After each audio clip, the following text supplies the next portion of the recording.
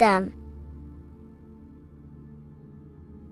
Welcome people, we're back with another video. Please make sure to hit the like, the subscribe button, and turn on notifications to never miss a video. The Vatican is a giant key from a bird's eye view, and it also contains an 8-pointed star. The Anunnaki Sumerian gods also depicted this 8-pointed star. The sky god Anu from the Anunnaki also uses the 8-pointed star for his symbol. And even Freemasons depict an 8-pointed luminary with a ladder and a key. This is symbolizing the key to ascension up to the 8-pointed star, which is Polaris. Polaris is always depicted as an 8-pointed star. Polaris is the standstill star at the very center of our realm, which is perfectly aligned with the North Pole. The Earth is a giant torus field, and at the center is where the most electromagnetic energy is stored. This is why all compasses point to the north. Hence why a compass is an 8-pointed star, because it points you to Polaris, which is the North Pole, the center of this realm. The 8 points of the 8-pointed star symbolize the 8 points in space and time. So yes, Polaris is the portal which you ascend through if you outgrow this consciousness by aligning your chakras. Our earthly realm is a macrocosmic reflection of us, and we as humans are the micro reflection, with the earth containing its 7 chakras as well as us. The North Pole is the 7th chakra, which is the crown chakra. So the key to ascension is held by the Vatican, hence why it's a giant key, because they mislead the masses through their religions, which teaches the masses to look outside of themselves. As stated in the 20,000-year-old emerald tablets written by the Egyptian god Thoth, on earth man is in bondage, bound by space and time to the earth plane. Encircling each planet a wave of vibration binds him to his plane of unfoldment. Yet within man is the key to releasement. Within man may freedom be found. So the 7 planets are associated with each 7 chakras. The lowest chakra being the root chakra, which is associated with Saturn. This is why the elites love Saturn and reflect it in all of their symbols, because the chakras are an ascension of spiritual principles, starting from the material and ascending up to the spiritual, the crown chakra. However, evil love bondage, and they are trapping souls in the physical realm by stopping and provoking the ascension process. They do this by abusing the energy of Saturn, and Saturn is associated with the lowest chakra. The lower 3 chakras are associated with survival mode, which keeps the consciousness in a constant state of fear and only aware of its surroundings. Once you start to ascend up your chakras, you become more consciously aware of spiritual deeds. And this is the process of returning back to your true spiritual form. Going back to Polaris and its connection to ascension, Kanye West symbolizes this on his music video 24. As you see him rise up into the sky, you see an 8-pointed shape around him, which symbolizes the 8-pointed star, as you see the beam of light. And even NASA symbolize this in their Space Delta logos, a bear holding a key with an arrow up to Polaris, the 8-pointed star. Here's another NASA logo of an arrow from the Earth to Polaris. The series Lock and Key on Netflix is all about portals and doorways, and they have the Kundalini energy as one of their keys. Kundalini energy is the energy which rises up the spine, the 33 vertebrae, and activates the third eye. The third eye is the spiritual gland which connects humans to other spiritual realms. We are not the body. Our spirit, our soul inhabits the body. We exist physically, spiritually, and mentally. Therefore, we are multidimensional. The intellectual and spiritual inhabit the body. Therefore, this is just an avatar within this timeline. However, within each and every one of us, we all have the key to releasement, as says in the Emerald Tablets. This releasement is ascension up until higher states of consciousness. As stated in the Emerald Tablets, man is in process of changing to forms that are not of this world. Grows he in time to the formless, a plane on a cycle above, and another one saying, man is a flame bound to a mountain, but we in our cycle shall ever be free. Know ye, O man, that when ye have progressed into the cycle that lengthen above, life itself will pass to the darkness, and only the essence of the soul shall remain. That's it for this video. I hope you all enjoyed. Please feel free to leave a like, subscribe, and comment any subjects you want me to talk about. God bless you all.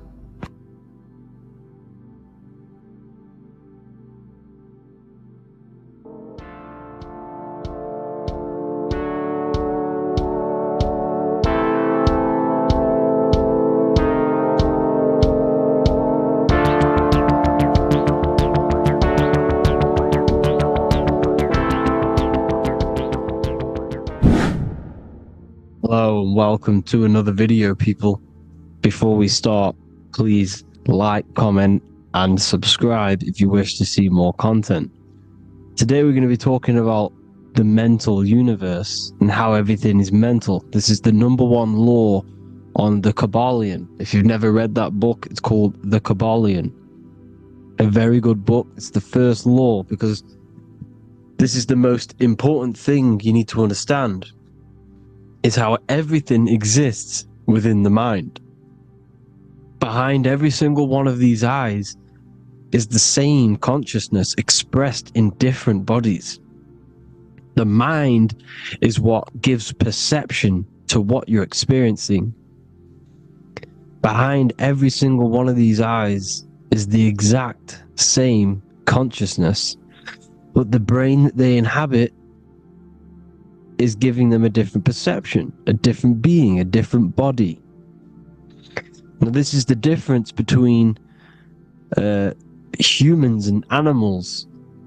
Humans possess a advanced consciousness, an advanced mind that gives us the ability to be aware of ourselves mentally, physically, and spiritually. We can reflect on ourselves. When a dog looks in the mirror or an animal looks in the mirror, it doesn't know what it's looking at. It doesn't realize it has a consciousness. It can't reflect on itself. It can't say, I want to improve in this area. It doesn't have that consciousness. We have a divine consciousness.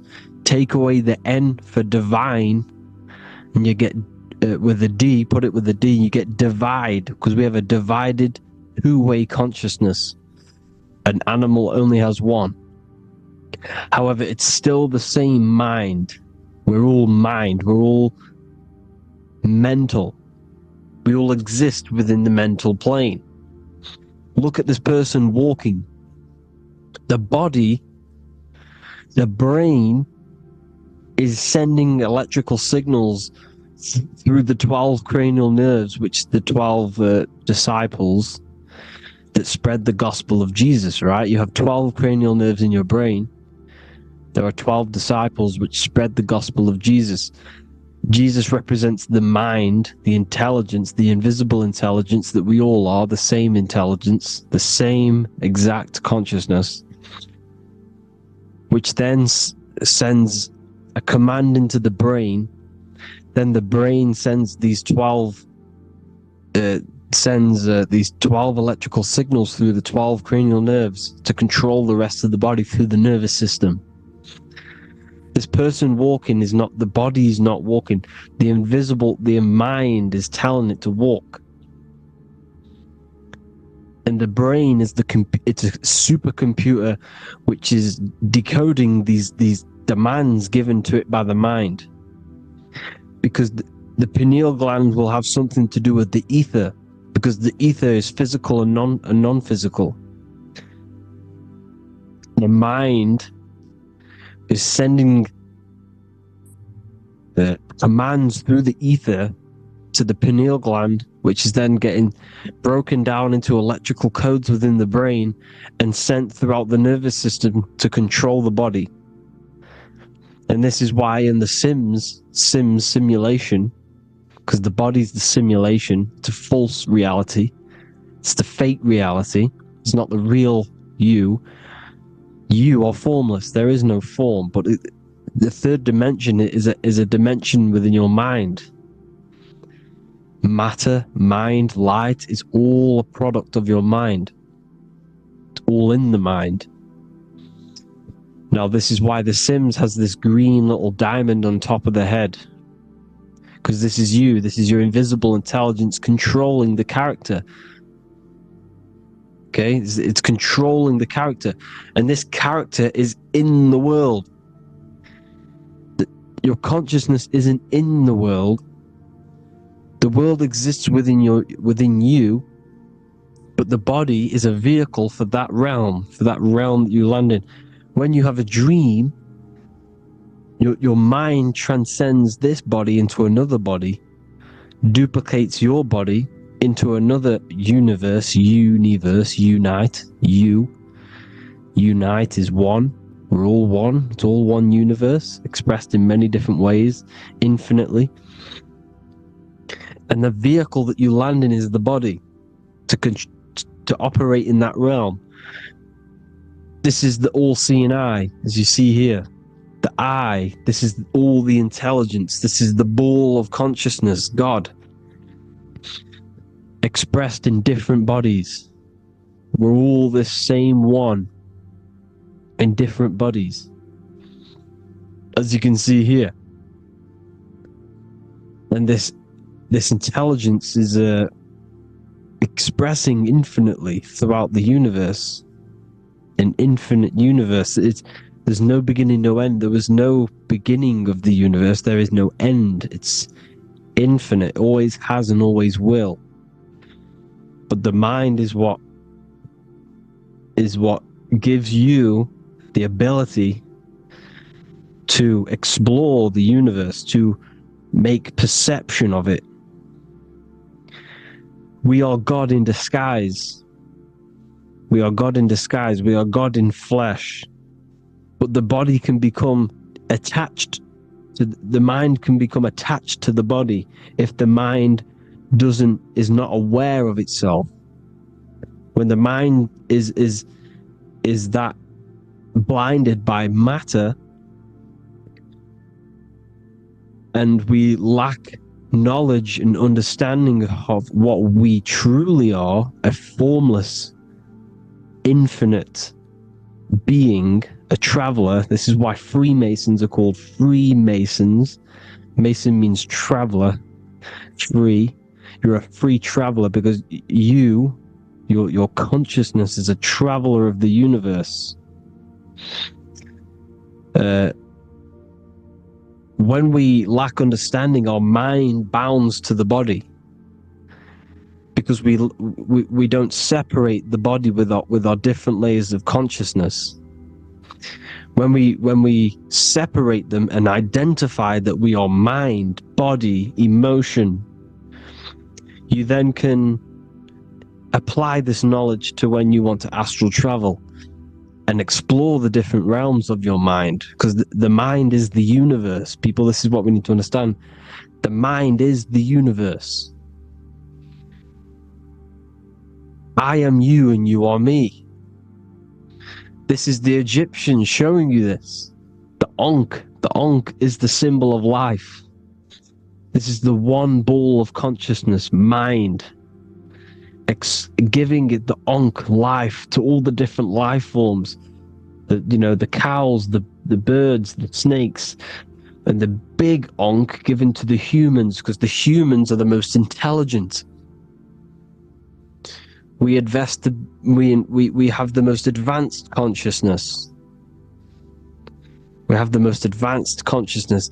This is why the one is giving a big Ankh to the humans here. Here you see again, this is not the sun. This is also showing Ankh giving out its life to all things infinitely. And this is the Most High. We are the Most High in disguise. When we strip off the body, we strip off the desires for the physical world, we strip off all of these fake identities that the mind gets attached to. That is God. The universe. You are the universe experiencing itself. I and I. The letter I and the number 1 is just one line.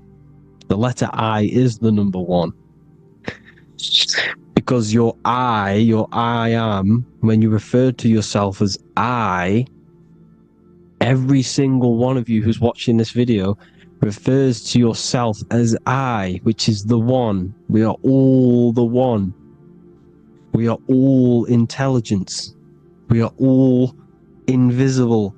We are all the one. 1 is the only number. 1, 2, 3. Everything goes up in ones because there is only one. Doesn't matter how far you go down the line with numbers, all of their numbers are created by 1 because there is only one. So me and you are the exact same consciousness expressed in different bodies. Mind. Cause. There is only one cause. There is only one mind. There is only one being. But because we lack understanding of this, we think we are the bodies. And this causes division, because the physical world is the most illusionary world. It's an illusion. It's all an illusion. Now you see with the two, you look with the two eyes, but you see with the inner eye, the mind. Okay? The mind is the mental plane is a shared plane. And it gives perception to what you're looking at. The mind. I'm affecting you when I speak. Because the mental plane is shared. We all share mind. We all express mind. When I'm speaking to you, I'm affecting you because we are mind. So the words that I'm saying, which are being manifested from my mind, are being manifested through my body into vibration, is affecting you. I'm affecting you with what I'm saying. And these words are having an effect on your mind, because we're all mind. This is why you need to be careful what you're listening to, music and all sorts. Because music can also create thought loops within your mind. Because the chorus, we shouldn't be listening to choruses. Choruses are loops. And what they're saying in the chorus is being looped. And this can create thought loops within your mind. Go and listen to an old song that you used to listen to about 5 years ago, 10 years ago, 20 years ago. Go and listen to an old song, and you guess what? You will get nostalgia. Why will you get nostalgia? Because that song will trigger the thoughts that you were thinking in that time of listening to that song. So songs with choruses create thought loops, and they reprogram your subconscious mind.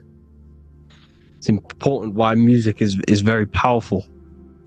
Mind and mind, same word. See, language is the truth, people. This is why I use language in all of my presentations, especially the English language. It's riddled with occult truth. I is my me, I, you and me, or I, one. We are not the name, we are I. Every single one of you is I, because we are all the one, all mind. Now, the only thing that is truly mine is my mind. When you say something is mine, it's an illusion. It's not yours. The only thing that is mine is mind, my mind. Okay? It's my mind. It's the only thing. It's the same word, mind and mind. Like I said before, everything's one.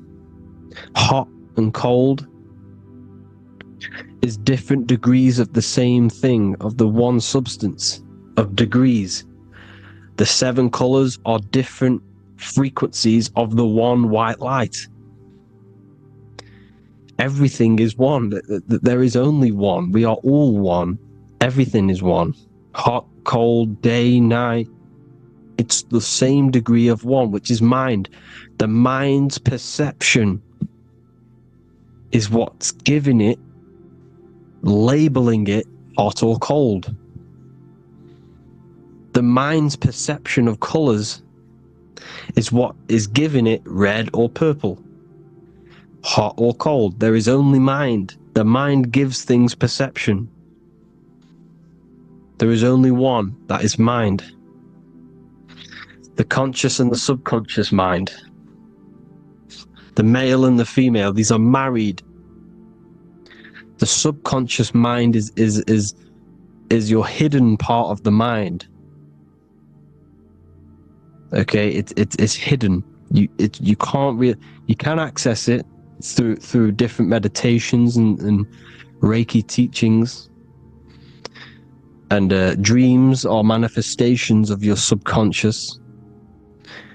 This is how you know mind and matter are one, because your mind creates matter in dreams. Your subconscious manifests everything in a dream, in the astral realms. The conscious is what you're conscious of, what you're consciously thinking of. So me, I am conscious that I am speaking into this mic and creating this video. My subconscious mind is the hidden part of the mind, which is speaking to my heart, telling it to beat. It's telling my food to digest. It's regulating all my blood. It's doing everything in my body without me being conscious of it. Without me being conscious.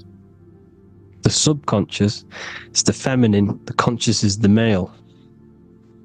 The Bible, of course, Proverbs 12:4, helpful not helpful, an excellent wife is the crown of her husband, but she who brings shame is like rottenness in his bones. In the same way, husbands should love their wives as their own bodies. He who loves his wife loves himself. You can take that physically, you can take that literally, or you can take it metaphysically. See, the Bible's written in such a way where you can take it as your level of realization. He who loves his wife loves himself. If you love your subconscious, if you love yourself, you speak good about yourself, because your subconscious takes everything literally. If you say, I hate you to someone, the subconscious does not know the difference between me and someone else. It only thinks me, me, me. Why? Because mind is the only thing that exists. You are mind, I am mind. If I say, I hate you, you're saying that to yourself. Your subconscious picks that up and says, I hate myself. And that's telling your subconscious that's what you want. Because your subconscious manifests 90% of your behavior. The programs within your subconscious Tying your shoelace is a program. You don't need to be conscious of it. You can just do it because it's a program. It's deeply interwoven in the subconscious. Driving your car, texting on your phone, you don't have to think about what letter, you just do it because you know where the letters are. It's a program. Therefore, if you look after your subconscious, they are a married couple. It's your wife. Your subconscious is your wife, and it manifests 90% of your daily basis thought patterns, actions, behaviors, emotions, all the things that you all the trauma that you've experienced is stored within your subconscious, which is affecting you. So let's say you were in a car crash 10 years ago and you had a really traumatic event, you really hurt yourself, and you had a very, very, very strong emotion that you felt of pain. That will still affect you today. And why? Because it will manifest into your behavior. How? Well, you'll be cautious of what cars to go in and who. You'll be cautious because of that event that stored within your subconscious, because of that feeling you felt was so painful and so strong. It's still manifesting into your behavior today. For example, you won't go in certain cars, you won't go with certain drivers. The subconscious stores everything, all your memories, the programs and everything. So if you trick your subconscious, that's how you manifest your life. If you trick the subconscious, you already have something. And therefore it will manifest into your life and into your behavior, thoughts and actions. This is why the golden rule is to treat others like you want to be treated. Because I am you and you are me. We are all subconscious. We all have subconscious. Whatever I do to you, I do to me. Because my subconscious picks that up and thinks I'm speaking to me. Mind is very powerful. Whatever I do to you, I do to me. Treat others like you want to be treated. The golden rule. That is the only rule we need in this realm, in the universe. If everyone understood this rule and how the subconscious works and how karma works, we'd live in heaven on earth, the Garden of Eden, the golden age. As a man thinketh in his heart, so is he. Proverbs 23:7. Where your heart is, there will be your treasure. Your heart's the emotions. This is the storehouse of emotions. It is where you feel emotions. You have to let your emotions move through you, not become you. You can't let your emotions become you. But except be like the sky and let them pass through you. Be like the clouds and the stars passing over. Let them pass through you. Do not let them become you. And this is how emotions can take over your mind. We are driven by, when a man is driven by emotions, he has no self to control. You must control the mind, because the mind can be corrupted. Because your thoughts are electrical in the brain. Your thoughts come from the mental plane. So how the mind works is that you place your attentions on something in the mind, and infinite information just flows in. Think about it. When you think of a certain topic, as soon as you think of that topic, information comes flying into your mind. Different ideas, ping, ping, ping. It's all connected. It's why we call it a mindset, because your mind sets itself to frequencies. And when we think of something, we tap into that frequency, and just the universe, the mind, the mental plane just flows in information based on that frequency and that thought. The universe is just information. All of the information out there, nothing is new. It's all there. You just have to tap into it. You can tap into these different thoughts and it's all there. Everything already exists within the mental plane. You don't think anything, you receive thoughts.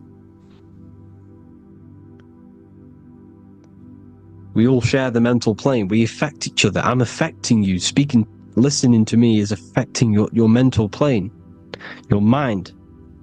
The physical plane is the lowest plane. It's the world of effect. Everything you see in the physical plane is the effect of mind. Like I said, the person walking is the effect of their mind telling the body to walk. The physical plane is the lowest dimension of your mind.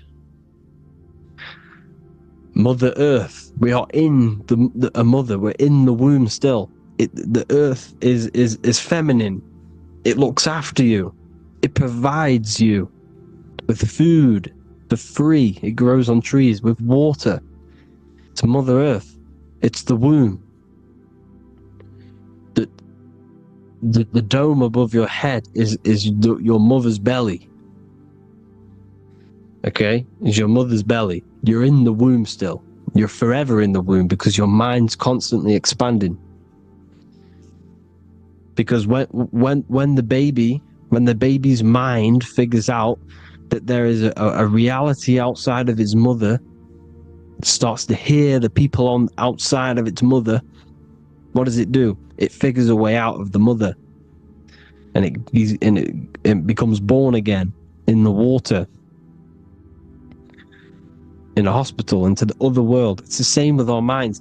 When our minds figure out there is other worlds beyond this physical, we explore them. The astral plane, for example.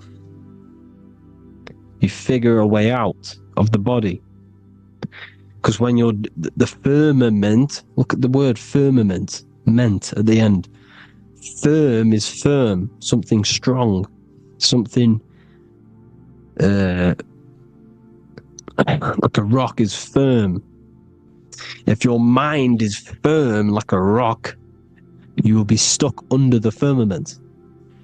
So, for example, people who are very programmed and can't think outside the box, they have a firm mind and they'll be stuck under the firmament because your mind is the only thing that's keeping you under the firmament.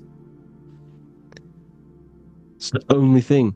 When you're doomed, doom is dome. This is the dome, which is your head. Your head is the dome. Above your head, above the earth is the dome, the ethereal barrier. But that's just an external manifestation of your head. You don't leave the earth, you leave your body to leave the earth. Because your body is the earth. It's a dimension within your mind. So when you're doomed, you're domed. Your reality is your level of realization. You realize something, or when you have an idea, the mind, in the EYE or I, same thing, mind, it's all mind. Reality is your level of realization. You realize there's other worlds, that's your reality. Your perception's your reality. Mind in Latin is mens. Jesus was known as the fisher of men, which is the fisher of minds. He was fishing minds worthy of knowing the higher truth, the deeper occult knowledge. Jesus figured out that we are all God. And he got killed for it because in that age they were trying to suppress this information. Jesus figured out he was God because we are all God, every single one of you, and they killed him. Because we're all mind. We are not the body. We're the invisible intelligence, which is God. But you are not God if your mind is attached to this physical world, to the worldly pleasures. If you master your mind and travel the depths of your mind, that is God. Mental and men. Look at the word mental. It has men in it. Men in the Bible means mind. Here you see Masonic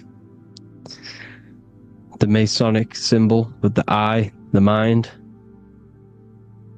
looking over everything is the one. Everything comes from the one. Look at all the lines coming off it, giving its life to all of the life forms.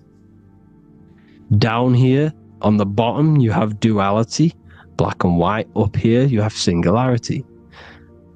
One and the two. Unification and division. The lower self is divided into the left and the right. So the Bible even says, I forgot what verse it is, but it says, it's better to go through life with one eye than to have two and be cast into the fiery abyss of hell. I'm not sure what verse it is, but you can research it yourself. It's better to go through life with one eye, to be unified. Unified consciousness. Dimension. No brainer. No brainer. The language tells you the truth, people. Dimension. The dimensions are in your mind. Entertainment. Entertain the mind. Disappointment. It's all in the mind. Environment. The environment that you are in is a product of your mind. Within, rearrange spells high twin. Within is your mind, and your external world is mirrored from the decisions you make in your mind. Advertisement, commitment, it's all meant, it's all mind, everything is mind. Everything. So, this is important. The collective thoughts and collective beliefs. The collective, because we all share the mental plane. And because of this is why we are in a weakened state of consciousness at the moment. Because the collective thoughts and the collective minds overall are asleep. And they don't believe in anything. You see, everything is true within the mind. You think of something, it is there instantly. You think of a chair, it's there in your mind. You think of anything, it's there instantly.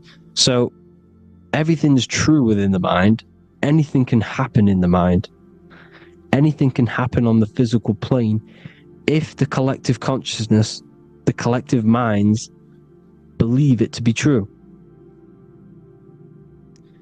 This is why back in the days, in the ancient days, you look at all the old world stuff, you see all this crazy technology, and it's because as a collective, as humanity back then, they believed that they had much more open minds. Therefore, the things manifested in the physical world were a lot more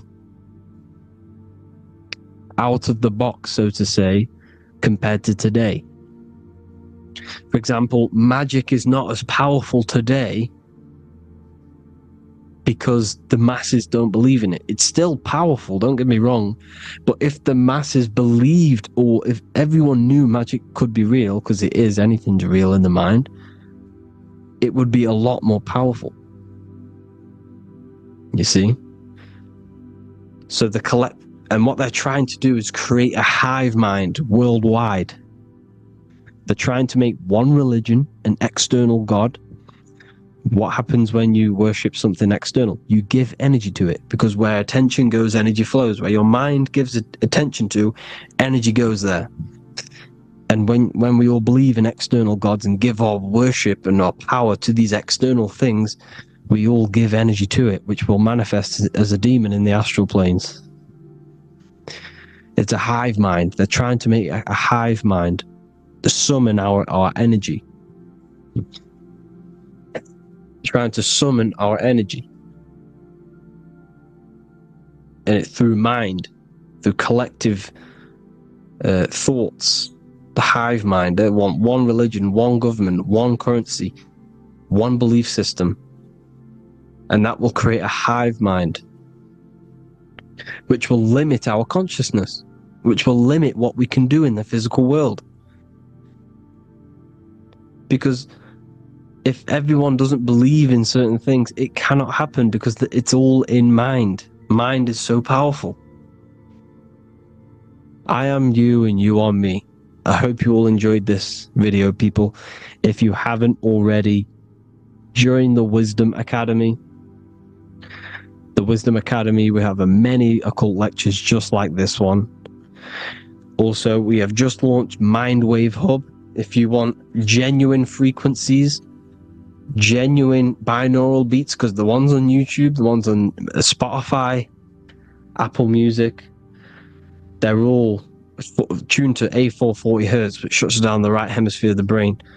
If you want to gain access to your true consciousness, your mind, you need to balance the two hemispheres and balance the chakras.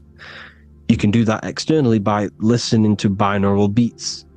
If you want true frequencies, true binaural beats to hemisync the chakras, hemisync the brain, to gain access to the different dimensions of your mind, well, you can gain access anyway, but it's going to help you if you're trying to learn this. Join Mindwave Hub. The link will be in the description. Listen to the binaural beats, meditate to them, listen to when you go to sleep. They'll massively benefit you. Thank you all, people. Hope you had an amazing, lesson. Hope you learned a lot. And please subscribe. God bless you all.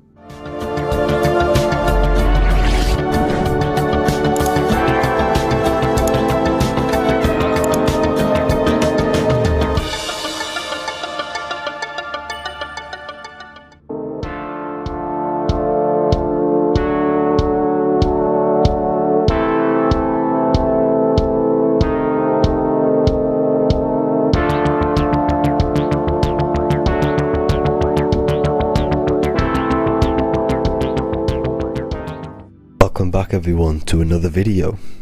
Today we're going to cover everything that you need to know about the mind, starting with the two aspects of the mind, the conscious and the subconscious.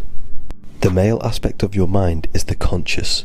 This is the 10% of your mind. The conscious part of your mind is only aware of everything around you, your vision, your sight, your smell, your taste, your hearing, and your current state of emotion and thought. Every thought that you consciously think about has an emotion directly attached to it. That emotion is then impressed onto the subconscious part of the mind. The subconscious part of the mind is the female aspect of your mind. It is also a whopping 90% of your mind. Subconscious mind is controlling all of the subconscious processes which happen within your body. For example, your subconscious mind is controlling your heartbeat, your digestion of food, and all of the things that you do not have to tell the body to do. It is the hidden part of our mind which is controlling all of the hidden things. The subconscious mind is like a recording supercomputer. Everything that you have experienced in your life is all recorded and stored within the subconscious mind. One of the most important things about your subconscious mind is that it stores your mental programs. Everything in the subconscious mind manifests into behavior and actions within the body. Your daily basis routine and habits are all mental programs within your subconscious mind. These mental programs are created by mainly two ways. 1, repetition, and 2, emotional impact. The repetition is fairly simple to understand. The more you do something, the more it impresses onto your subconscious mind and becomes a program. That program will then manifest into your behavior. However, with the emotional programs, they work a bit different. The stronger that you feel an emotion, the stronger it is impressed onto the subconscious mind. And then that emotion becomes a program. For example, you had a very traumatic moment happen when you were a young child. The emotion that you felt was so strong in that moment that it impressed into your subconscious mind so hard that you can recall that moment like it was yesterday. That traumatic event that happened to you when you were young will still manifest into your daily basis behavior even to this day. However, it manifests subconsciously. For example, if you were in a car crash, you will be wary to enter cars with certain people. all because of that traumatic emotion that you felt and impressed onto your subconscious mind. Another example of the subconscious manifesting into our behavior is posting on Instagram. Most of the time, the reason why you post is because your subconscious mind is seeking gratification.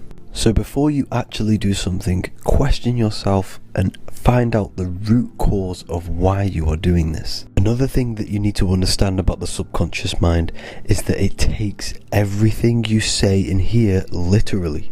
So for example, if you go and say, "You are an idiot" to someone, your subconscious mind will only pick up the word idiot. It only knows yourself. It doesn't know anyone else. You are casting a spell on yourself just by saying that to someone else. This is why the golden rule is to treat others like you'd like to be treated. Now, you can rewrite these programs which are already in your subconscious mind. However, it does take consistency. You have to change these programs which have been running for years. And by changing these programs, you change your behavior, because these programs manifest into your behavior. The best way to do this, personally, is to listen to affirmations first thing when you wake up in the morning, and do this for 10 minutes every single morning. Then at night time, you want to think and feel that you are becoming the reality that you desire. The more that you feel this reality, the more it will become a program and impress your subconscious mind. For example, you're trying to gain financial freedom. If you trick your subconscious mind into creating a program saying that you are financially free, this will manifest into your behavior. You will start doing more work. You will start looking for ways to make money. Your mind will be set on the frequency of money and financial freedom. Therefore, you will receive thoughts based around this program. If you take enough action, your life will dramatically change because of this program that you created in the mind. This is why we call it a mindset, because your mind is a frequency tuner which sets its frequency onto different thoughts, because thoughts are frequency. If you fill your mind with a specific frequency, you will gain thoughts and ideas based around that frequency. To create a stable mind, you need to master your emotions. You need to change your mindset. Everything that you experience is neutral. Based upon the mindset that you see it, you either give it a positive or negative charge. By understanding this deeply, you will then control your emotions. I hope you gained some wisdom and enjoyed this video. Please, if you can, leave a comment and a like, and subscribe to the channel if you like this content. Love and light to you all.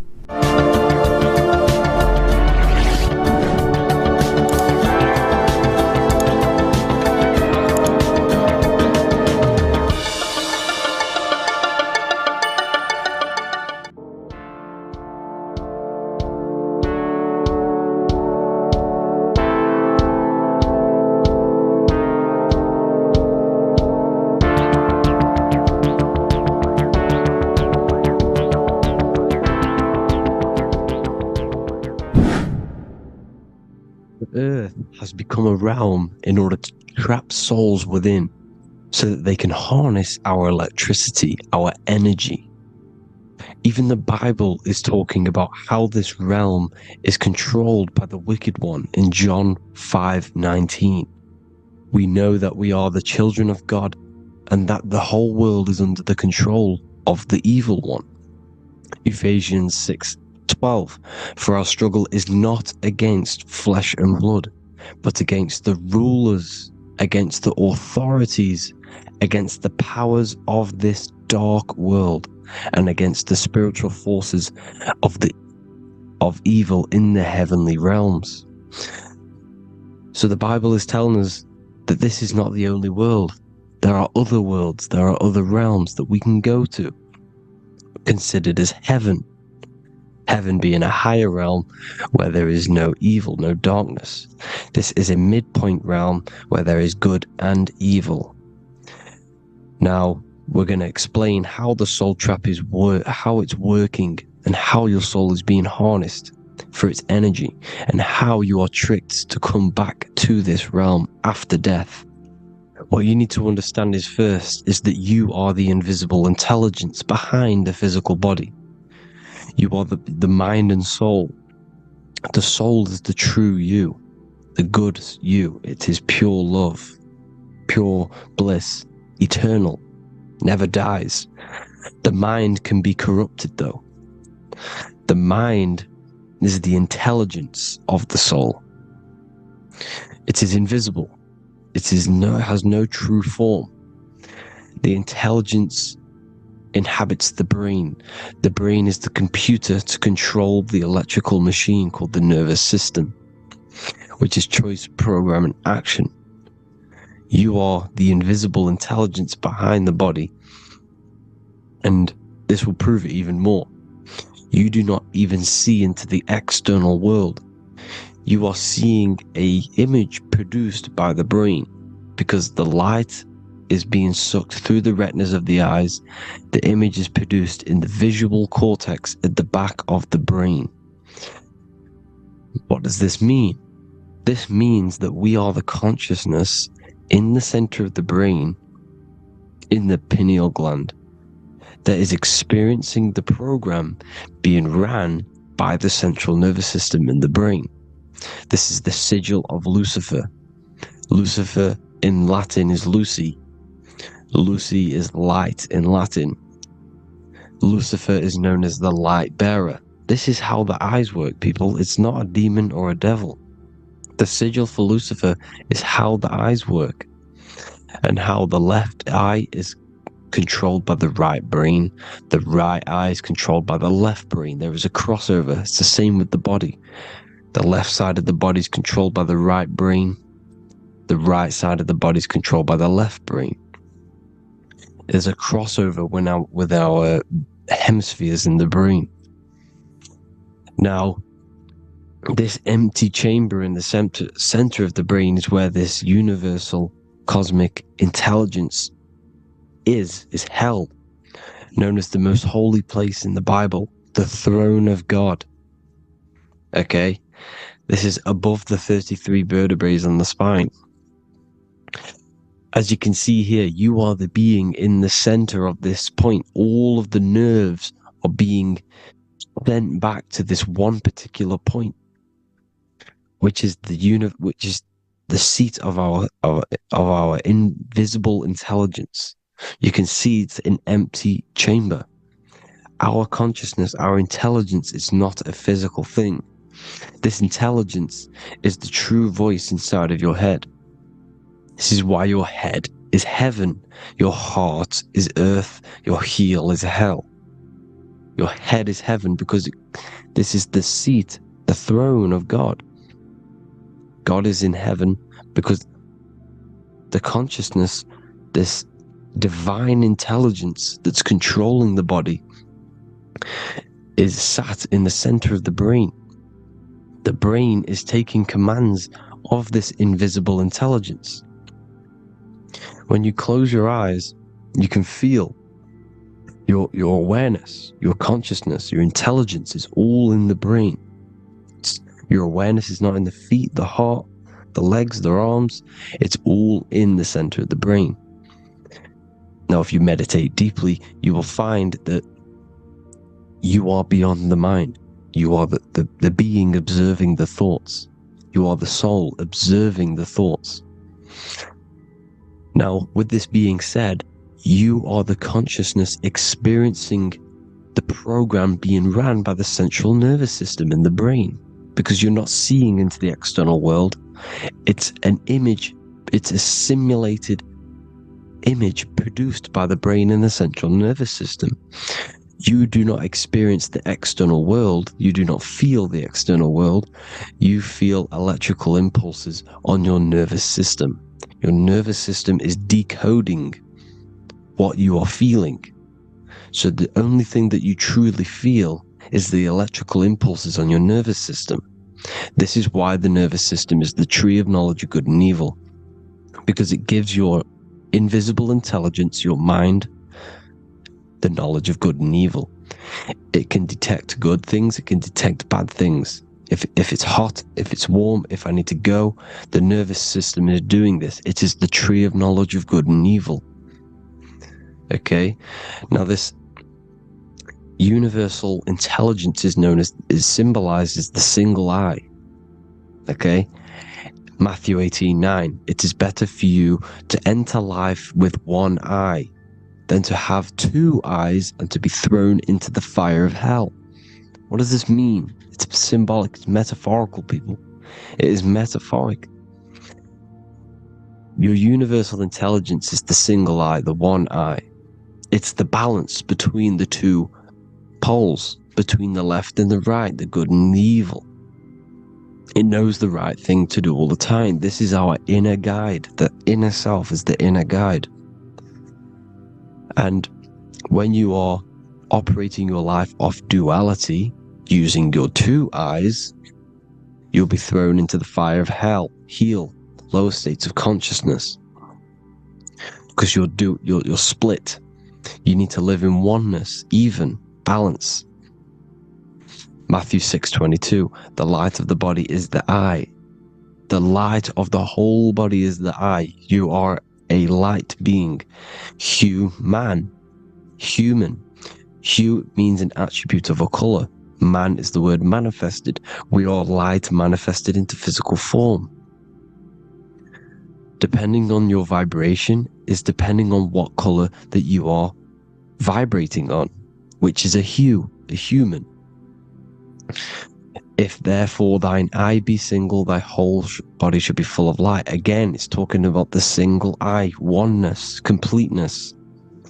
When you balance the hemispheres of the brain, we'll go over that later. But anyways, the body is the earth. This is what we need to understand, people. The body is running the simulation, the program that our consciousness is experiencing. So when we leave the body during death and astral projection, we leave the earth. This is how it works. The body is the vehicle for the earth, for this realm. Everything exists within our mind. You have the soul, mind, and body. The soul is the observer, the watcher, the true being. This is why she has many different heads, because the soul inhabits different bodies. This is the serpent, which means knowledge, which is the mind, wisdom. And this is the body, soul, mind, and body, Brahma, Vishnu, Shiva. The mind is the bridge between the soul and the body. So what do I mean? When you astral project, you are using your mind to project your awareness, your observing consciousness outside of the physical body. The mind is the projector, projecting consciousness. By using your mind, you can project your consciousness outside of the body, which is known as the astral realms, which is known as walking on water. Jesus was never walking on physical water, people. It's metaphorical. Leaving the physical body. The water is the ether, which is the veil between the physical and the astral realm. It's a fluid substance. It's on either side. It's physical and astral. The ether is the fifth element that they hide from us. Why? Because they're trapping you in the physical. They are hiding all of these realms. Etheric, astral, and mental. People think their mind is their brain. It's two separate dimensions. These are completely different dimensions. The mind is way more intelligent. The mind is formless. There is no form to the mind. You can think anything you want. You can manifest anything you want within your mind. It is not a physical object. The physical realm is being controlled by the mind. Everything's being controlled by the mind. Everything exists within the mind. This is why the Egyptian says the universe is mental. So when we project our consciousness outside of the physical, we go to the astral. The ether is the water that Jesus is walking on. This is the veil between the physical and the astral world. The word together has ether within it because it joins the two worlds together, together, the astral and the physical. The word either is ether because the ether is on either side, physical and astral, physical and spiritual, physical and non-physical. In the astral realm, the mind can manifest anything we want. We incarnate to restrict our minds. This is why Saturn, if you go and watch my video on Saturn, how Saturn is this simulation, okay, our minds can manifest anything we want in the astral plane in the click of a finger. However, when we incarnate in matter, we now have to labor for our manifestations. This is why Saturn's known as the great teacher in astrology, because he teaches you a lesson. When your mind incarnates into matter, it's teaching your mind a lesson, the knowledge of good and evil. This is why the Bible says, you shall be gods and know the knowledge of good and evil. When you incarnate here, you have to know the knowledge. You need to know the knowledge of good and evil to become a god. Okay? Now, the square is the physical plane. The triangle's the ethereal plane. The circle's the eternal plane. The circle has no beginning, no end. It's eternal. The physical plane is the square. It's limited. The square is limited. The cube is the geometric shape which gives rise to matter. Now, the term think outside the box has truth in plain sight. You have to think outside the box to project your consciousness, use your mind to project your consciousness outside of the box, the physical plane, into the astrals. The astral realm is the realm of the stars. Above us is the stars. Through the stars is the astral plane. This is why astral has the word star within it. The devil is the de-veil. When you sell your soul to the devil, quote unquote, it's metaphorical. The devil exists in the physical plane. It's the lowest state of consciousness. The de-veil, you de-veil yourself into the physical when you are the devil. The de-veil. The ethereal plane. Now, we all know what the famous symbol of the all-seeing eye, right? The all-seeing eye with the eye in the triangle. Look at the Masonic artwork showing you the triangle above in the sky. This is symbolizing the ethereal planes. The eye in the triangle symbolizes your invisible intelligence, your mind, which has the ability to see on either side. Because the triangle is the ethereal plane. The eye is your consciousness, your intelligence. And this intelligence has the ability to see in the physical plane and to see in the ethereal planes, in the astral planes. This is why it's above the earth. It's above the ground. Because it can see here, it can see in the heavenly realms. Now, the stars are, well, this is known as heaven, the realms of the astral planes. This is some quotes from the Emerald Tablets of Thoth. Out of the darkness ye must rise upwards, one with the light and one with the stars. Man is in process of changing to forms that are not of this world. Grows he in time to the formless, a plane on the cycle above. So there's other worlds. The Bible's telling you there's other worlds, there's other realms. Know ye must become formless before ye are one with the light, the astral light above, which shining through the stars. Not of the earth are ye, earthy, but a child of the infinite cosmic light. You are the invisible intelligence controlling the physical body. The body's not you. It's the vehicle that your soul lands in when your mind projects your consciousness into that realm. Free from the body, I flashed through the night. Unlocked at last for me was the star space. Wow, that's powerful. The star space, the astral planes.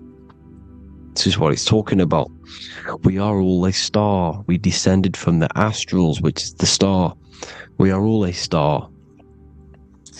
look at the ancient paintings of Jesus' birth, it's the star beaming his consciousness down into the physical plane. Here's another one. Here's some Freemasonic artwork showing you, again, the ether, that invisible intelligence, the I, manifesting itself inside of here, in the physical realm, where the people are. You see? It's the same here. This is Jesus. Here's the bird symbolizes the Holy Spirit, your invisible intelligence, descending into the waters, the ether, the ethereal, everything. The ether's the base of all physical matter.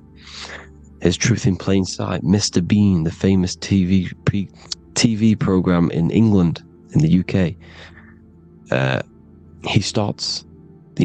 He begins the program like we all begin the program, for falling from the stars. He falls down with a beam of light. And this is Truth in Plain Sight. This is false. The aliens don't exist. They're a lie, alien. But this symbolizes the star beaming our consciousness. And when we die, this star will suck us back up. Just like this UFO is doing. It's Truth in Plain Sight. So, this is some more Freemasonic artwork, going from duality to singularity. Sun, moon, masculine, feminine. Right hemisphere, feminine, left hemisphere, masculine. The consciousness in the center, the balance point. Here's another more Freemasonic artwork. The two pillars, left and right hemispheres, and the invisible intelligence between the left and right hemispheres, the light of the body. This is why light's coming off it. Because it's light, it's pure light.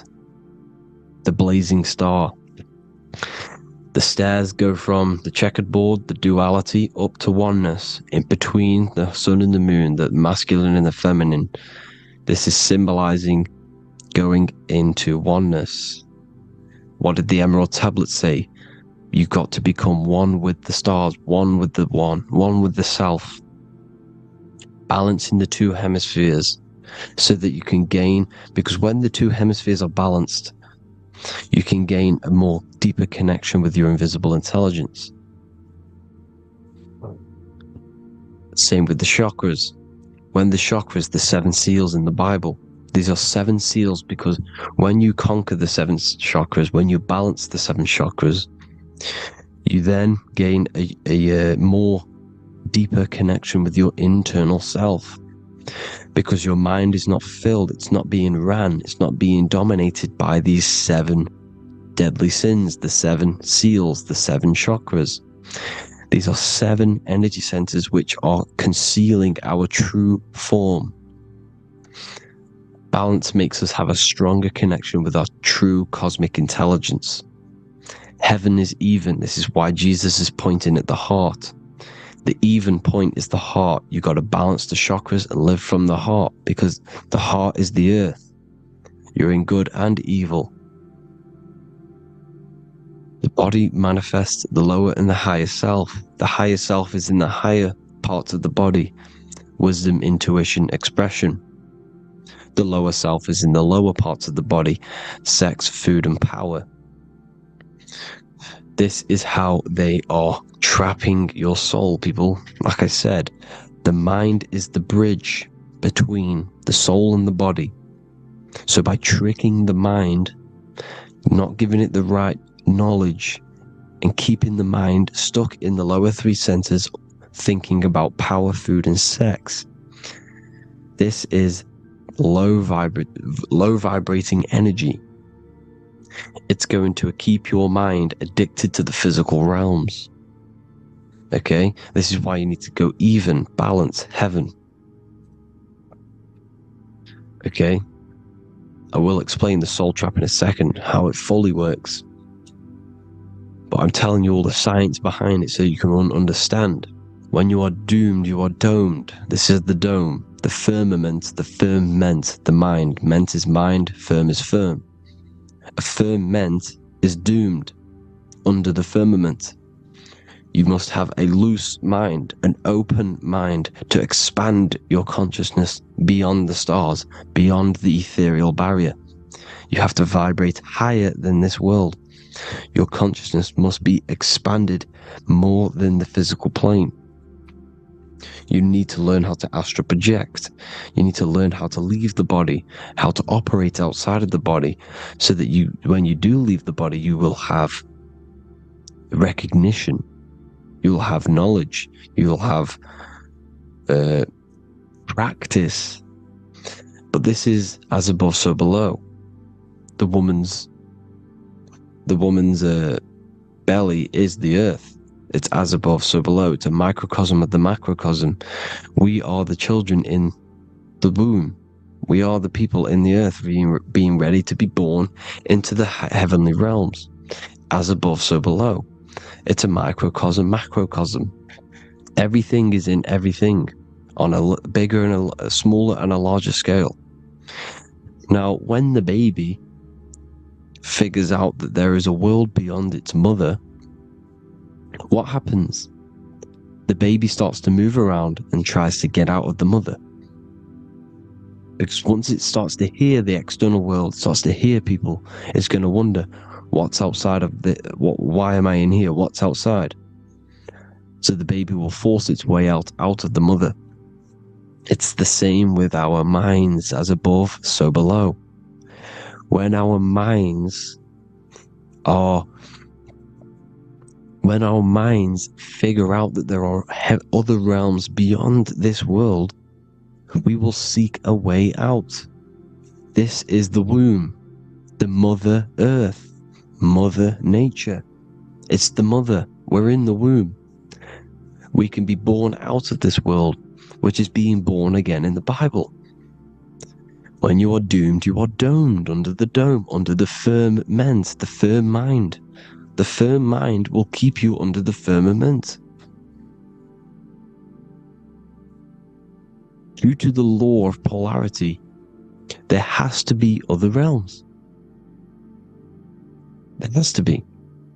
Because the law of polarity works in this world, and it will work on every scale possible. It's universal laws. These are universal laws.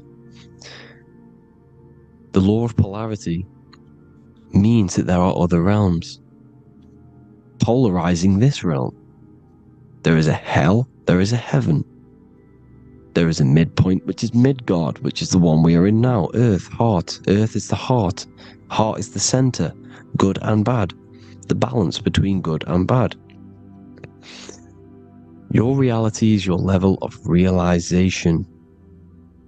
Your mind realizes other worlds, you will seek a way to them worlds. It's that simple.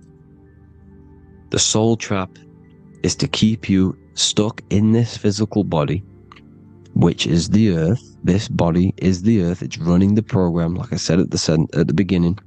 It's running the simulation that your consciousness is experiencing. You are an electromagnetic being, and you're hidden in a cage, your rib cage, and you're stuck in cells, a prison cells. Look, you're in cells. We produce electromagnetic energy. Your soul produces this energy. And by trapping your consciousness inside of this physical realm, they harness this energy within the astral realms. They're using you to manifest demons, because your mind creates demons through emotions and mental thought energy, which is a whole nother video. I can make a video on that. You're manifesting everything for them because they're trying to create a hive mind. This is why they want everyone to believe in one belief system, one government, one belief system, one religion, because they're creating a hive mind.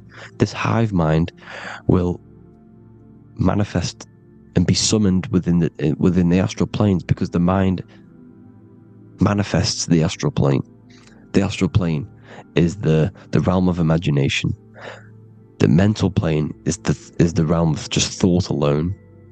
The etheric plane is the energy. The physical plane is the matter. So all of our minds together are manifesting these demons within these subconscious realms, the astral. Now, how are they keeping you stuck to this realm? Well, when you die and you're stuck in your lower three chakras, Okay? When your mind and soul detaches from the body, which is the earth, when you leave the earth, you're still going to have these mental addictions to the food, the sex, the materialism, the phone, the cigarettes, everything. This is why they get you addicted to everything possible. The TikTok, the YouTube, they get you addicted to as many things possible. Because when your mind is addicted to these things, and when this mind leaves the physical body, you're still going to have these addictions. Okay? You're still going to have these thoughts.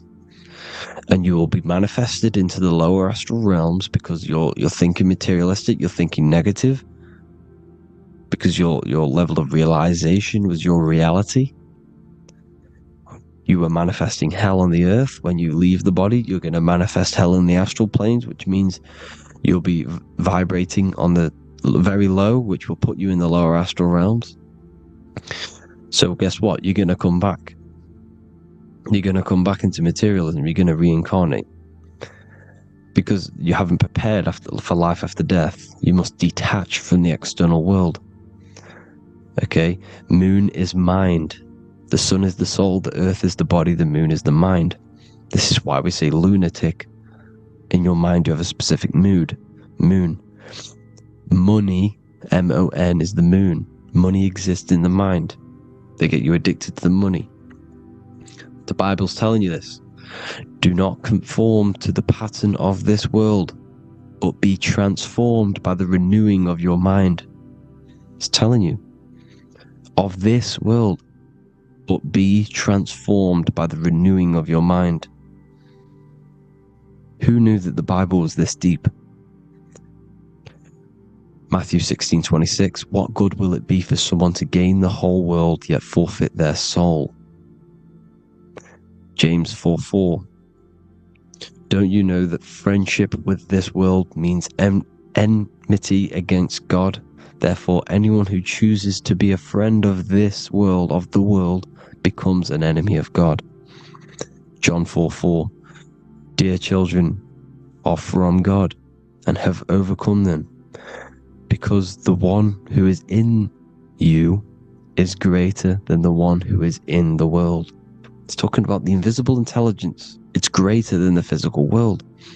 John 2:15, do not love this world, nor the things it offers you.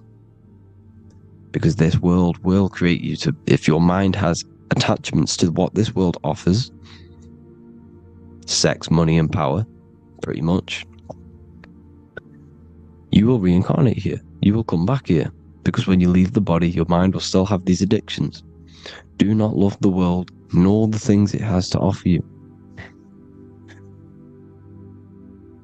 All of this is in my newly published book. The paperback versions are now available.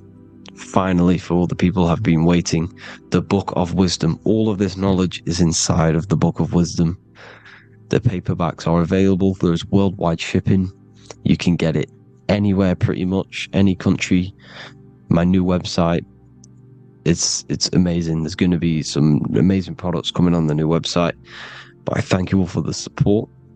Before I leave, I need to explain what is going on with the soul trap. Like I said at the beginning, the mind's the bridge between the soul and the body. The body's the realm. By tricking your mind with false knowledge, they are keeping your soul stuck to this realm. They get you addicted to all the physical things, and that is it. As soon as you're addicted and you die, you're going to come back. So by tricking your mind, which is the bridge between the realms, they keep your mind stuck within this body. They keep you in physicality. They deveil you, the devil, the deveil. Thank you all for the support, people. If you do want to join the Academy, all the links will be posted below this video for the book, The Academy. Thank you all for the support, and have an amazing day.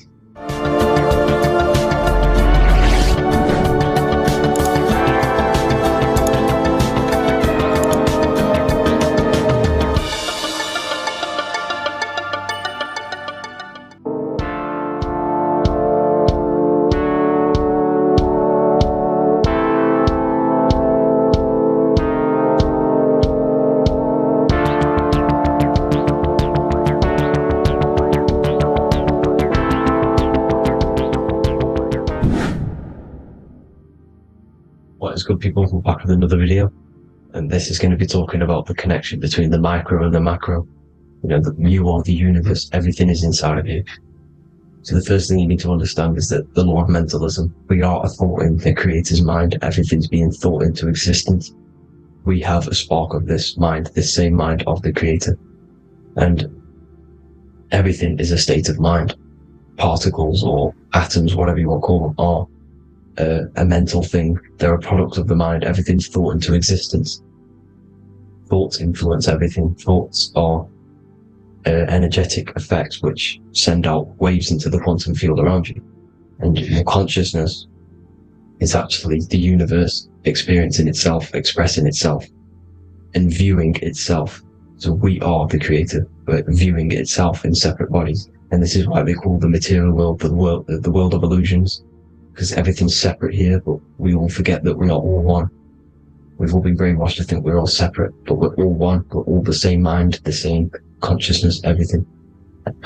So everything's created out of toroidal fields. God created the toroidal field.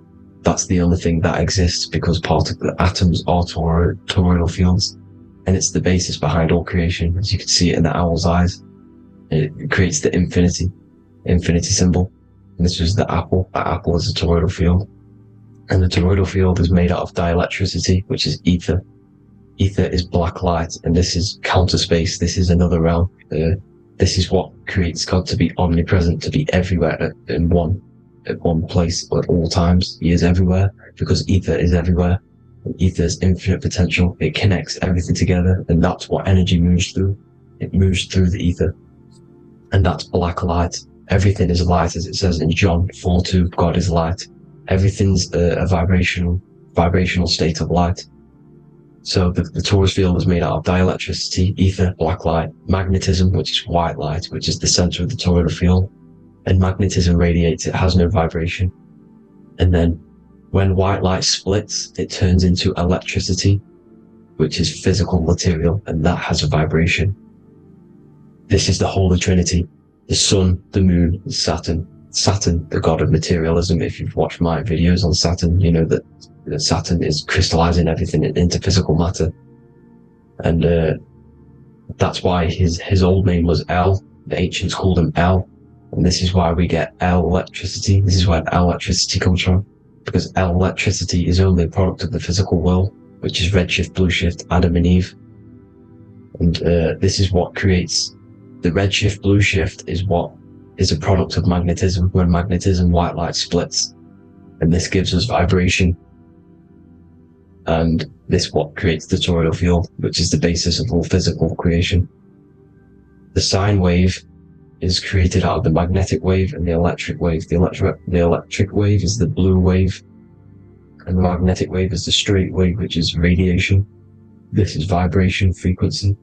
So the magnetic wave is straight, and then you have longitude and amplitude, which is depth, which is dimension. You see how the electric wave has depth and a dimension.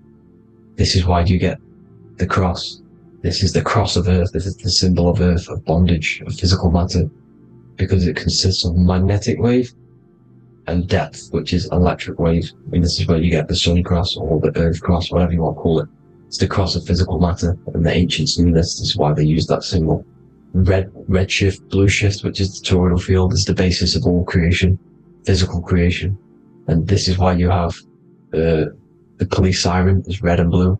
The Matrix movie, red pill, blue pill. You have red blood and blue blood in your body.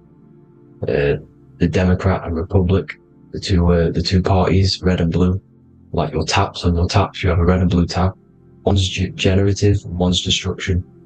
Fire, destruction, water, generative. So this is the basis of all things. And electric wave has dimension, like I've already said, depth, material, and it's measured in hertz. It's measured in hertz because it hurts you, it decays, because the electric wave has a vibration, and vibration always has to go back to a standstill point. This wave cannot go forever, but the magnetic wave will go forever. It's radiation. Magnetic is radiation. It radiates forever. It pulses. But the electric wave will at some point come back to a standstill point, and that's why it hurts. It decays. That's why our physical body decays, because we contain of electricity. this body is an electric body, and it will return back to stillness like a guitar string. If you vibrate a guitar string, you pull it, it will vibrate, make a sound, and then go back to a standstill point. It's the exact same with every single toroidal field within the body. It will decay, and this is why our bodies decay, and everything in creation decays.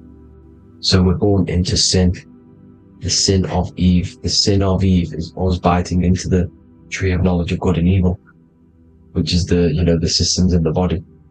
And the sin of Eve is biting into the sine wave. We bit into the sine wave. The sun moves in a sine wave. Our DNA is a sine wave. Time is a sine wave. Everything in this creation is a sine wave. This is why the dollar bill is a sine wave. Magnetism and electric waves in one. You know, and this is the sun doing its sine wave, which creates, you know, when you go bowling, it kind of creates that pin that you hit over. That's the pin of the sun. The zodiac sign is a sine wave, because the zodiac sign is an expression of the toroidal field, because magnetism unfolds into 12ness. And that's why you have 12 zodiac signs, 12 systems in your body, 12 cranial nerves in your head, in your brain. So if you can imagine this, see where my pointer is. Always starts with Aries. Aries is the head. It's the first thing that's created in the womb. And this is Aries, the ram. And this is why it's called a cerebrum in your brain, which is the first thing that creates when you're in the womb. And what's the element of Aries is fire. Fire is the first element. F-I-R, first, because it's the first thing on the wheel, the first expression of energy. As you can see here, my pointer, this is the center of the toroidal field. It would go Aries, Virgo, Capricorn, Pisces, Scorpio, Cancer. Then we'll go back to Libra. Libra would be center. But you see how the toroidal field is the expression of the 12 energies. That's what the constellations are, the energy expressions of the toroidal field. So it would go outward, starting from Aries here, all the way back to Pisces, which is beyond the bottom half. But Libra would be the center. That's why Libra is the equinox. It's the equinox. Libra is when it goes from summer over to autumn. It's the equal. It starts to transition into the winter side. Equinox, equal, which is Libra. And that's why Libra has the two scales. It's symbolized with the two scales. That's because of, you know, the sun moving over. It's being judged. It's equal now, but then it's going to tip over into the winter. That's why Libra is here, the center of the sine wave. And like I said before, magnetic energy unfolds into 12ness. Magnesium is number 12 on the periodic table. It's the sacred number. And this is why the scientists are trying to, well, NASA is trying to bring in another constellation to destroy the holy science of astrology. So Aries rules the head, which is Mars. Taurus rules the neck, the lower head. Gemini, the two twins, which is your lungs, your two twins, your arms, two twins. Cancer, the breasts, or the chest area. Leo, the heart, which is the sun, which is fire, the center of the toroidal field. Virgo, the belly, which is the intestines. Libra, the kidneys, the two scales, the kidneys, balancing out everything. Scorpio, the sex organs. Sagittarius, hips and thighs. Capricorn, I've missed that out, which is the kneecaps. Capricorn, kneecap. Aries, which is the ram, which is the cerebrum in your brain. And then Aquarius, the calves and the ankles. And the Pisces, the two fish, the 2 feet. So everything corresponds, as you can see here. This is an ancient way of depicting it, of the folded human. And this is everything. Each constellation rules that part of the body, gives energy to that part of the body, makes you do certain things. So magnetic energy unfolds into 12ness, electricity unfolds into 7s. That's why when you get electric, the light spectrum that we see, it consists of 7 colors. Why we have 7 planets. The 7 planets give us our 7 metals and the 7 solfeggio scale frequencies. So the rotor, this is the rotor. And rotor is an anagram for Torah. The Torah, which is I think it's the Hebrew Bible. Don't quote me on that, but it's one of the holy books, which is the Torah, the Taurus. Everything goes back to the Taurus field because it's the basis of all creation. So the chief cornerstone, it says in the Bible that the builders rejected the chief cornerstone. The chief cornerstone You are the builder. You decided to incarnate into the physical world, into the electric world, El, the world of El, Saturn. When you are created in the womb, it takes you 9 months for you to be created. So for example, if your parents, if you went into the womb here, it'd take you 9 months. So let's say you're born in Scorpio. So you'd go back 9 months, 1, 2, 3, 4, 5, 6, 7, 8, 9. You consist of all of these 9 energies because it takes 9 months or however long you took to be born. Some people are born earlier. You'd have to find out how many months you were in the womb for. But you consist of these 9 energies, and each constellation has a cell salt associated with it. And these cell salts are vital for your health. And your cells and the optimal health of your body. So the chief cornerstone that you rejected is these 3 cell salts, these 3 constellations. So you're mineral deficient in these 3 constellations, for example, fluoride, magnesium, phosphate, and potassium sulfate. So that's the chief cornerstone, and a cornerstone, people always get it rejected with the cornerstone. The cornerstone is not, it doesn't say the cornerstone in the Bible, it says the chief cornerstone. The cornerstone is a cornerstone of a building, but the chief cornerstone is the top of the pyramid. This is where we get the pyramid of the wheel. So you're mineral deficient in whatever 3 zodiac signs you're not, you were not in the womb for. This is the chief cornerstone you rejected. So the human body is the micro, it is the universe in a physical form. It consists of everything in the universe. Just like your consciousness is the universe watching itself, experiencing itself, your body is the whole universe. 12 systems in the body, 12 zodiac signs, 7 chakras are the 7 planets. The Holy Trinity of you is your Temple of Solomon, the soul and the mind, the sun and the moon. You know, everything is in you. You consist of everything, all the energies, everything. Heaven and hell. Heaven and hell is a mind state. It's a state of the mind. Head, H-E-A, which is heaven, and the heel, the bottom of your foot, is hell. And the bottom of your foot is the soul. So they're basically saying, well, it's wordplay. They're saying that your soul is in hell because, you know, with the elites being in control. So they call the bottom of your foot the soul, trying to say that you're in hell. The Christ is in you. And this Christ is Greek for what? Christos. Christos is Greek for the oil, and this oil is produced in the cerebrum, the Aries, the ram, the cerebrum, pineal. It goes down the pineal, the pineal and the pituitary are underneath the cerebrum, goes down the pingala and the ida, the pingala being the positive charge connected to the pineal gland, pin, and the ida connected to the pituitary. And this is the 2 serpents going down the spinal column. And this is why Jesus goes from Nazareth to Bethlehem, and then Joseph and Mary are waiting for Jesus in Nazareth.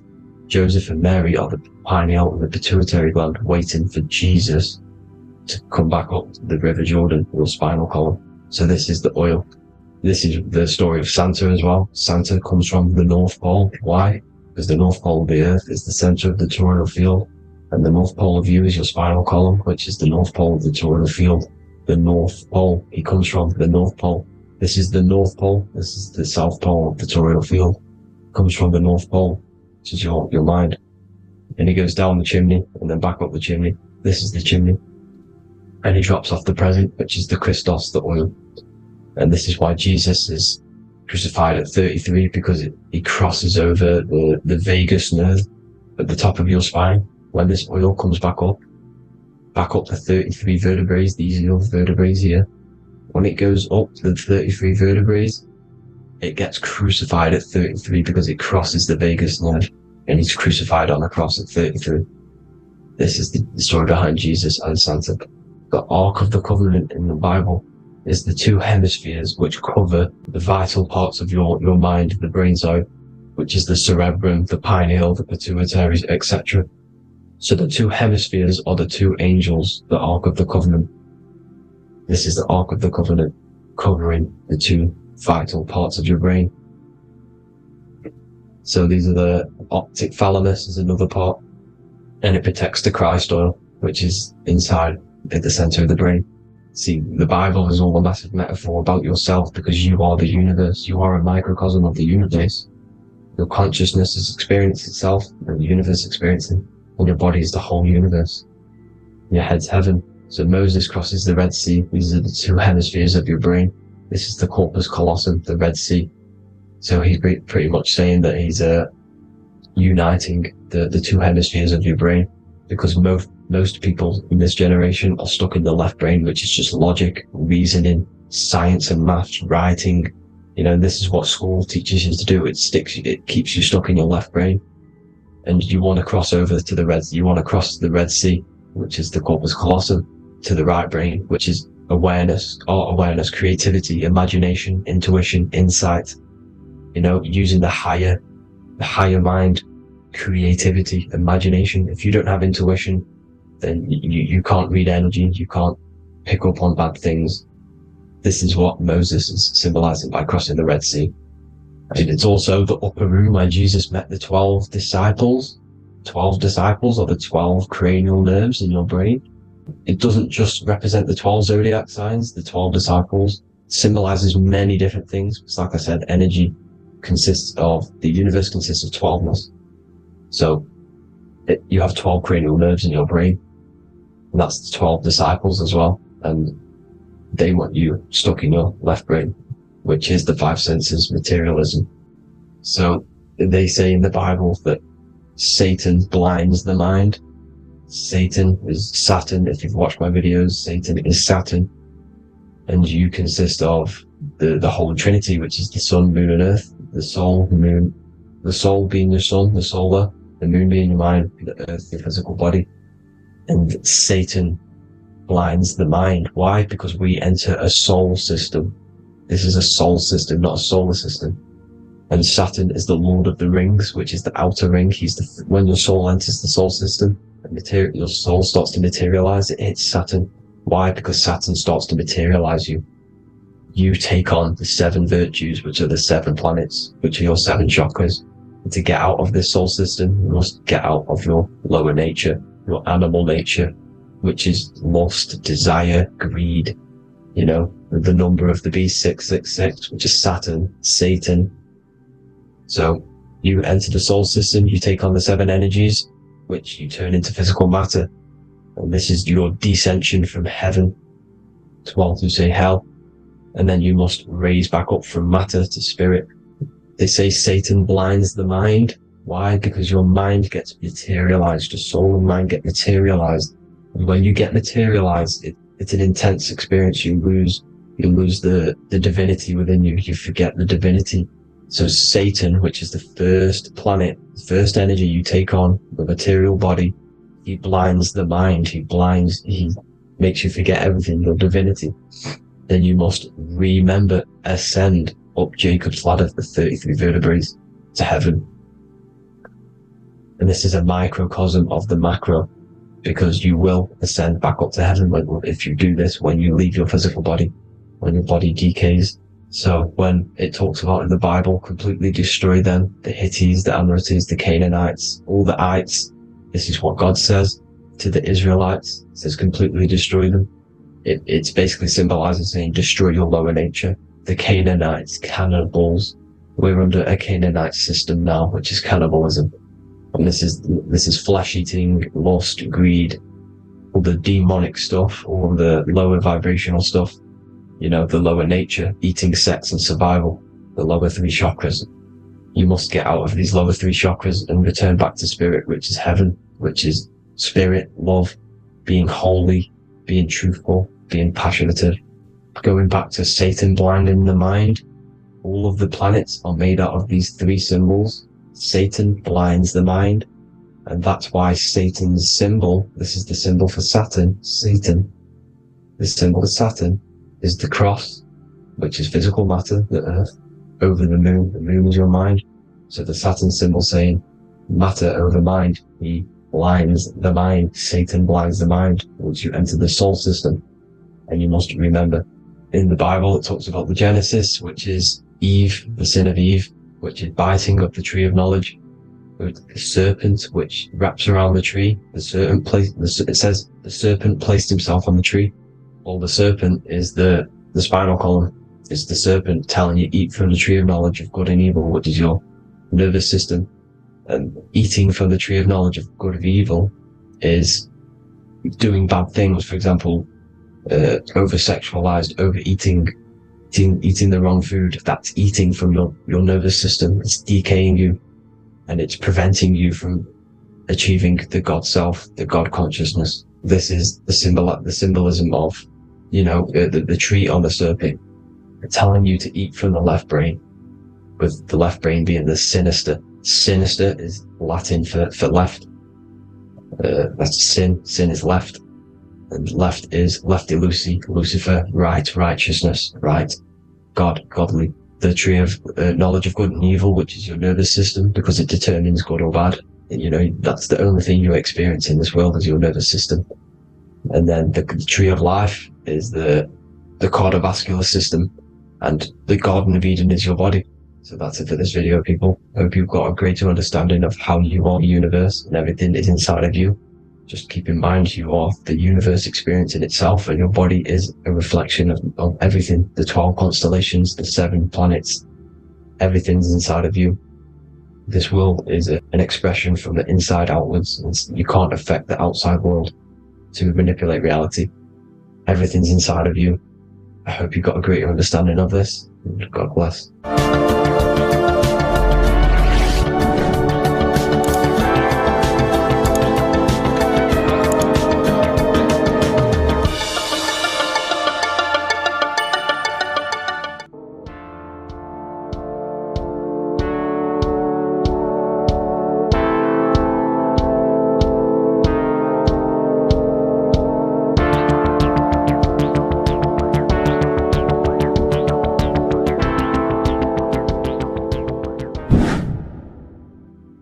How are we all doing, people? It's Revival of Wisdom from the Wisdom Academy. Today we're going to be breaking down God, consciousness, and the higher and the lower self, and how to overcome the lower self. Now, the first thing you need to understand is that you are the invisible intelligence within the brain, within the body. This invisible intelligence is known as the mind. But you are not the mind. You are the observer of the mind, which is the soul, the invisible entity. The mind is your intellect, your intelligence. Now, the mind is, it's hard to put this in words, but the mind is something that gives you the ability to explore the universe. And this inner self is the I am. It's the quiet, the inner self, the voice you see in you hear in your head. This is why within spells high twin, inside, internal. The I is also the number 1, which is one line. Because the one and only, is the inner self, which is the I am. This is why you say, my name is Harry. You are not Harry, you are the I, the inner self, the intelligence.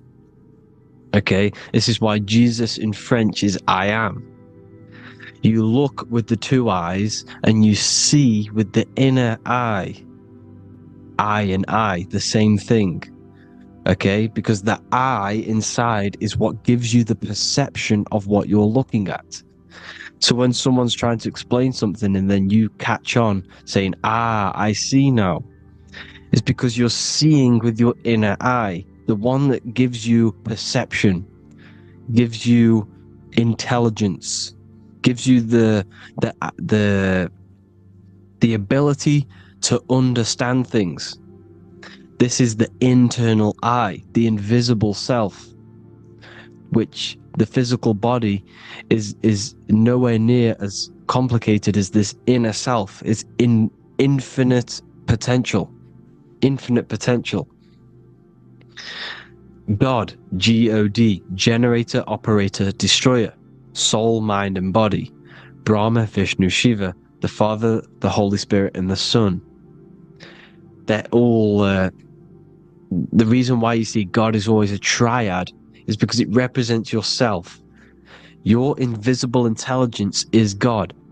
Me and you are the same invisible intelligence. We are the invisible intelligence experiencing the program being ran by the central nervous system and the brain. I always say this in my videos, but I have to, in order for you to understand the things that I'm going to say later on in the video, you need to understand this concept, is that you are the consciousness experiencing the nervous system, the tree of knowledge of good and evil, which is you here. You would be in this invisible intelligence right here in the center of the brain. Now, this is why the ancient Christians show God is in the brain. This is the brain stem. This is the brain. This is also the brain stem and the brain. The brain stem and the brain. It's all depictions of the brain, because the brain's the computer, the electromagnetic computer, which decodes the demands created by the invisible intelligence, the I, the inner self, you, your true self. The person if you observe what someone moving, this is going to sound, but if you observe someone walking, it's not the body. The body is moving, but the thing telling it to move is the invisible intelligence. Before you kick a football, a decision is made within your invisible intelligence, your mind. And this consciousness, this invisible intelligence, is either stuck between the lower self and the higher self. Okay? When the invisible intelligence, meaning the true self, identifies itself with the physical body, it will trap its mind within physicality. This consciousness that we have is either operating in the lower self or the higher self. It's either feeding the material body or it's feeding the spirit. Okay? But because we are physical and spiritual, we need to be even. We don't want to be meditating all day long, because we do have a physical body as well whilst we are here. We are playing a game in physical matter. Okay? Now, the reason that you incarnated here is to learn a lesson, because the mind can manifest anything it wants within the astral planes, within the world of imagination. It can manifest anything it likes, but it incarnates into matter, into this game, so we can understand labor, because anything in matter you have to labor to manifest. But in the astral, you can manifest at the click of a finger. You come here to learn the knowledge of good and evil. And your consciousness, I came out a bit off topic there, but your consciousness is experiencing the lower or higher self. The lower self is manifested in the lower parts of the body. Sex, food, and power, the lower three energy centers. These centers are like mini brains. You are literally thinking with these centers.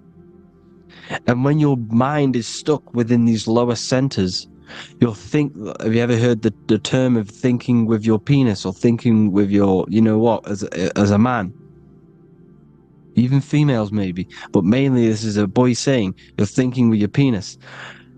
This is a truth, it's truth in plain sight. You think with these energy centers. When you're living off the lower three centers, all you care about is sex, food, and power. Eating, sleeping, and greed. Power's kind of like greed. Now, when we move up to the higher parts of the body, when we live our life within the higher parts of the body, this is considered heaven. Love, expression, intuition, and wisdom. This is what we need to be aiming to do, moving out of the lower half of the body and living our life within the higher self, the higher parts of the body, thinking with the higher energy centers, thinking with love, expression, intuition, and wisdom, spreading love, expression, intuition, and wisdom to others. Heaven is even. This is why Jesus is pointing at the heart chakra, always pointing at the heart. Earth rearranged his heart, because in earth you're manifested as a physical being. You're in the heart, good and bad. You need to be balanced between the good and bad. because love can be a demon too. That's a whole nother video, but love can be a demon. Now, the seven chakras are known as the seven seals in the Bible.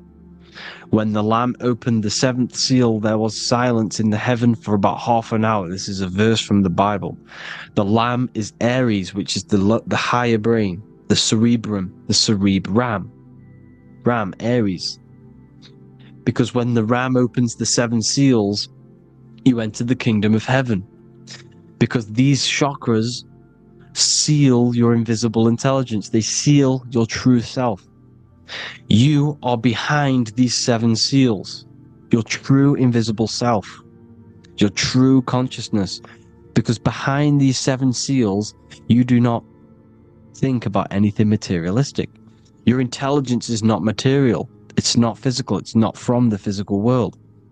It does not desire the physical world. The body is the beast. The body's the animal, the lower self, which can corrupt our intelligence. It can corrupt the intelligence. Okay? Now, we need to balance these chakras so that we gain a deeper connection between this intelligence and the brain. Because when there's a strong connection between the brain and the intelligence, your body and the intelligence, you have a strong connection. Therefore, you can manifest what the intelligence is saying at all times. Meaning, when, for example, your higher self, this is intelligence, the higher intelligence is always speaking to you. It's always guiding you. It's always telling you the right thing to do. You can feel it when you're doing something wrong. You can feel that you're doing something wrong, because this higher self, this intelligence knows what it needs to do here. And when there's no connection between the body and this our intelligence, our true self, when we strip away, when you close your eyes for long periods of time, you will figure out you are this invisible, infinite, creative being. There's no words that I can't describe what it is, but it's the voice inside of your head that you can feel when you close your eyes. You are this being inside of the head, heaven, because this is heaven, this intelligence. And when there's a strong connection between the body, you can manifest everything it's saying. When everything is balanced, when you're no longer thinking with the lower centers, when they're all balanced, you're not thinking in particular with every center, you balance them all, you can manifest everything it says.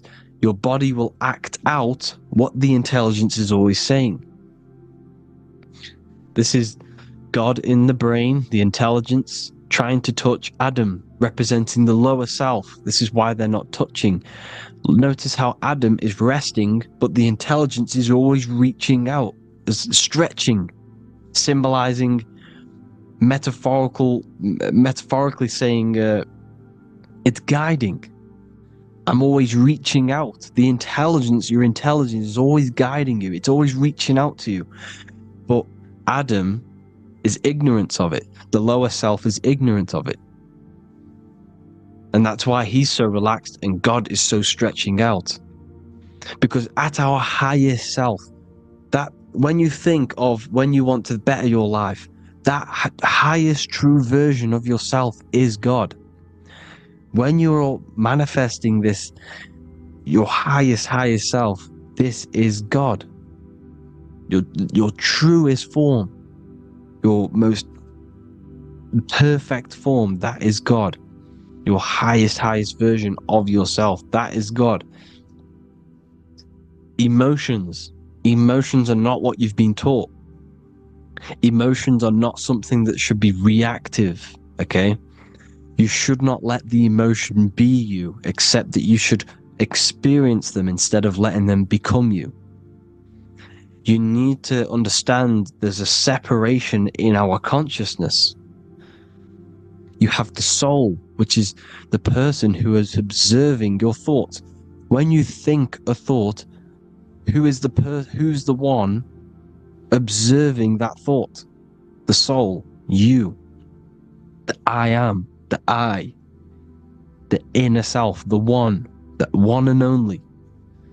And inside of every single body, inside of me, inside of you watching this video, there is this same intelligence that is inside of me, inside of you. And it's the exact same intelligence, experiencing a different body. And this is what we mean by the universe is mental. We all are all sharing the same ball of consciousness in a different body. The animals, the fish, the cells, all expressing this one consciousness. Me and you are the same. This is why the golden rule is treat others like others should be treated, because I am you and you are me in a different body. Now, going back, you need to identify that there's different levels of consciousness: soul, mind, emotion, and body. Okay? Your emotions are on a separate layer than the body, the mind, and the soul. So when you identify there's a difference between all of these, you do not let them become you. You do not let your mind rule you, because your mind can be corrupted. Your soul is the one that is pure good, pure love, but your mind can be corrupted. Okay? Your emotions can be corrupted. The body can be corrupted, but the soul can never be corrupted, only layered on top. You can only throw piles of programs within the subconscious, layering the soul down, but deep down inside of every single one of you, there is a loving being. Because love comes from the heart. Love is the universal emotion, expression. Now, your thoughts can become bondage, your emotions can become bondage. Now, what do I mean by bondage? By conquering the lower self, we need to conquer our own mind, because the mind is what's manifesting the lower self. When you're thinking with the lower half of the body, when you're becoming your emotions, you need to experience the emotion, not become the emotion. Do not let the emotion become you. Do not let your thoughts become you, because your thoughts are tools that you can manifest. Your thoughts are the idea. Your emotion is the energy that you can use to manifest that thought. Your emotion is energy in motion, emotion. You use emotion to manifest, to feel as if you already have the thought. Therefore, you become that vibration. Therefore, your emotions are actually a creational force that is given to you to manifest things, because you're a human, a manifester. You're here to manifest things. You're a creator. You are a god. Your inner self, your intelligence, your I am, the one and only inside of you, the inner self, the quiet one, the one that's deep down, the invisible intelligence, is it's creating things all the time. All the time. Speak no evil, see no evil, hear no evil. This is the astronauts, they're Freemasons, but they understand this. Because thinking, seeing, and hearing can corrupt your mind. And when you have a corrupted mind, you'll have a corrupted subconscious. The subconscious will manifest into the body, because 90% of your behavior comes from the subconscious mind. So you got to speak, see, and hear no evil. A sin, what is a sin? To overcome our lower self, to overcome our lower self, the 7 deadly sins are not something that goes against an external God. A sin is something that goes against your inner guide, your inner conscience, the inner self that's always speaking to you. It's always telling you the right thing to do. A sin is something that goes against this inner guide. And this is why you can feel something where you can feel you're doing something wrong, because the inner guide is speaking constantly. And when you commit these 7 deadly sins, which are 7 internal states which keep your invisible intelligence bound to your physical body. Because evil, right? Evil love bondage. This is why they stay in this realm and they control this realm, because they love the bondage of the body. They like matter. They want to stay in matter for eternal life. They don't want to ascend back into the heavenly realms, where you do not have a physical body. You can explore the universe within the astral planes. They stay bounded to the body, bounded to the 3D construct of the physical world. They have greed, lust, envy, gluttony, wrath, sloth, pride. They want all of this. And if you want that, that's okay. But deep, deep down, you don't want that, because your soul is always telling you the right thing to do. Your soul knows what to do to get out of here. It needs to detach from the external world. Detach from all of these 7 internal states which bound you to your lower self, your lower centers. That's what a sin is. You know, you have a left and right brain. The left brain is always analytic. The right brain is metaphorical. So the right brain is producing a holistic view of reality. Now, what do I mean? And not view, perception. When you see, because your eyes are parts of the brain, when you look at something, and you look, that image is produced in the back of the brain in the visual cortex. And then the right brain produces a perception, a holistic, it breaks down what you're seeing into a holistic image, a holistic perception. So for example, if you're in a woods, the right brain sees the whole woods as one big woods. The left brain is breaking that perception down into individual trees, branches, and leaves. So the left brain's to do with duality. The right brain's to do with wholeness, unified. The left brain's dualistic, analytic. This is necessary so that we can pick things up and manipulate them and break things down. We need the left brain. We need the right brain. I'm not saying any of them's bad, but the left brain, sinister in Latin, means left. Because when you're left-brained, you see everything in dualistic. You see everything is dual, when everything's actually one. We need to be focusing and strengthening our right hemisphere. I'm not saying sit in the right hemisphere all the time, but we need to be strengthening our right hemisphere. And this is why left is sin and right is right. Because when you focus on the right hemisphere, you see the holistic perception of creation.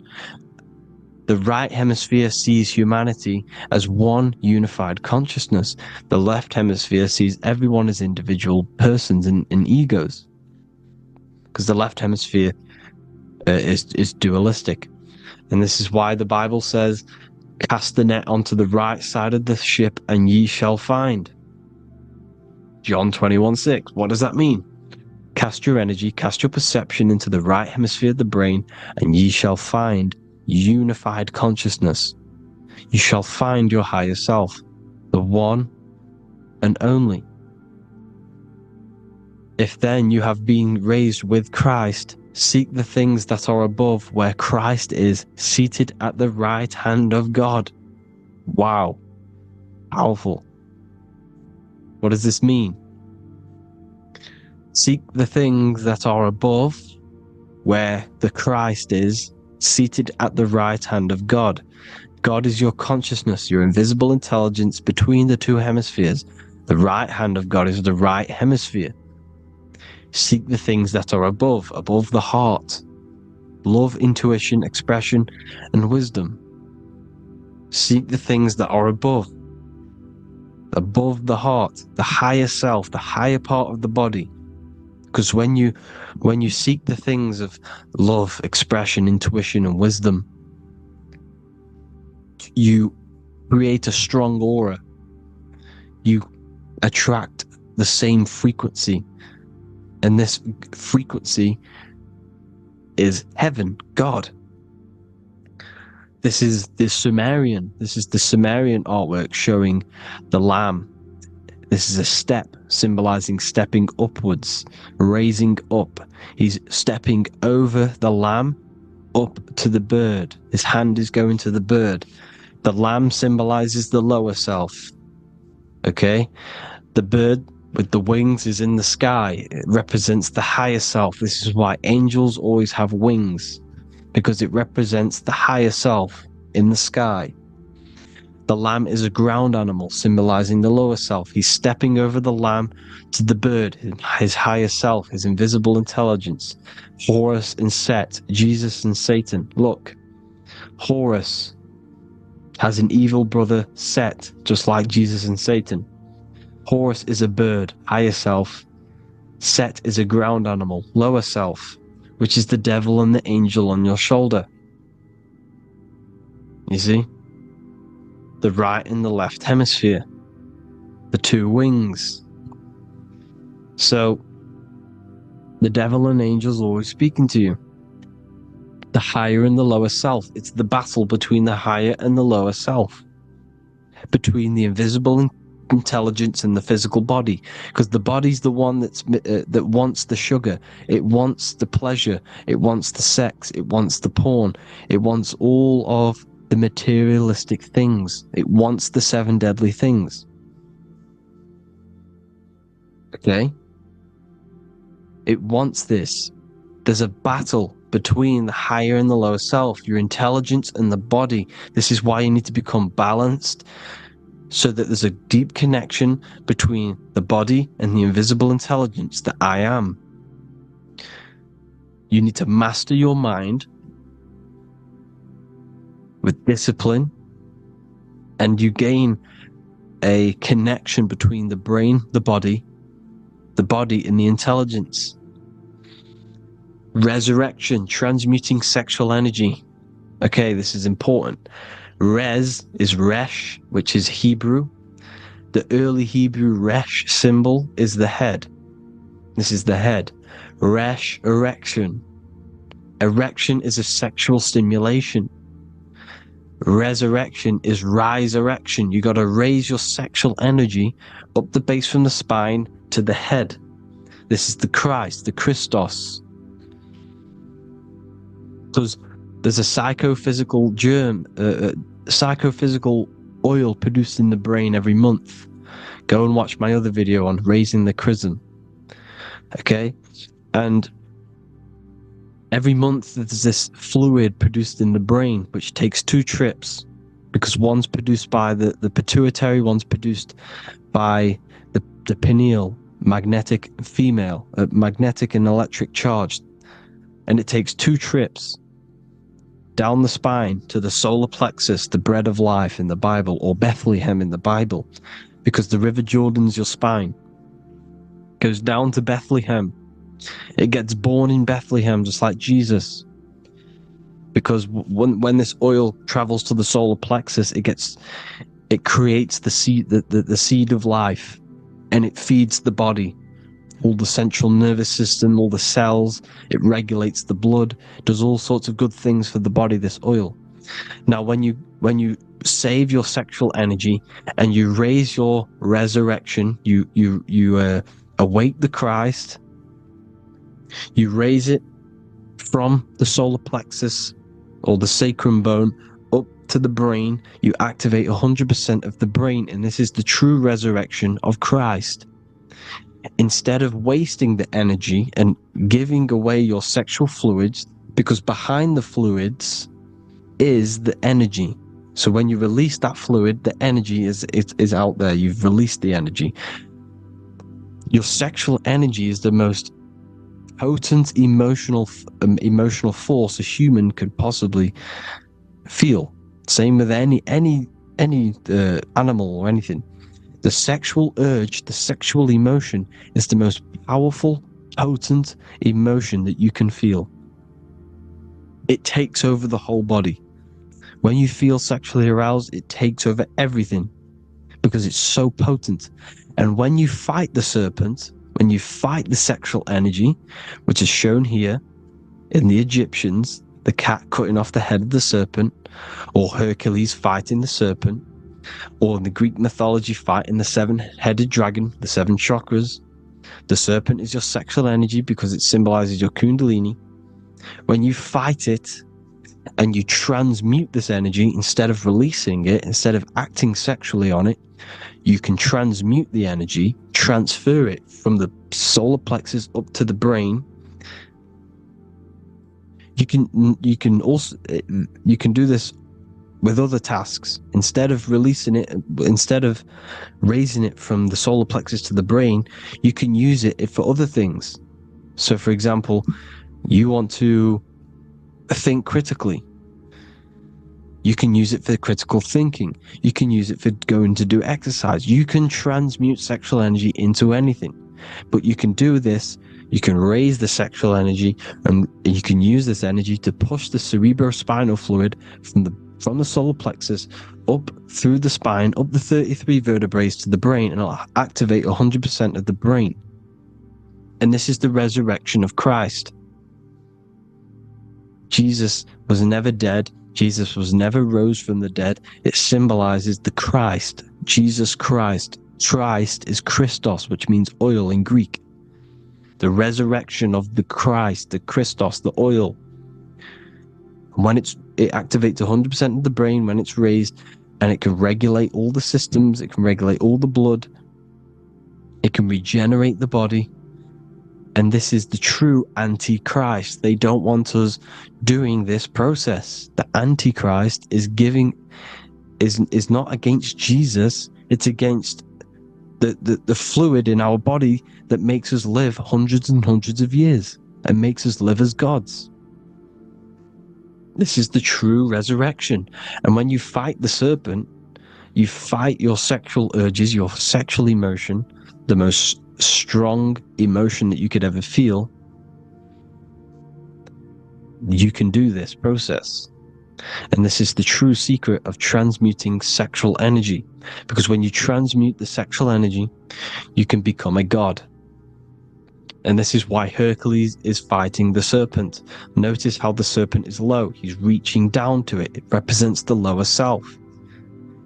Because the lower self wants the lust. It desires sex. The body desires sex. There's a fight between the higher and the lower self. But when there's balance, there's even. Heaven is even. When there's evenness between these, this is the kingdom of heaven. This is when heaven is on earth. So at our highest levels of ourselves, the highest level of our intelligence, this is God. God is something that we manifest. We need to achieve Christ consciousness by battling the body. There is no battle outside of the physical body. It's an internal battle. Jesus and Satan have been externalized. Nothing exists outside of you, because I explained in the beginning how you are the consciousness experiencing the central nervous system. Therefore, there is nothing outside of you. It's all internal. Jesus and Satan have been externalized. Why? Because it's business. The church is a business. It's all a business. They've created these figures to be historical when they're not historical. The Bible's not historical. It's all externalized. It's called exoteric, when the truth is esoteric, internal teachings. So anyways, people, balance the chakras, balance the two hemispheres of the brain, balance the conscious and the subconscious. Balance is perfect, the yin and yang. You are spiritual and physical. You live in day and night. You need to be balanced. Oneness. Seek oneness. And this is the true kingdom of heaven. And when we all realize that we are all the same intelligence, the same consciousness expressed in different bodies, when we all realize this, we all realize we're all one. Doesn't matter what race you are. It doesn't matter what race you are, where you're from, your nationality, because none of you are actually from here. None of you are from the physical world. You're manipulating the physical world through the physical body. You are the I am. We all have a soul. Every single one of you has a soul.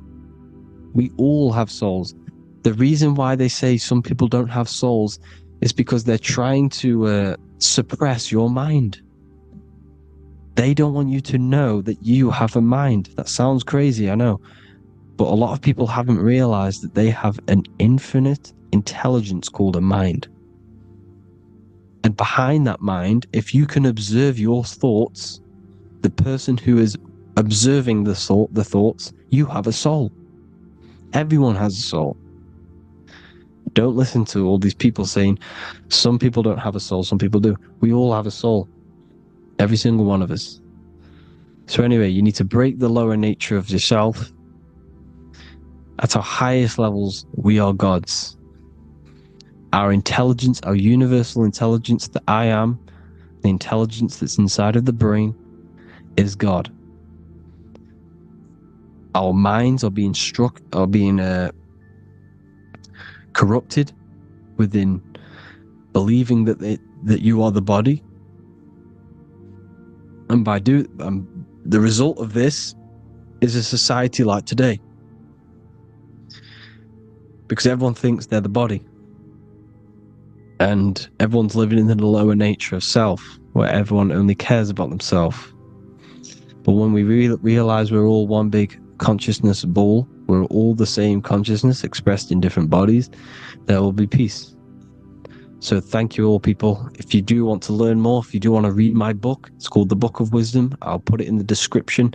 It's an amazing book, people. It's going to give you the best understanding possible about creation, yourself, and the world.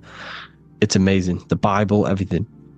I have just launched a new cymatic library. A friend of mine has just added this to the website. He creates beats, and he creates the purest beats, so they are actually the frequency that it tells you.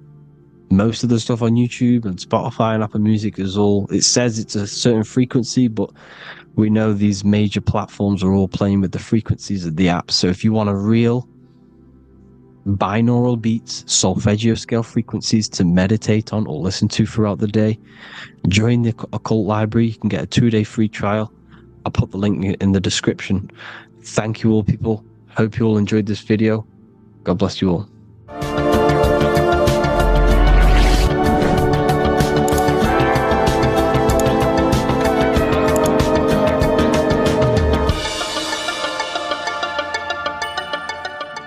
Welcome to Revival of Wisdom.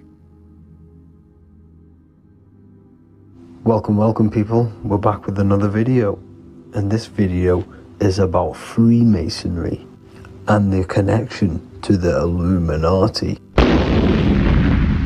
Please, as always, to make sure to hit that like and the subscribe button and turn on the notifications to never miss a video.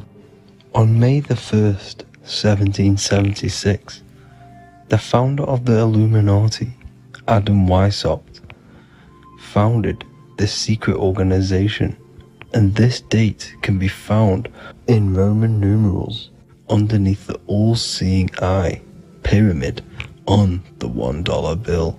This $1 bill also says Anut Coptus Novus Ordo Secularum. This is Latin for announcing the birth of the New World Order. This New World Order will be headed by Lucifer, the all-seeing eye, and followed by the 13 layers of bricks for the 13 elite bloodlines.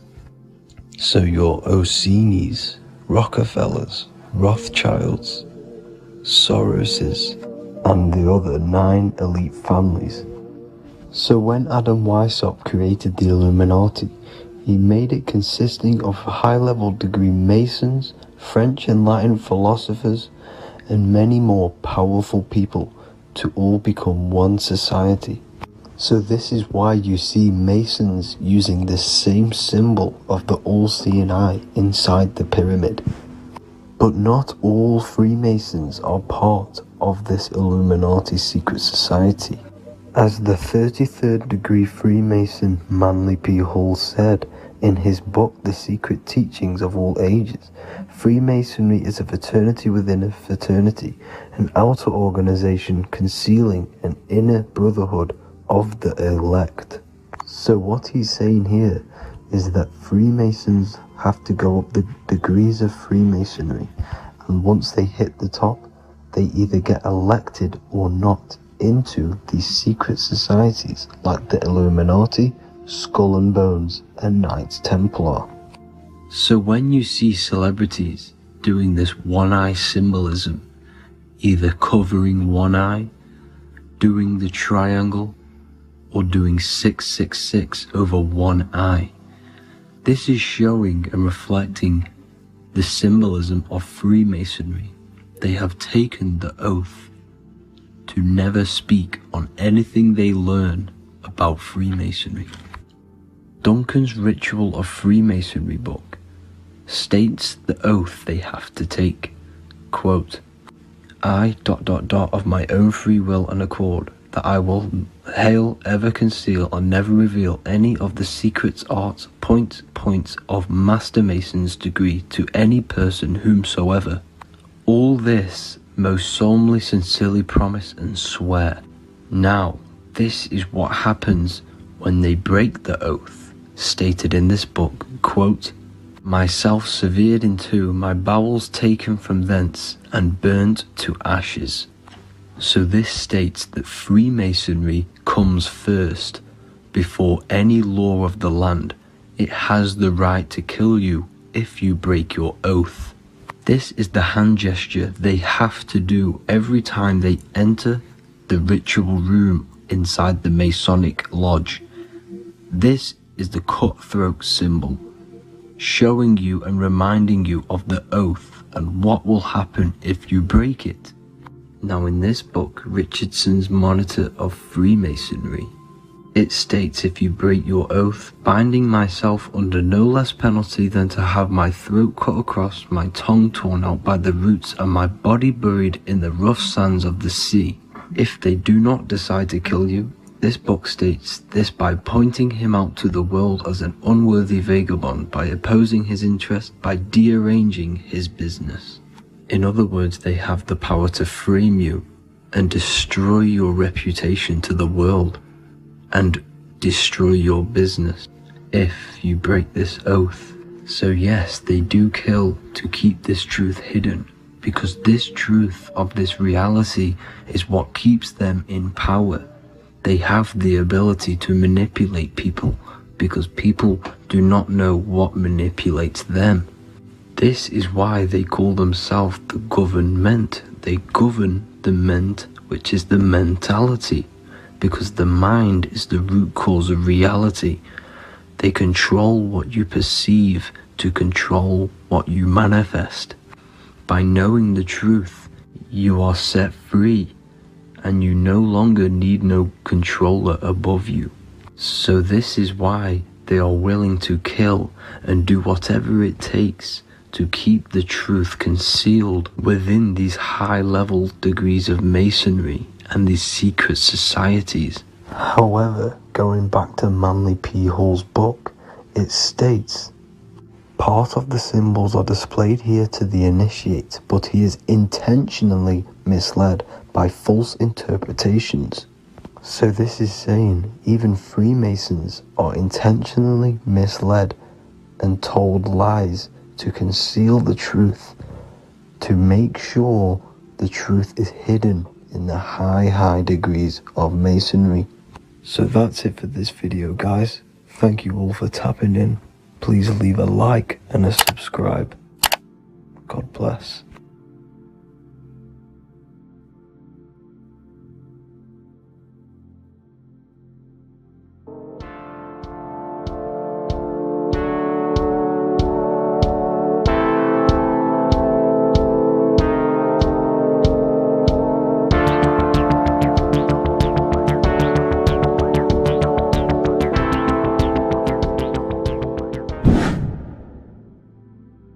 What is good, people? It's Revival of Wisdom. Today we're going to be talking about Saturn. I've done this video in the past. However, this video is going to contain a lot more in-depth explanation of Saturn. So the 33rd degree Mason Manly P. Hall said, Saturn is the key to crystallization, physical matter. Light is matter, matter is light. They are interchangeable. Low vibrating light turns into matter, high vibrating matter turns into light. And Saturn is the god of this world, this physical world. He crystallizes light into matter. This is symbolized as the Masonic checkerboard, matter and spirit, matter and light, light and matter. He's also the god of time, destruction, justice. He creates and destroys, because all things in time die. He creates and destroys you. So, because we live in this physical world, which is the electric world, this is why we say electricity, because it comes from the root word of El, Saturn. They used to call Saturn El, E-L. This is why we used to say Elohim is God. The real God of this world is Saturn, but it's being hid. This is being hid. Jesus is Saturn. All of this is Saturn. It's all Saturn worship. It's the real God of this world, So, physical matter is a result of two opposing forces equalized on the plane of inertia, because everything is created out of electromagnetic toroidal fields. And these two poles equalize on the plane of inertia, which gives you planet Earth, plane of inertia. The plane of inertia is what Saturn is. It's the ring around the center of the plane of inertia. Thank you to Walter Russell saying, physical matter is a result of two opposing forces on the plane of inertia. This is what Walter Russell says, so please check out his work. He's got many books, many books on light and electromagnetism and stuff like that, so I advise you to check him out. So the torus field gives you the binary code 0 and 1, the female vagina and the male phallus. This is the code for this world. Saturn crystallizes physical matter. Now Saturn is the most outermost layer of the 7 layers of heaven, where it says in the Quran it says, Allah, it is He who created the 7 layers of heaven. Saturn is the outermost layer. He's the top.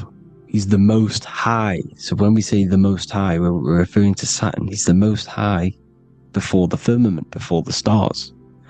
So Saturn is the god of this world. He's the Lord of the Rings. He wears the crown. The crown is the rings. Crown, Kronos. So the planets are luminaries. They are lights. They are beings. They are energy, conscious energy. And we're in the heart of the solar system. Saturn is the outermost layer. He is the one of this world. He's the god of this world. Now, on the North Pole of Saturn, you have the hexagon. Add up all the sides. It creates the 6-pointed star. Or it can be created as a cube. The cube is very important. The 6-pointed star is very important. 6 points, 6 triangles, 6 side, 6, 6, 6. Black cube adds up to 6 in gematria. Now, what did I say in the beginning? Saturn crystallizes the physical world. He creates physical things out of light. You are a light being. This is why we say human. Hue means the light spectrum. Hue, man, we are light manifested into physical forms. Human.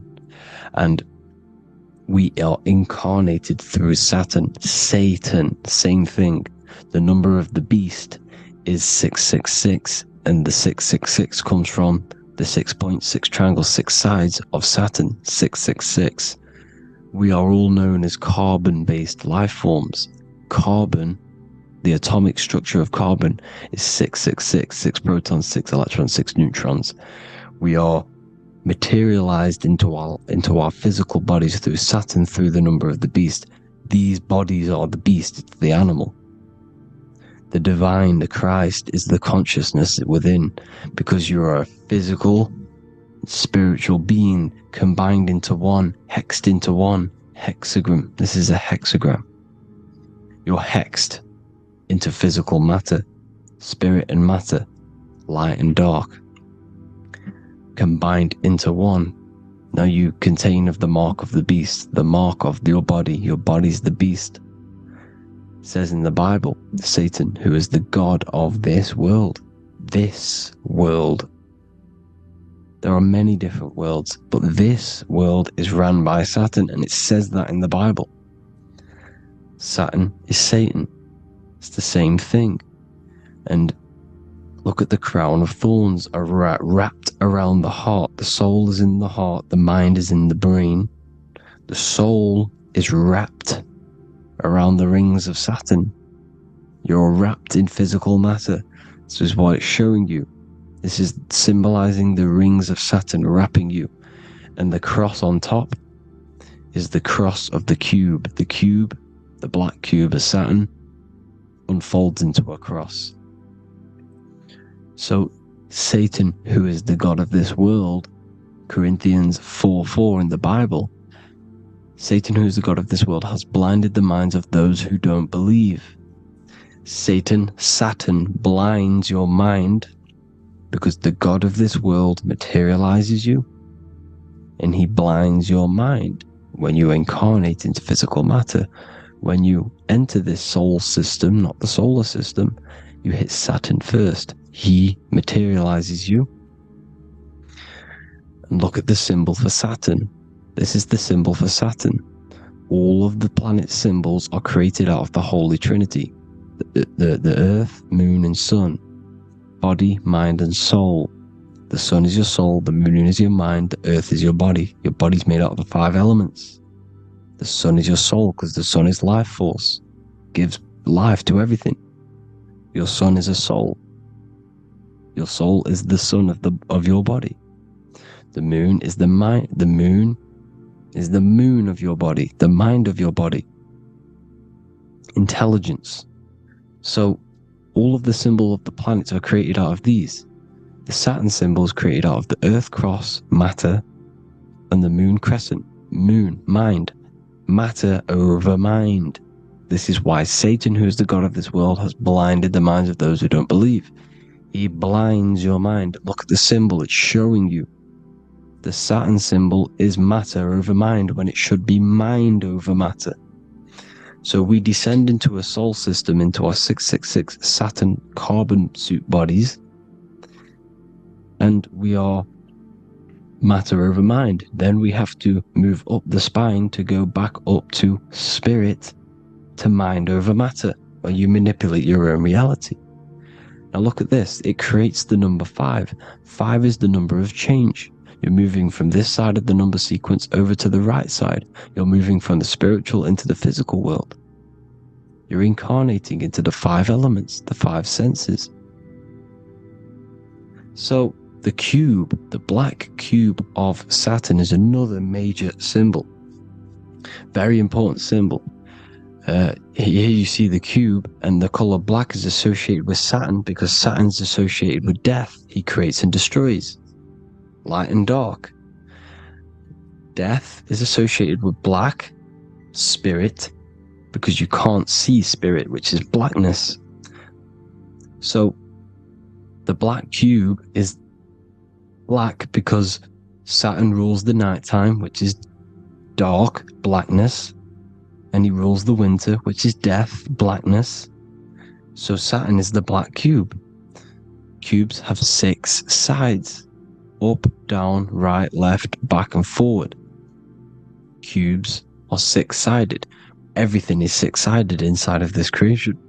Because you're incarnating, you're materializing, crystallizing into the cube. The world of the cube. Everything's a cube. Everything's got 6 sides. Here's Leonardo da Vinci showing you that you're in the cube. Leonardo da Vinci did this famous painting. You're in the cube, you're hexed into physical matter, where you're incarnated into the 3rd dimension, the 3-dimensional world, which is a cube, 3D. And black cube adds up to 6 sides of the black cube. The Kabbalah means cube god in Arabic. And look at what they do. They worship the cube, the black cube, and they stand in rings like the rings of Saturn. Australia, Denmark, Manhattan, Santana all have these black cubes. You go to New York, you will see the black cube there as well. These black cubes are everywhere because it is the real God of this world.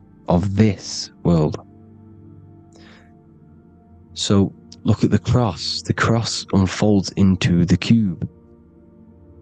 Xbox, Nintendo GameCube, Sega Saturn, anything to do with a simulated gaming reality, they put Saturn in it because we're in the simulation of Saturn.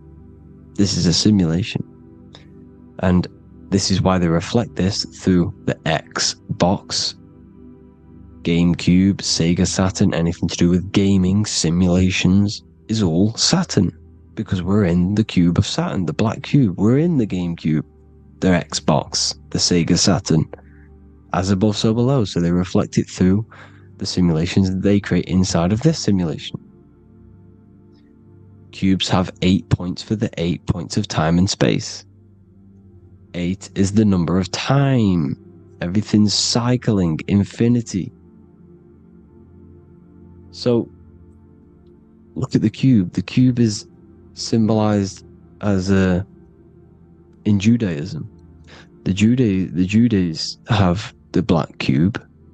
They wrap themselves in a black band and they cover their eyes into blackness. The black cube, for the black cube of Saturn, they use the star as Saturn, and they worship their god on Saturn Day because it's all Saturn worship. And look how the Saturn god is wrapped around with these thorns or leaves, just like Jesus is wrapped around his heart. And Jesus on the cross is us on the cross. We are in the cross. We are in the cube. The cross is the cube. And the cross is even in the Saturn symbol. This is another symbol for Saturn. There's 2 symbols. You got this one, the one I've just broke down. And there's this one. This is the cross of Saturn, the cube god, the simulation, the GameCube. Now, Chronos is another word for Saturn. Chronos means time. When you clock into work, you go to the Chronos machine. Well, I did anyway. And I tap my card on the Chronos, because Chronos is time. Anything to do with time is Saturn. He creates and destroys. Look at the artwork of Saturn with the sand, the time. Look at this, how he's cutting off the baby's wings. He's crystallizing the spirit into matter. He's cutting off your wings. Satan, in the Bible, he falls from heaven into earth and he loses his wings. He becomes a serpent. See, it's all symbolic for us. We are the fallen angels, fallen angles of light. We're fallen angles of light. We are light beings. Now we're fallen into physical matter. Saturn's chopped off our wings. He's chopped off our spirit wings, because when you astral project, you can fly. You will fly around. He's got the Reaper staff here, always depicted with the Reaper staff. Now look at the clock. Saturn Day is the 6th day, the number of the beast, 666. Look at the clock. 6 take away 12. 12 take away 6 equals 6. 7 take away 1 equals 6. 8 take away 2 equals 6. 60 seconds in a minute, 60 minutes in an hour, 24 hours in a day, 2 plus 4 equals 6. That's 666. Everything's 666 because it's time. Saturn. All goes to Saturn. He's the god of time. We're in time now. We're in time. We're in the time, which is God. The god of this world. The god of time. Now look at this. The Reaper is also depicted as the Reaper. With the staff. The black cloak. Black symbolizing death. Spirit. Judges wear black. Because Saturn is the law. He's the god of this world. He's the law. This is why they wear black cloaks. When you graduate from university, you wear a black cloak and a black cube on your head. You've been hexed. Funerals, you wear black because it's all to do with Saturn, Father Time, Father Crystallization.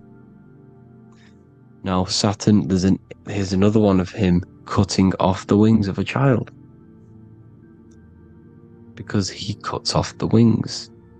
He creates and destroys your body. We're in the electrical world. Everything that is electrical vibrates. All vibrations have to come back to a standstill point, which is death. This is why your body dies. Your atoms stop vibrating. Corona. Look at the crown. The crown is the corona. Corona means crown. And look at this is an alcohol brand for beer. You can see the staff of Saturn in the symbol with the moon crescent. Corona, which is the crown, Saturn, the crown on Saturn, the rings. And then you've got the staff. It's all Saturn worship.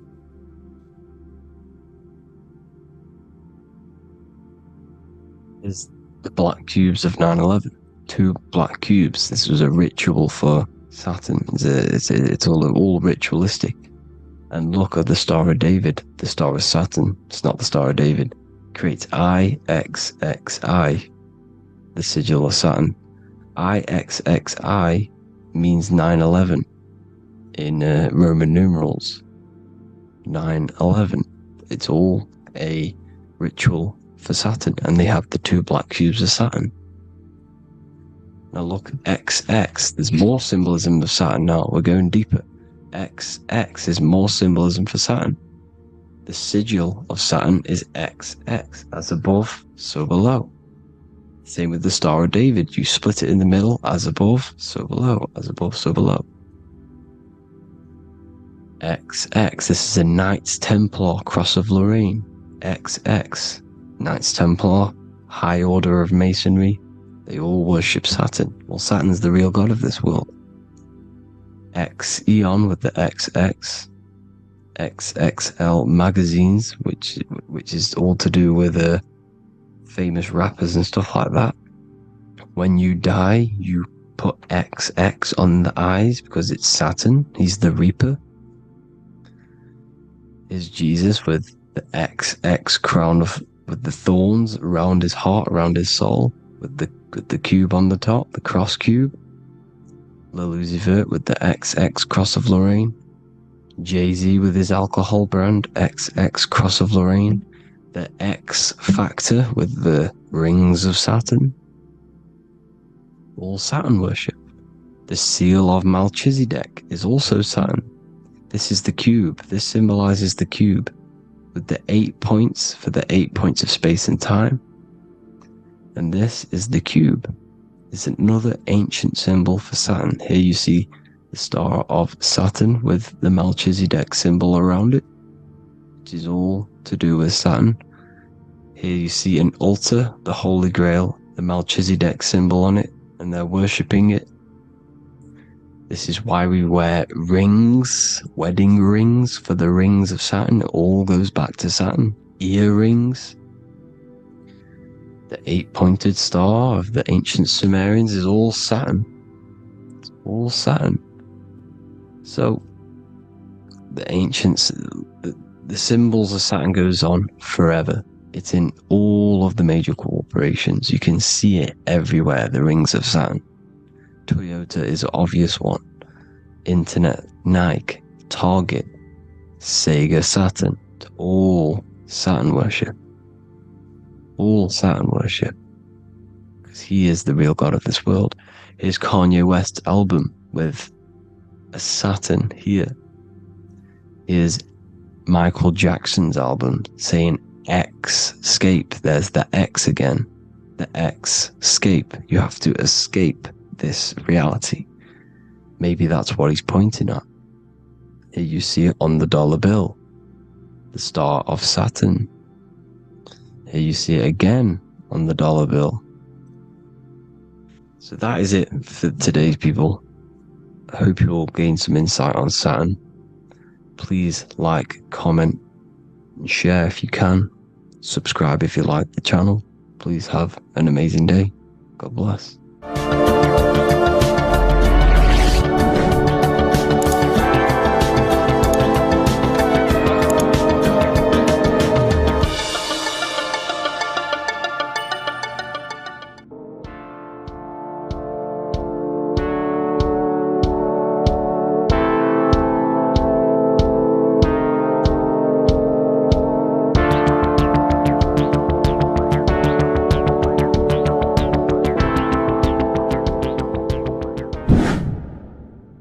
Welcome back, people, to another occult lecture by Revival of Wisdom. Today we're going to be talking about magic and how it's being used on us for the New World Order. Magic has the word mag within it, which is magnetism. Magnetism is the force. Magic is influencing forces, natural or supernatural forces, and using it for a certain agenda to gain something out of it. Now, magic is not what everyone's being thought. It's not some sort of fantasy thing. It's actually very common, and we all do it, whether you believe it or not. Magic is all to do with the mind. As I said, always say in my lectures, your mind is what creates matter. Your mind is what creates your external world. So it's all about manipulating and planting seeds within the mind, because your mind is a garden, and thoughts and words are seeds which are being planted in that garden. Your life, your physical life, the people you have in your life, your friends, your car you own, the job you have, is all a reflection of the thoughts that you've been thinking in the past. You are where you are in life because of the thoughts that you've been thinking. Therefore, your life is a direct reflection and manifestation of your mind. The Garden of Eden. Okay? The mind is what they are targeting. What you see, say, and hear has a direct effect on your mind. Me talking to you is influencing you. The words I'm saying is planting seeds within your mind. Now it's up to you to consciously act on these thoughts or these words, or to maintain these words. As above, so below. As within, so without. What's inside of me is outside of me. What comes into the storehouse comes out of the storehouse. You have the left, you have the right, you have the up and you have the down. As above, so below. Whatever is in your mind will be expressed in some sort of way, consciously or subconsciously, spiritually or physically. The mind is what manifests everything. And this is what we need to understand. We need to understand is that the mind is not physical. All things spiritual manifest physical. All things seen come from the unseen. The words you're thinking, that everything you have is coming from the unseen. The actions that you do come from the unseen mind. Another expression for as above, so below is you are the universe itself. You are a universe, a mini universe. But just because you are mini does not mean you are the whole thing.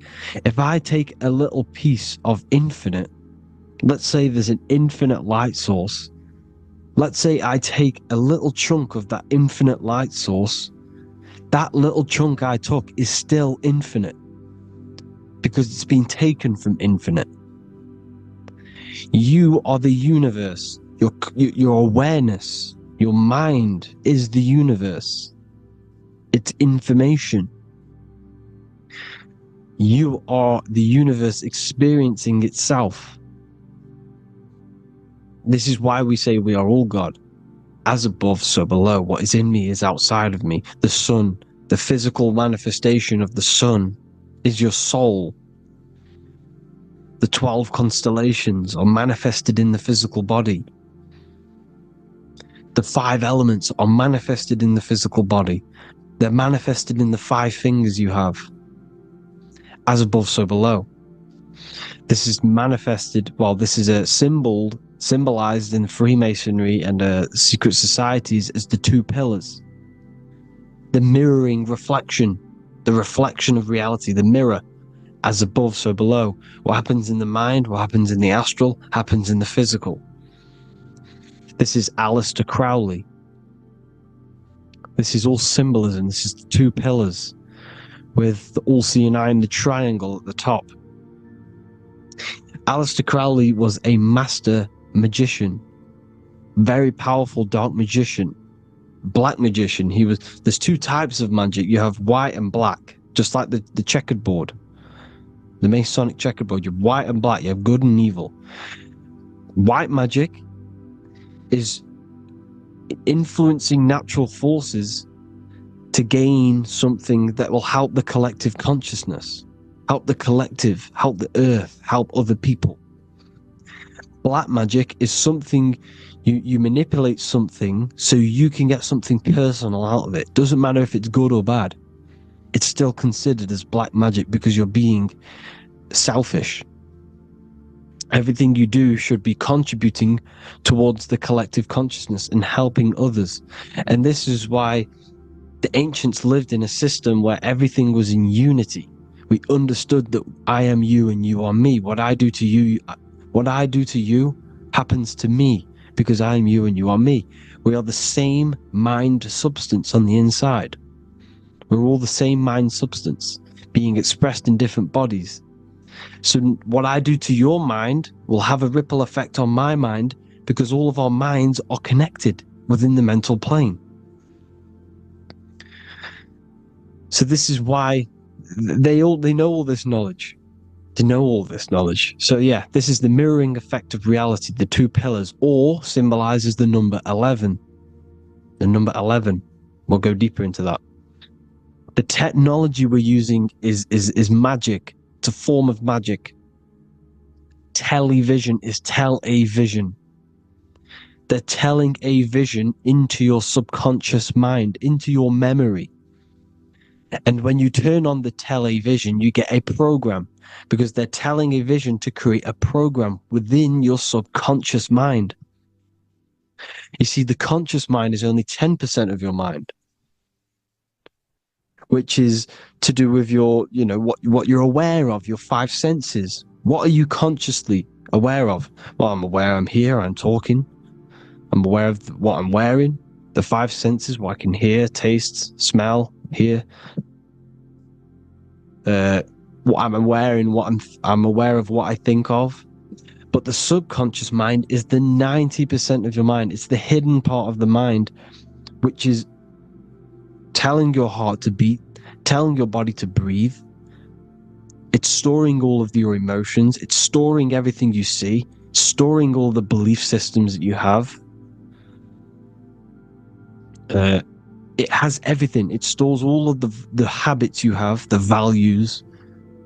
It stores everyone's name that you know. All the words that I'm speaking right now is all coming out of the subconscious. Everything is subconscious. And it literally manipulates 90% of your daily basis behavior. Most people don't know this. What you did yesterday is what you will do today because of these beliefs and mental programs within the subconscious, stored within the subconscious. So the subconscious is what they're aiming at. They're trying to create programs within the subconscious because the subconscious manifests 90% of your thought patterns, 90% of your actions and words. They know all this stuff. So the subconscious mind is the most powerful part of the mind. Another way the subconscious manifests and influences your life is, let's say you were in a car crash years and years ago, 10 years ago. Let's say you're in this car crash, right? And you really hurt yourself. The emotion you felt in that time when you were injured in that car crash had a great impression on your subconscious mind. You see, the stronger you feel something emotionally, the stronger impact it has on the subconscious. You can remember and recall that moment, and very vividly, because of the impact it had on the subconscious. For example, you become that terrified of cars that it manifests into your life today, that you are wary to go in certain cars. You don't want to go into cars at all, maybe, because of that moment that stood within the subconscious. And it will manifest into anxiety. It will manifest into not going into cars. It will manifest into depression, maybe. These things, these emotional, very emotional, traumatic events have a great impression on our subconscious, and they control your life. This is why you need to meditate and let go deep within yourself and let go of these internal, deep emotions that you may have repressed and keep pressing down and ignoring. But you need to address it and let go of these subconscious impressions you have, which are controlling your life, like anxiety, depression. All of these things are stemming from things that are stored within your subconscious years and years ago, more than likely. Broadcasting. They're casting spells to a broad audience, to news, north, east, west, and south. They're casting spells. No, if you watch the news, everything's red. Breaking news in red writing or the red background, everything's red. Why? Because red's the root chakra, which is all to do with survival. They want to stimulate this root chakra because they want you down there in survival mode. They want you in survival mode because you're easier to control. They control out of fear. And not only they're casting these spells as if, because most of the things they cast in the news hasn't already happened. They're constantly bombarding you with, there might be a war breaking out, war this, war that, kill here, kill there, murders.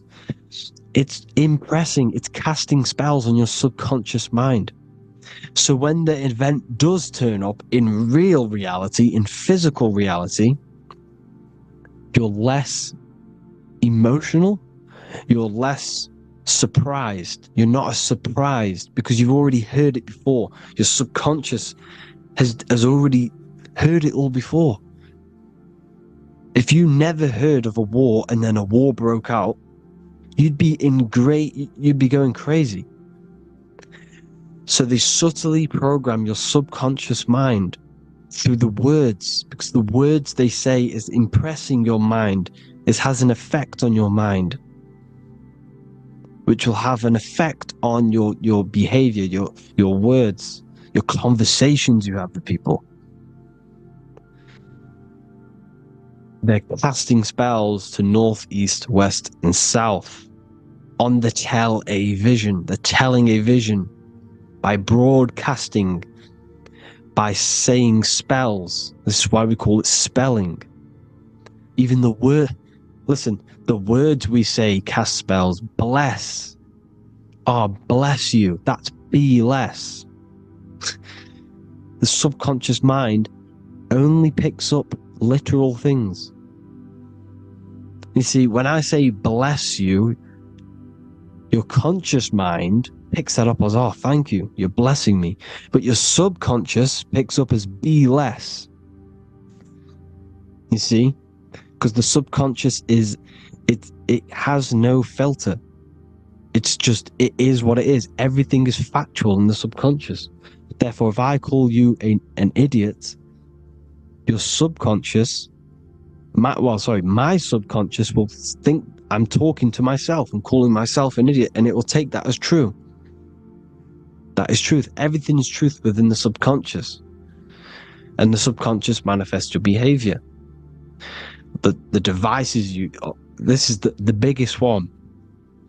Black scrying mirrors, device, the devil's vice, the device. Okay? Black scrying mirrors, black screen is scrying. Black scrying mirrors were used to communicate with spirits within the astral plane in the medieval times. They're still being used now by black obsidian mirrors. And look at your phone, it's a black mirror. And there's some sort of, I'm not saying this is facts, but personally I believe these are portals for spirits and ethereal entities to come into your life, to come into your surroundings. So this is the next big thing. The TVs, your iPhone, your iPod, all black mirrors. And mirrors are very, very powerful. Even just a normal mirror. Mirrors have an effect. Whatever you say into a mirror, what you say is energy. And when you say something into a mirror, you're saying it into yourself. It's an infinite cycle of words of energy, because it's being reflected infinite times. When you say something into a mirror, it has a massive effect. You're saying it directly into your eyes, into your mind. So what you say in a mirror should be said with precaution. Never say anything negative into a mirror, because mirrors are very, very powerful ways for you to reprogram your subconscious mind for the good. You can say very positive things into mirrors and it will reprogram your subconscious mind. Okay? Manifesting is all magic. It's all magic. Everything is magic. But consciously doing it is what they're doing. They hid this knowledge. Your phone is magic. It manipulates your mind. The iPhone. Okay? See, magic isn't all of this with wands. See, Harry Potter, okay, that was created to give you this perception of a mystical and amazing form of magic with magic wands and all sorts of stuff like that. Yes, that stuff was true when the collective conscious minds were on a higher level and our belief systems believed in these things, because the universal mind, all of our minds contribute to reality. If the masses don't believe in magic, if the masses don't believe in a certain thing, it's going to have an effect on physical reality. So when the collective minds are higher and have more open minds, things like Harry Potter can come true. See, it's all in the mind. The iPhone, the eye is the symbol for the mind, the invisible intelligence. The triangle is the ethereal plane. Okay? So the eye in the triangle is the eye that sees into beyond the ethereal planes. The square is the physical plane. So the iPhone, your phone, is a black box, just like the Saturn black cube. It's a black mirror. It's taking photos of you every 2 seconds. And it's your mind. Your mind is in that phone. Everything you like, everything you text, everything you type in Google, everything you say to someone, every conversation is all recorded on the phone. Therefore, it is a direct reflection of your mind.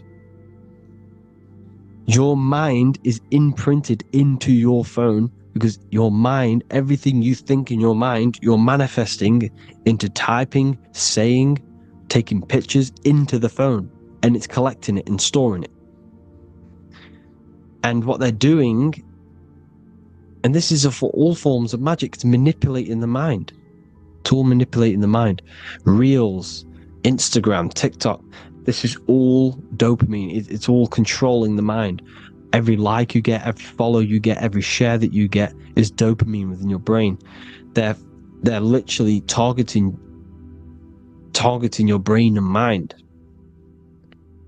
It's all manipulating, because what they're pushing through the phones, through the media, through the news, through the televisions is visions and programs. You are the one manifesting the New World Order. They're not manifesting the New World Order. They're giving you the information so you can manifest the New World Order. Everything they say is contributing to your mind. For example, digital money and all the information they put out for you to see is contributing to your enslavement. Your mind is manifesting the New World Order. They know this. They don't manifest it. There's billions of us. We could easily run over them physically. But on a mental level, these people have the knowledge and they hide it from us, and they let us manifest reality because we are the collective. They give us the information which manifests their agenda. It's all magic through the phones, the media, the television. So your phone is a manifestation of your mind. It's a record of your mind. Hollywood, holly tree. They used to make wands out of holy trees, because it was the most holiest wood, the best for casting and transmitting energy. So they used holly trees to cast spells. That's what Hollywood is. And in Hollywood, they have the red tear, the blood drop next to the Hollywood sign, because it's all satanic. They're all black magicians. They use Hollywood to cast the spells through the music, through the films. You see, music is a form of magic. All of this is magic. Everything they do is a form of magic, because they want an agenda behind it. But it's not black magic. They're letting us create our prison. This is what you have to see. Yes, they're evil, but they're not doing anything evil, or else they would face the karma. They let us manifest this agenda through giving in the information, by telling you what's going to happen in the movies. Everything that happens in a movie, it's all there on purpose to program your subconscious, to plant a seed within your garden, your subconscious, your mind. Because when the mind has already seen something, when it comes up and turns up in physical reality, you will be less shocked and you won't rebel. So they lure you slowly. They make you aware of these things over time. They make you gradually think it's okay. Like the technology, we never used to use these phones. How did we become so addicted and reliant on them? Well, because first they gave you a little flick phone. Well, no, sorry, they gave you a phone in your house, and then once you got used to that, they say, "Oh, here's the newest version of a little flick phone." You started texting your friends. Everyone was loving it in high school. They could now meet up without saying, "Let's meet on the weekend at this point at this time," like your parents probably did. Or maybe some of you watching this, you probably had to tell your friend to meet on the weekend at a certain time because you had no way of communicating. So everyone got these phones and got addicted to them. Then they slowly got addicted to the new iPod with the touch screen.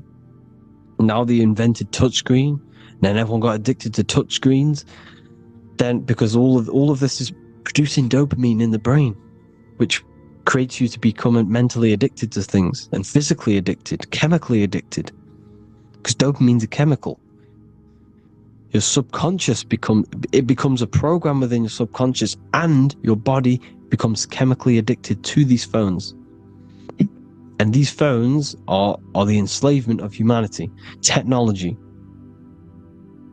Without this, we wouldn't be in this mess, without technology. Because they're creating a hive mind. We're all creating a hive mind. So back on track anyways, they program you. Look at the films, 9/11, all produced by Hollywood. Here's the 11, like I said at the beginning, the two pillars which reflect reality. What happens in the mind happens in the physical. What happens in the astral happens in the physical. Okay, what happens in the physical happens in the mind. It's the two pillars, the mirrors. 9/11. 9 plus 1 plus 1 is 11. Flight 11 was hijacked. New York is the 11th state. New York adds up to 111. This is not a coincidence. It's all a form of magic. It's a ritual, energy harvesting ritual, because your mind produces energy. Your mental attention produces energy, and they're feeding off this energy in the astral plane, these demons. Music is the most powerful. Personally, I think the music is one of the most powerful forms of magic they're using. Okay? Music is hypnosis. It puts your brain in a hypnotic state. It influences your electromagnetic field through vibrational energy. It reprograms your subconscious mind. Why do you think you remember the lyrics? You see, your subconscious stores all of the memories. Remember, the subconscious manifests 90% of your behavior. So therefore, the music you're listening to is manifesting your behavior. You wondered why some people wonder why they have drug addictions and they can't get out of violence and they can't get out of all this negative mind space. It's because the music they're listening to is creating a negative mind space. The words you listen to have plant seeds within your mind. So the reason you remember the lyrics is because that song created a program within your subconscious. Yes, that is what happens. You can use magic to reprogram your mind, but you can use music to reprogram your mind because it's all forms of magic. It's using natural mental energy forces to manipulate the physical reality. You manipulate your mind, you manipulate reality, physical reality. Okay? So the music, another very, very big one. When you turn on the radio, it's just all talks about alcohol, drugs, and sex, because they want you down in the lower three chakras. They want your mind attached to matter when it's mind over matter. Your mind's not physical. You see, the word spirituality is the new trend. It's not about your spirit. It's not about your spirit. It's about your mind. It's not about, spirituality and looking after your spirit, and they've got you focused on your spirit. Why? Because they hide your mind from you. You see, a lot of people think their mind is their brain, but the mind is everything. There is no physical reality without mind. You can have a brain. Imagine if you had no mind but a brain. It wouldn't work. The mind is everything. The mind controls your avatar. It begins in the mind before it happens in the brain. Then the brain manifests through the body. The brain's just an electrical computer. So that, they've got people scared, or do I have a soul or not, and all this stuff. Listen, if you have a mind, you have a soul, because you are not the mind. This is why everything is sort of an illusion, because beyond the mind is your soul. But what is the soul without a mind? You can't have a soul without the mind. But if the mind didn't exist, the soul doesn't exist. You are the person listening to your mind. I shouldn't say person, because you're not the body. You're the entity behind the mind. But if you didn't have that mind, you couldn't understand what you even were. You would just be an observer who couldn't think. So yes, we all have a soul. If you have a mind, you have a soul. Everything is mind. Everything has mind. Mind creates everything. God is mind. And they're manipulating your mind through TV, your phone, every little thing. The school, it's all about the mind, people. Control your mind, you control your reality. Just the last thing, here you go. Aleister Crowley, the dark magician, Kanye West doing the exact same thing because they're implementing magic in the music. Here's the Beatles with Aleister Crowley in the background. Bet you never noticed that. Aleister Crowley was influencing music and placing magic within the music to influence the subconscious. This is what Baal worship was. This is why they killed children. They sacrificed these children. Why? Well, because in order to ascend, in order to raise your consciousness internally, godly, by being good, God, or being in order to be good and raise your consciousness and to get something in the physical world, you have to sacrifice yourself. And what do I mean by that? In order to raise your consciousness and ascend, you have to sacrifice the lower nature of yourself. You know, you've got to abstain from having sex to retain your sexual energy, to transmute it. Or staying away from negative, poisonous foods like meat. So, staying away from blood. We shouldn't be consuming other animals' blood. We should be keeping our blood pure. We are humans. We shouldn't consume chicken blood, chicken germs. We are the most divine creatures on this creation. We are the most intellectual creatures in this creation. Therefore, we should keep our temples pure. We are not animals. If you want to associate yourself with an animal and go out in the wild, go and find a wild boar and go and try rip its guts out with your bare teeth, because you can't do it. You're not a carnivore. Okay? So in order to ascend, you have to kill and sacrifice your lower part of yourself to ascend up to your spirit self, your mind self, the highest version. And the elites don't want to do this. So they sacrifice other things like babies to kill them, to exchange their life over to the astral plane, so these demigods in the astral plane can give them something in return in physical.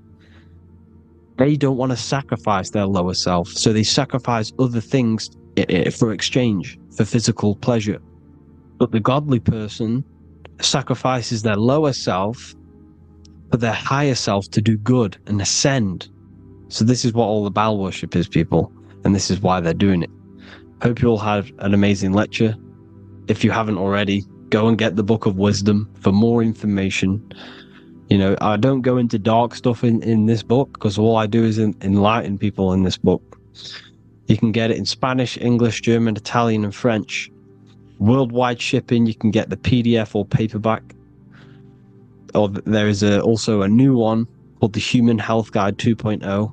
It gives you a list of all the foods, grains, oils, nuts, you know, everything that's alkaline and positive for the body and not man-made and hybrid. It tells you all the products to stay away from, how to fast, how to improve vision, how to improve everything, literally. So the Human Health Guide has been released. If you want that, I'll put all the links in the bottom in the description. Hope you all enjoyed the lecture, people. God bless you all.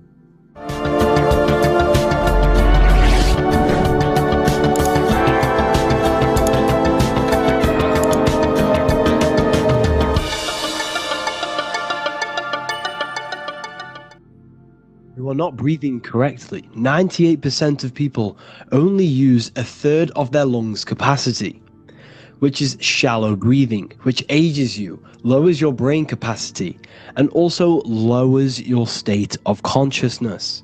So it's essential that you breathe consciously on a day-to-day basis, because this is what truly elevates your consciousness.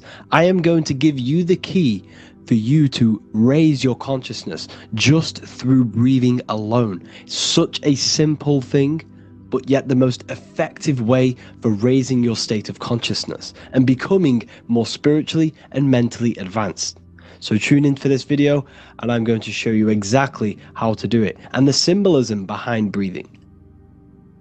Air is more than just air. It carries electromagnetic energy. So now I'm going to give you the science behind this spiritual truth. This invisible force is what sustains all physical life, providing the life force energy essential for existence. Electromagnetism. Everything is fed off electromagnetism. Your body is an electromagnetic battery. Now, we can prove that air carries electromagnetism just by doing a simple test, a simple scientific experiment, by getting liquid oxygen and pouring it between a north and south magnetic pole, two polar opposite magnets. We see that the liquid does not fall straight through it. It is sucked, it is magnetically attracted to these two opposing forces, opposing magnets. This is proof that air, liquid oxygen carries electromagnetism. When you are breathing electromagnetism, the essential life force behind all living beings. This is known as energy or prana, chi, ether or spirit. This is all the same thing. Air is not just empty space, it is energy, it is prana, it is life force, it is spirit, it is ether, chi, prana. You are an electromagnetic being. Your consciousness is in direct correlation with your electromagnetic aura or biofield around your body. Your state of consciousness is mirrored within this field around your body. Now your breath, when you breathe in, you're breathing electromagnetism or life force. Breath is the vital link between the physical and the spiritual, bridging the body with the soul. Through breath, we connect with both tangible world and deeper, the unseen realms of energy and consciousness. Breathing deeply and properly elevates our consciousness, enhancing the brain's functions, heightening the sensitivity of our five senses. It also brings a profound calmness to the mind, creating a state of clarity and inner peace. Like I said earlier, breathing properly is the fastest way to elevate your consciousness. It is the fastest way because breathing, when you stop breathing, what happens? You lose physical consciousness. Your body will shut down if you do not breathe in this vital electromagnetic energy in the oxygen. If your body does not get this for 5 minutes or however you can last without breathing, this makes you lose physical consciousness. Your body will not survive without this essential life force energy. Therefore, air is one of the most overlooked things. This is why we see the symbolism of Buddha having a big belly. Why does he have a big belly? Because it's symbolizing breath work.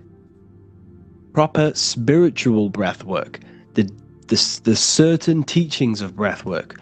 Of when you breathe in through the nose, you have to breathe in through the nose. You don't want to breathe in through the mouth because the nose acts as a filter which catches dust particles and filters out the air before it enters the lungs. The mouth does not do that. The nose is for breathing inward. We breathe in through the nose, and when we breathe in, we breathe into our belly, not our lungs. When we breathe into our belly and our belly expands outwards, we are then moving this energy down from the nose down the spinal column. And when we breathe back out, the belly goes in, which is raising the energy up the spinal column, back out through the mouth. This is the true way of breathing, because when we breathe, we are moving energy. We are moving electromagnetic energy. When we breathe in through the nose, the energy travels down the spinal column, and when we breathe out, we are raising this energy back up the spine, some of it going out the mouth, and some of it reaching the brain, activating dormant brain cells in the brain.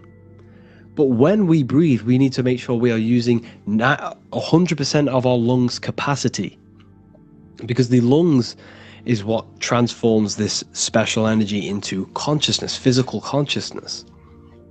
So this is why Buddha has a big belly. It's not because he was fat. It's not because he was overweight. It's symbolism. It's symbolism of breath work. So try this. Do this for 2 minutes while you watch this video. Breathe in through the mouth as hard as you can until you no longer can fill any more air into your lungs and belly. Breathe it into your belly, not your lungs. And breathe out through the mouth. Do this for 5 minutes or 2 minutes, however long. I promise you, breath affects your consciousness. You will notice the difference. If you do it quicker, the quicker it'll affect your consciousness, and you might go lightheaded. But that lightheaded is you activating your spirit, your energy body. So try this just when watching this video.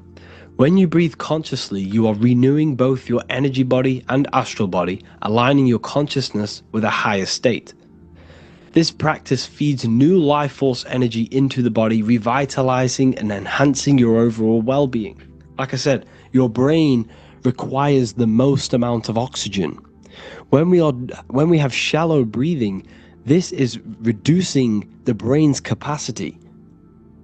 Because when we are not breathing properly, which 98% of people are only using a third of their lungs' capacity, we are essentially only using a third of our consciousness, because your breath is directly correlated to your consciousness, your state of consciousness.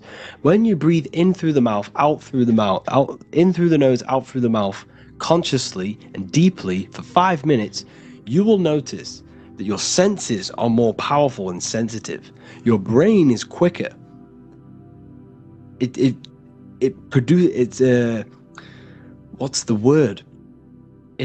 processes information quicker. You become quicker. You become a superhuman, and you feel more spiritual because it activates your spirit, your astral and energy body. So when we meditate, it's definitely important to breathe in through the nose and out through the mouth as deeply as possible to align with a higher state of consciousness. And this is the easiest way to separate your consciousness from the body. When you breathe in deeply for long periods of time, while meditating, while taking no thought, when no thought is present and you gain a rhythm of deep breathing, this is the gateway. This is the gateway to opening your consciousness, because when you stop thinking, other aspects of your consciousness can open up. All of our lives we've been thinking, which has blocked off the higher states of consciousness. So breathing is very, very important. It affects our overall well-being. And this is Yahweh, the in and the out of breathing. When we breathe in, this is Yah. You can hear it. It sounds like Yah. And when we breathe out, that is Way. This is the name of God, apparently. But God is within you. You can connect with God. You can connect with source consciousness within you by breathing, by raising your state of consciousness through breathing and meditation.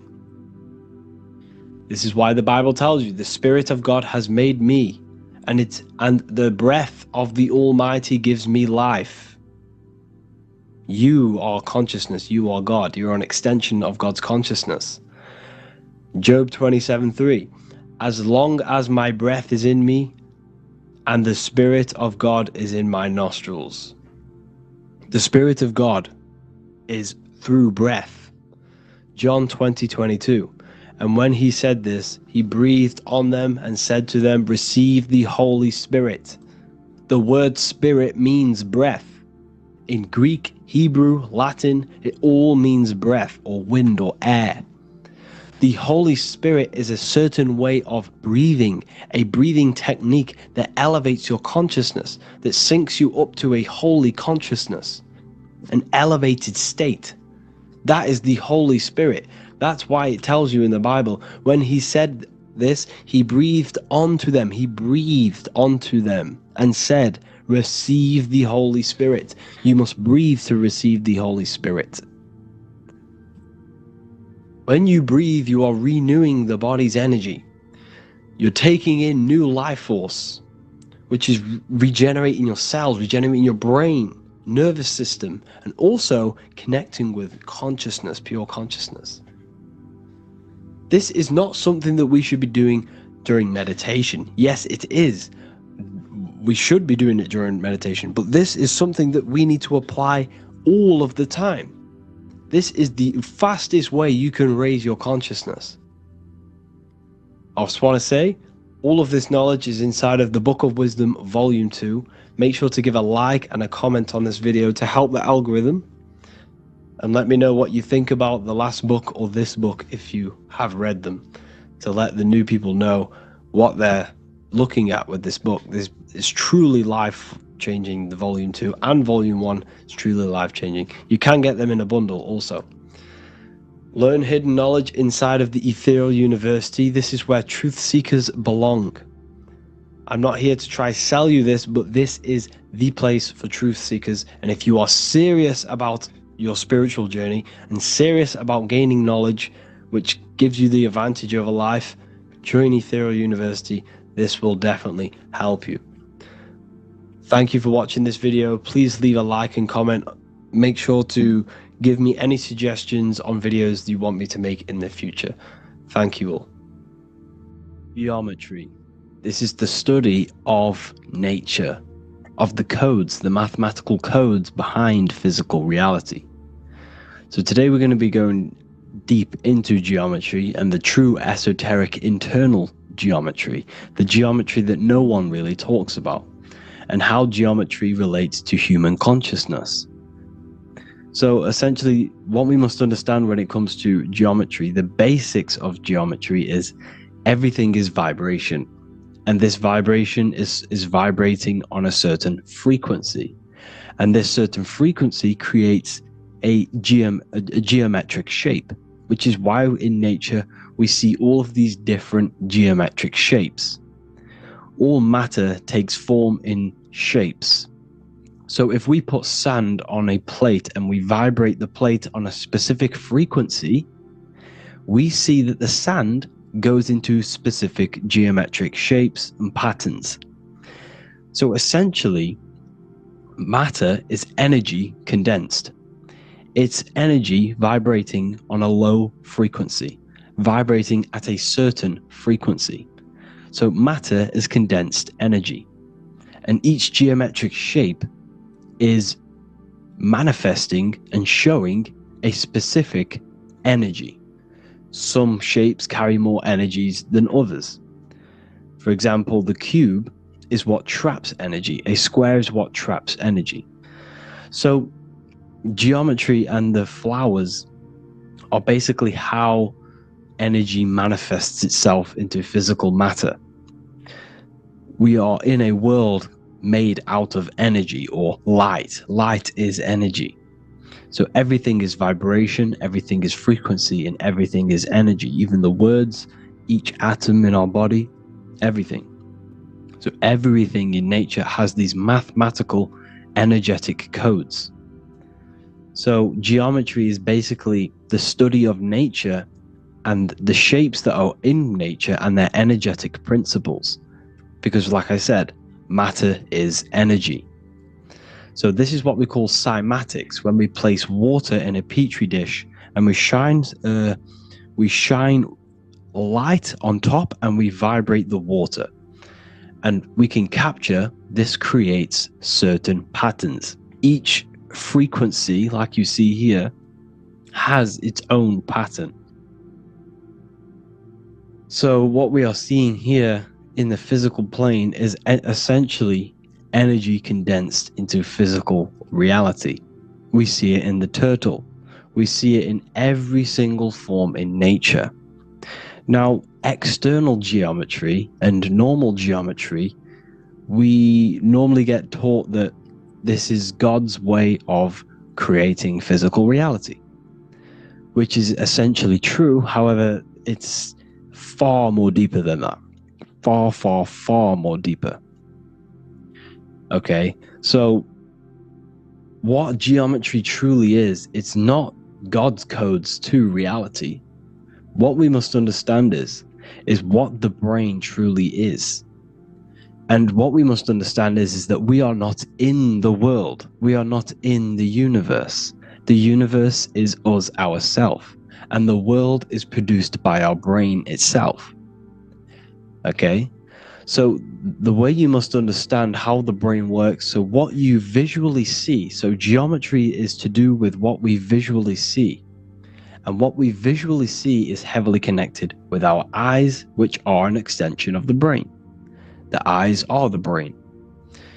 And essentially how we see is energy enters the eyes, and each eye goes to the optic nerve, and this energy is transferred into electricity, which travels to the back of the brain, to the visual cortex of our brain. And this is where the image is produced, what we see. Therefore, the world outside of us is truly inside of us. It's a projection from within the brain. The brain is an energy condenser, a decelerator, an energy decelerator. Everything outside of us is basically formless energy. It is formless energy vibrating at a certain frequency. So what the brain is, it's sucking in this energy, this light, and turning that frequency, that code, that light code, into a physical reality. It's condensing the energy and turning it into a visual image inside of the brain. Therefore, everything outside of you is not what it looks like. Everything outside of you is basically energy, infinite energy. And our brain is condensing this into a physical reality and projecting it outwardly, which you experience your visual field. Okay? And the ancients knew this. So this is basically called the sigil of Lucifer. Lucifer is known as the light bringer. Lucifer in Latin means to bring the light. This is the sigil of Lucifer, which shows the visual field and the brain. We also see this in the Google Play symbol. It's a powerful symbol showing you the visual field, which is basically a symbol that tells you that reality is inside of the brain. The brain is what produces reality, but consciousness is not produced in the brain. The brain is essentially a consciousness downloader. It's a computer, and it's a reality simulator. The body is a simulation of physical reality. You are inside of the body experiencing the body simulation. The body produces this reality. It's a piece of technology. So Lucifer is to bring the light. Lucifer is the light being produced in our brains. Okay? So this is why they say Lucifer can tempt you. Lucifer can be the devil, because it represents physicality. It represents the false light. Lucifer can trick you because it represents the physical world can trick who you truly are. So now that you understand how the brain is basically an energy decelerator and it creates and simulates a reality to your consciousness, you are no longer a person in a universe. You are the universe itself experiencing itself. Therefore, geometry is heavily linked in with the brain. Geometry is essentially how your brain and how your eyes decode energy. So what you are seeing is the mathematical codes of your brain creating reality. So what they teach you is the external is that geometry is God's way of creating this world, and these are the mathematical codes God's created. But now I'm telling you the internal. This is the truth. Geometry is how your brain mathematically condenses energy and light into a physical reality. So therefore, your brain is a computer program. So now geometry is nothing outside of you. Geometry is not something created by something else. It's created by your brain. Your brain produces these patterns through mathematical codes by breaking down energy into physical reality. And this is why you see geometry in everything around you. This completely changes your view on geometry. It's in your ear, it's in your face, it's in everything. Geometry is everything. Okay? So now that you understand this, now, as we were talking about the visual field earlier, the ancients knew about this. The ancient Egyptians knew about this. We can see this symbolism inside of the casket, the Egyptian casket. See, this crossover represents the visual field. This represents the back of the brain. This is the left hemisphere, the right hemisphere. And now some of the most simplest teachings in geometry is that straight lines are masculine and curved lines are feminine. And we even see this in the human body. The feminine human body is curvy and the masculine human body is liney. And even with the genital reproductive area, we have a line and a curve, 0 and 1, the binary code of all creation, 0 and 1, because that's basically all that exists. Nothingness and one, nothingness and God, nothingness and consciousness. That's all that exists. Now that I've told you that, the basics of geometry and the line and the curve and the feminine and the masculine, what do we have here? You see this stick here? This is a curve. And what's the right hemisphere? The right hemisphere is the feminine, the feminine energy, the feminine aspect of our brain. Then we have a straight line. This is straight lines. Now this represents the left brain. So the Egyptians are showing you the left masculine brain and the right feminine brain because of the curve and the straight line. And this is the visual field, the crossover.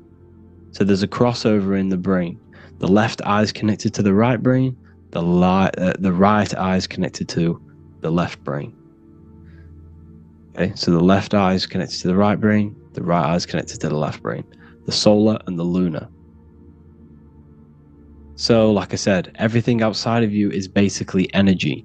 Your body is basically a holographic avatar, condensed energy produced by your brain. There's nothing actually outside of you. Your 5 senses are electrical threads of light. And when you touch something, this is basically electrical signals in your nervous system, which are reporting back to the brain.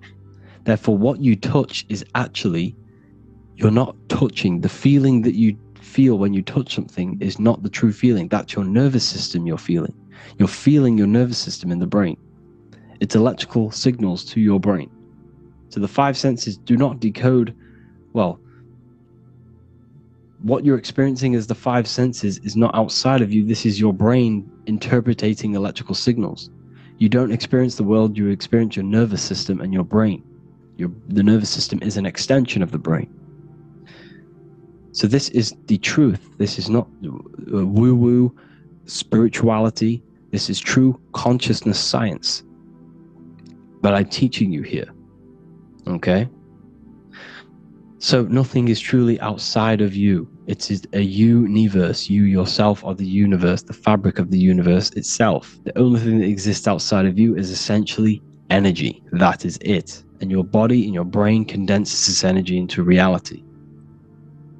So when we look into architecture, why is architecture, the ancient architecture, so important?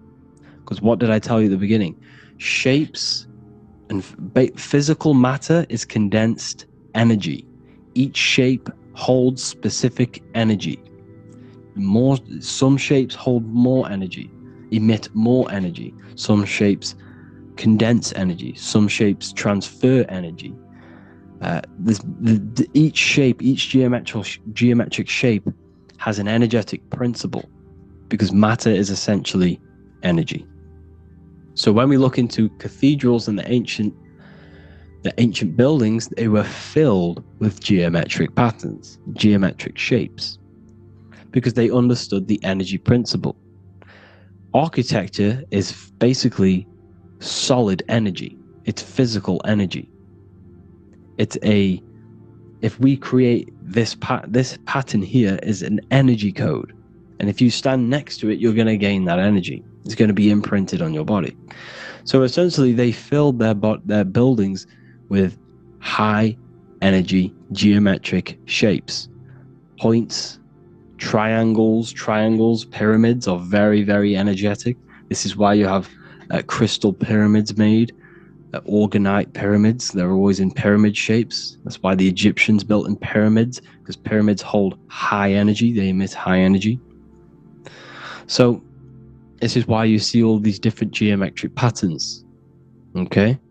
So in the real reality, in the energetic plane, this building would basically look like this: lines and grids of energy. Okay, this is what it would look like in the energetic plane, a blueprint of the energy body. So, as you see here, these are the different frequencies in a petri dish, of water in a petri dish.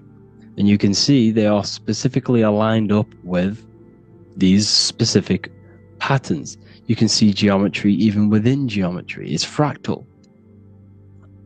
So essentially, when you would stand inside of these buildings, they would imprint the energy of the building in your body, because your body is healed through energy. You have an electromagnetic field around your body. So by creating buildings with geometric patterns, we are essentially increasing the energy of the building, because the building itself is energy. Okay? So when we fill it with geometric patterns, we're increasing the energy. We're giving it a certain energetic imprint. So when you stand inside of that building, you're being imprinted with that energy. Okay? So especially with these windows, these stained glass windows. Well, why are they stained glass? Well, color is frequency. So when you have all of these different colors, and not only were they just painted, some of these colors are specific gemstones, crystals, natural stones, which all hold energetic principles. Each crystal is vibrating on a certain frequency. Wood has its own frequency. Metal has its own frequency. What you must understand is that everything in nature is not just a piece of matter. It's vibrating. The atoms of wood are vibrating on a certain level, which give it a certain energetic principle. Each crystal is vibrating. The atoms of the crystal are vibrating on a certain frequency, which give it a certain energetic principle, quality. So each thing, this is why the ancients were obsessed with natural stones, natural things, crystals, natural metals, and they wore different metals, different things like copper on their bodies, because they understood the atoms of these natural things are vibrating, which give certain qualities to you if you wear them. So you're not wearing it, you're basically putting that frequency onto your body, because they understood this is energy. If I put copper on my body, I'm not putting copper on the body, I'm putting the frequency and the energy of the atoms onto my skin, and that frequency of them atoms are going to vibrate my skin with that frequency and heal my body. So this is why this is so important. So each building is an energetic code. Okay, so when you stand in these buildings, it can heal your body. This is why when people walk into these ancient churches, they feel like they've met God. They feel a certain way. They feel so amazing when they enter these churches. They feel holy, for example. It's not because God's there. It's not because these man in the sky dwells in these holy places. It's because the energy of these buildings affect our consciousness. They increase your energy. They raise your vibration. They heal your body, they heal your cells, they imprint the water in your body, especially with these stained glass windows. Like I went a bit on a tangent there, but these stained glass windows were encoded, well, they use different gemstones, different lights, different colors. And when the sun would shine through this window, well, what's the sun? The sun is light. Light is energy. The sun's light would go through this filter of the window, of the crystals and the different gemstones and the different colors, and the sun's light would be encoded, imprinted with these crystals, With these colors and these natural glasses, which have healing energetic principles, and when you are inside that building, the sun's encoded energy of the window would be imprinted into your body, into your energy field, and it will heal your energy field, and it would heal your body, your cells on a cellular level. Because your body is what? 60 to 70 to 80, some people say 80% water. And water is encoded with vibration. If you say certain things into water, it gives it a specific geometric pattern, like I broke down in the beginning. If you say love to a water and then freeze it, it will go to this. If you say hate, it will go to a distorted pattern. So when you are in these buildings, you're being imprinted by the energetic codes of these buildings, the energetic principles of the windows, of the structure itself. The ancients never used to build in squares. Their buildings, their insides were never square rooms, because they understood squares trap energy. They always had pointed roofs so energy can escape. So there's many little things that we need to look into geometry. For example, when you see magicians, when you look at ancient magic, why do they stand in circles with different geometric patterns? They use different geometric shapes. Why? Because shapes are energy. They hold specific energy. So when the magician stands in a circle with a pentacle, they're working with the energy of that pentacle. You can work with different energies based upon the different geometric shapes that you draw. And you can use this in your structure, in your architecture, in your work, and it can influence everything. So this is the true geometry. I hope you gained a deeper understanding on geometry and how it relates with you and your consciousness. Like I said earlier, your brain produces geometry. It's basically how your brain decodes energy. It's not God, how God creates this reality. And no, you're in this reality. You are the reality itself. Your body produces the reality. Therefore, geometry is one with you.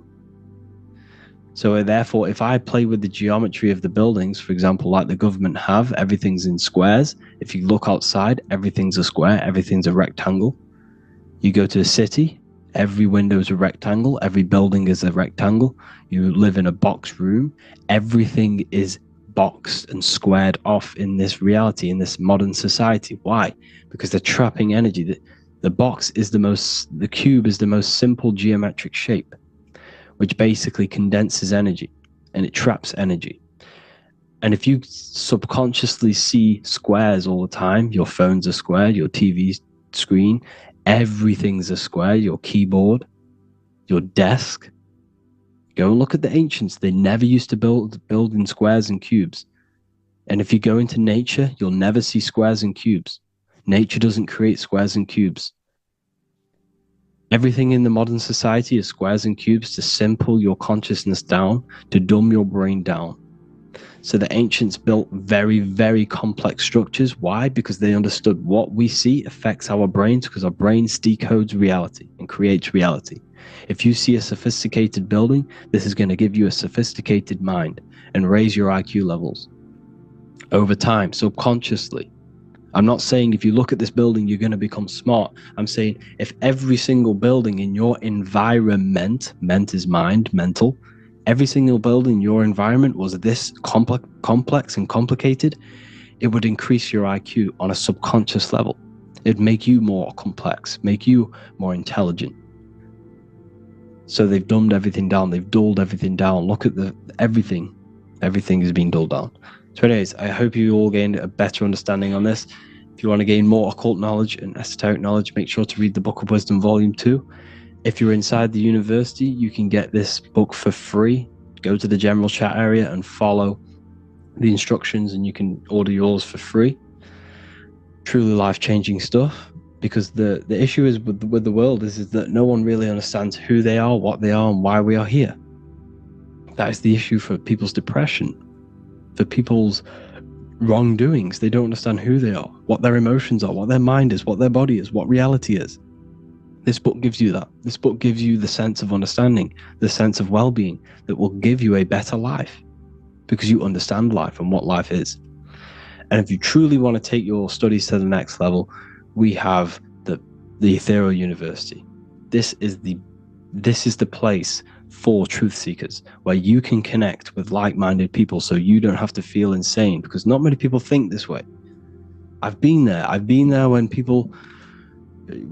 you wake up and not many people around you are thinking the same way, and you start to feel a bit insane and you can't really talk to people about these things. That's why I created this, so you can connect with people and learn at the same time and become the best version of yourself by understanding truth and knowledge. If you join, you'll gain access to free live calls every single week, every single Saturday morning. We do live calls. You can ask me questions and all sorts. So make sure to leave a like and a comment, and thank you all for tapping in.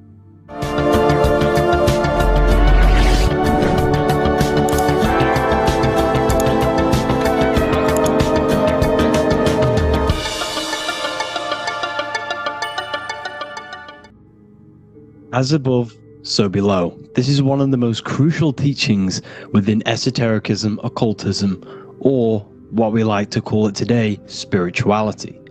I don't like calling it spirituality because it's not spirituality. I teach human consciousness. I teach the science of you and your consciousness alone and your being. And in order to fully understand you and this world around you, you must understand this number one principle of as above, so below. There is many misconceptions of this, and there is many simple teachings of this, but I'm going to break it down today from the most simplest to the most complex, and you will see the connections between all things. This is the most important lesson you could ever learn, and I'm going to teach it you today. So what you must understand is, with the term as above, so below, it applies with everything you see in this world and about yourself. We have something called the macro, which means the bigger scale. On the bigger scale, we have the whole earth. If we look down from the sky on top of rivers, this is what we see. We see this tree pattern. Then on a smaller scale, we see trees have the same pattern. Then we look even closer. We're going smaller and smaller into the leaves of the tree. We see the same pattern. Then we go even more micro into the human brain and look at the human brain cells, and we see the same pattern. This is proof this is a fractal universe, and everything is in the micro is reflected in the macro. As above, so below. As within, so without. On the macro is a reflection of the micro. So now that you understand this, we can go a bit further. A yearly cycle of spring, summer, fall, winter is a macro. A micro is a daily cycle. So a day is a mini year. The summer is the midday. Autumn is the evening. Night is the winter. And spring is the morning. This is a macro, a reflection. We have a miniature cycle of the zodiac every single day. And this cycle is also reflecting the cycle of life and death. We are born, which is the spring. We live, which is the summer. We then age, which is the autumn. And then we die, which is the winter. And then we are reborn again. This is the cycle of life and death. And you do this every single day. You see, death is a macrocosm of sleep. This is why we say sleep is the cousin of death. Because you die every single night. You do this process of life and death every single day.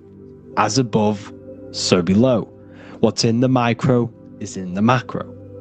So when you go to sleep, you are essentially dying. And then in the morning when you wake up, you are then born again. This is a fractal cycle that we live in. Everything in this whole world is fractal. Everything applies to as above, so below. We have the sun, we have the moon, we have the day, we have the night. We have the life, we have the death. We have the conscious, we have sleep. As above, so below. We have the conscious mind, because now we're diving into as within, so without. As above, so below more refers to the external world. As within, so without is referring to your inner world and the outer world. What you must understand is about yourself. You exist in two realms. You're an individual. The dual nature of you. You exist in two realms at once. You have an inner world of your thought, emotion. This is the inner world that no one else can see but yourself. And you have an outer world with a physical body which everyone can see. So you exist in two worlds. You have the inner voice, you have the outer physical voice, which I'm speaking to you with now. But I also have an inner voice, which no one can hear, only but me. So you exist in the light and you exist in the darkness. The sun represents your external self, your physical, conscious mind. The moon represents your shadow self, the inner self, the psyche self, the spirit self. There is an as above, so below. The sun is within you. The moon is within you. Everything is within you. Now that you understand as above, so below, what is your body? Your body is a miniature earth. Let me repeat, your body is an earth. Your body is the earth. Okay? Because like I say many times in all of my videos, you are not in the world. The world is you. You are the universe. Your brain is a computer creating this reality. What you see with your eyes is produced in the back of the brain called the visual cortex. You don't look into the world, the brain produces the world. The body produces the world. When you touch something, you're not actually touching something. This is the electrical nervous system. When you touch something, what you feel is actually electrical signals on your nervous system reporting back to your brain. Therefore, when this body dies, you leave the earth because this body is the earth. Okay? As above, so below. You have the mental plane, the astral plane, the etheric plane, and the physical plane. This is essential for understanding reality and the teaching of as above, so below. Everything in this material plane began in the thinking mind. For example, the microphone I'm speaking into, the phone you're watching this video off, or the laptop or iPad. Where did this begin? It didn't begin in the factory. The first ever place this item begun was in the mind of an individual.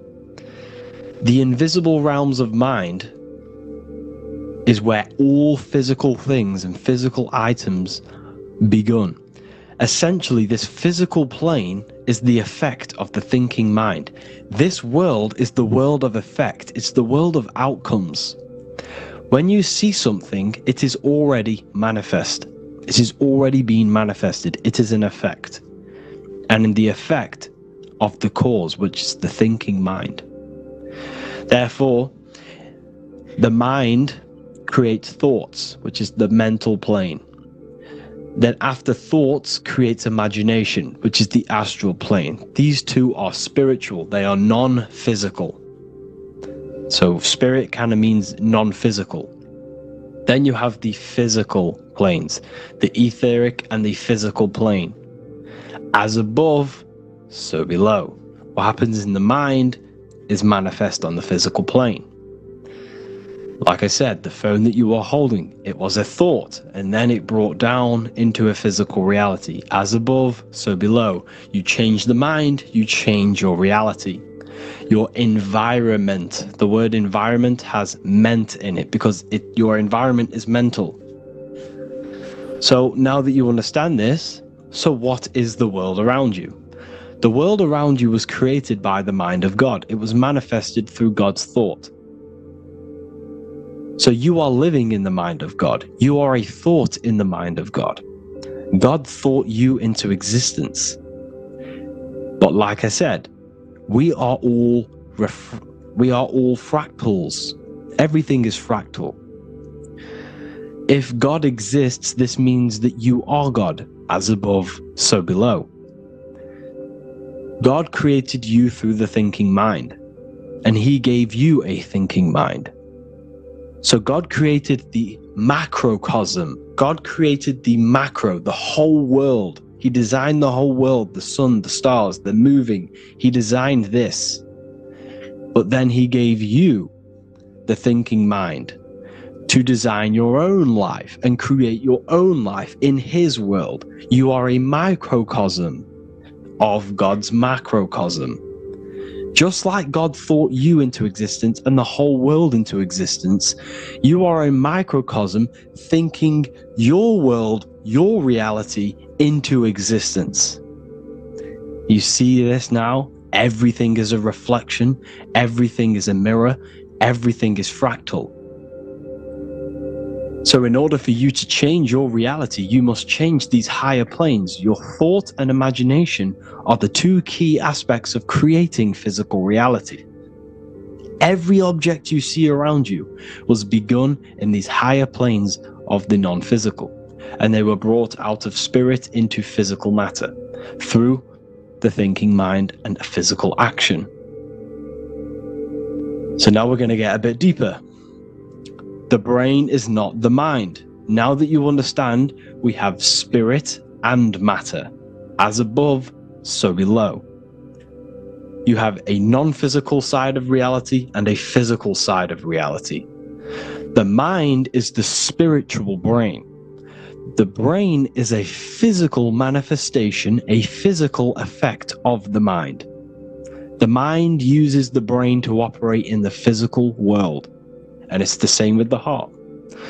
The soul manifests itself physically through the heart. The heart is a physical manifestation of the soul, of the emotion, thought and emotion, the mind and the soul, the brain and the heart, heaven and earth.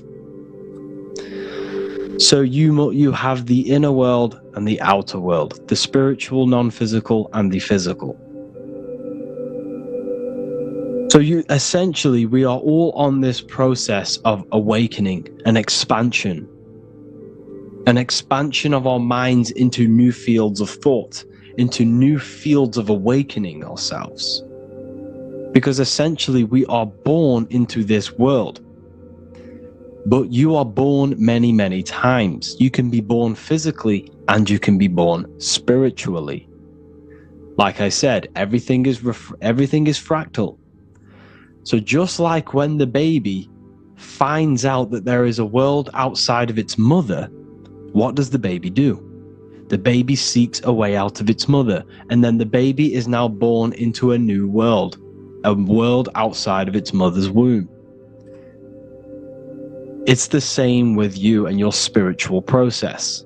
As your mind becomes aware that there are other realities beyond your physical body, it then seeks a way out. And this is why you are probably watching my YouTube, because you are now on the path. Something within you has guided you to this path of knowledge, truth, enlightenment, and expanding your consciousness. And it is your soul who brought you here. Your soul speaks through emotion, a guidance. Emotion is the language of the soul. When you feel very bad, this is your soul telling you you're not in the right place. You're doing the wrong things. Because the soul is always unfolding its purpose, which is expansion and learning. That is it. The mastery of the self and the learning of the mind is the only thing that counts in the end after this life. So you are on a journey of expansion, of learning, creating, and spiritual rebirth. As above, so below. What does this body tell you? When I see someone overweight, I don't see the overweight. I don't see the body. I see the mind. I see an undisciplined mind. I see a mind that lacks self-control. I see a mind that seeks external validation. That's what I see when I see an overweight person. I don't see his body. I see the result of his mind. Because what does the Bible tell you? You shall know them by their fruits. It's the same saying as above, so below. You shall know them by their fruit. The fruit is their manifestation. Your body is a direct correlation and manifestation of your mind. Your inner world projects your outer world. As within, so without. As above, so below. Now, what do you see when you see this man's body? I see discipline. I see strength. Mental strength, not physical strength. I see mental resilience of pain. Because all of this man's mental energy has been manifested physically within his muscle. This body is a direct manifestation of this man's mind's pain and suffering, and it shows discipline. This is why people instantly respect you if you are in shape. You walk into a room and you are in shape, people will instantly give you respect because they know that you are mentally disciplined. The body is a reflection of your inner world, and it's the same with your friends, your family, your connections with people. If you think about yourself very negatively all the time, and you don't have a good connection with yourself, you don't have a connection with your true self, this will manifest into every single relationship you have in your life. If you don't have a good relationship with your inner self, you don't have a good relationship with the people and the friends around you. Because as within, so without. If you think negative about yourself, you will only pick up the negative in other people. If I think very highly of myself and I think very happy and good things about myself, I will then see the good things in other people. Because it's as above, so below. As the inner world is, so is the outer world. It's the same with your life circumstances. Your life is a direct correlation of every thought you thought in the past. If you possess millions of pounds, millions of dollars, this is because you have thought this into physical reality. You live the life you are deserved. You live the life that you manifest through your thought. If you live a very poor life, this is a reflection of your mind. This is a reflection of what you have thought into physical existence. Because like I said, everything begins in the mind. As above, so below. And this is even present within the body. So where is the head? The head is at the very top of the body. And where does all manifestation begin? In the mind. That's where the mind is, in the head. And then the thoughts we think travel down the body into the heart, which is the emotion. Every thought we think is in the emotion. Every thought we think creates an emotion. This emotion then drives the action. Where does the action come from? The feet, because the feet move our body. We move with our feet to take action. Our hands. You see, so the body is even a micro reflection. I can't even say it. Reflection of the order of manifestation. This blew my mind when I figured this out. You see, the head, the thoughts begin here. This is the beginning of all manifestation. Then it comes down to the heart. This is the emotion. Then you take the action. The thought and emotion then sparks the action, which is taken with the hands and the feet. And where's the lowest point on the body? The feet, and that's touching the physical earth. So the head is where the thought is, the non-physical, and the lowest point on the body, which is touching the physical earth. So the head represents spirit, the feet represent matter, spirit and matter. Your room, if I walk into your room and I see a messy room, I don't see the room, I see a messy mind.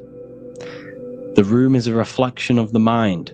If you have a messy room, this is your mind. It's an externalization of your unsorted mind, undisciplined mind.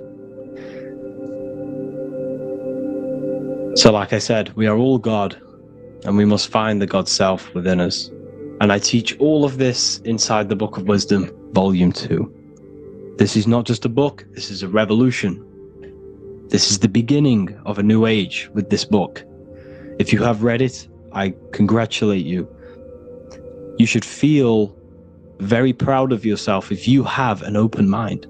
You should feel proud of yourself for watching these videos, because not many people have an open mind. Remember this, people.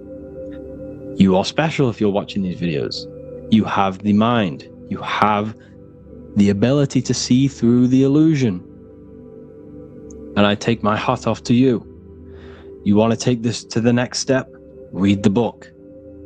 Or if you want to take it to the serious levels, join the university. The university, you gain access to every piece of my material that I've ever done, all of my books, all of my lectures that are hidden from YouTube, that are hidden from everywhere else, the lectures that give you real power.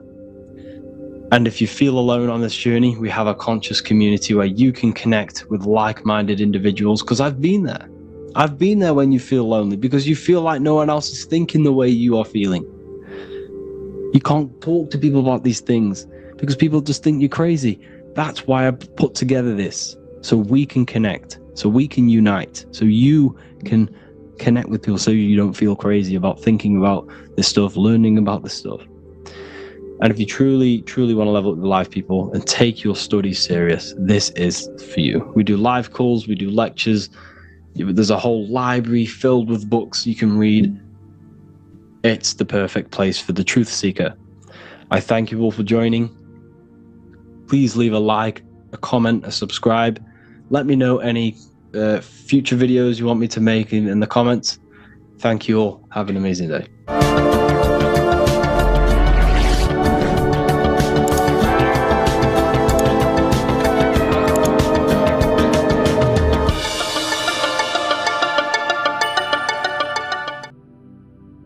You don't just have a physical body. You have a physical, mental, spiritual, and emotional body. Each one of these aspects are a body of its own. Body does not just refer to a physical substance. You have a mental body for thinking, an emotional body for your emotions, a spiritual body for your energy in your astral form, and a physical body to encapsulate all of these. Each 4 of these aspects are essential for the human experience and essential to balance. Now, today we're going to be syncing the 4 aspects of your consciousness with the 4 seasons and the 4 elements, and how this ties into the Bible. So we have 4 physical elements. We have 5 elements in total. Spirit being the most important, but spirit is pure invisible. We have 4 physical elements. We have air, fire, earth, water. Earth and water are feminine. Air and fire are masculine. Air and fire are active. Water and earth are passive. The air corresponds with the mental body of consciousness. This is where your intellect, this is where your communication, this is where your thoughts, intuition all comes from. This is the mental body of consciousness that allows you to think, allows you to process, figure things out, and have intellect and gain knowledge. This is your intellectual aspect of your consciousness, located in the head region.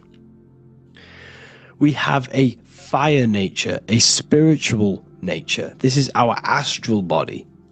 Our astral body is all to do with the subconscious realms, the higher realms of consciousness. This is the body that allows us to be free from the physical body. Our spirit is more of our energy. Water is our emotional body. This is what allows us to feel things, that allows us to gain intuitive feelings of conscience.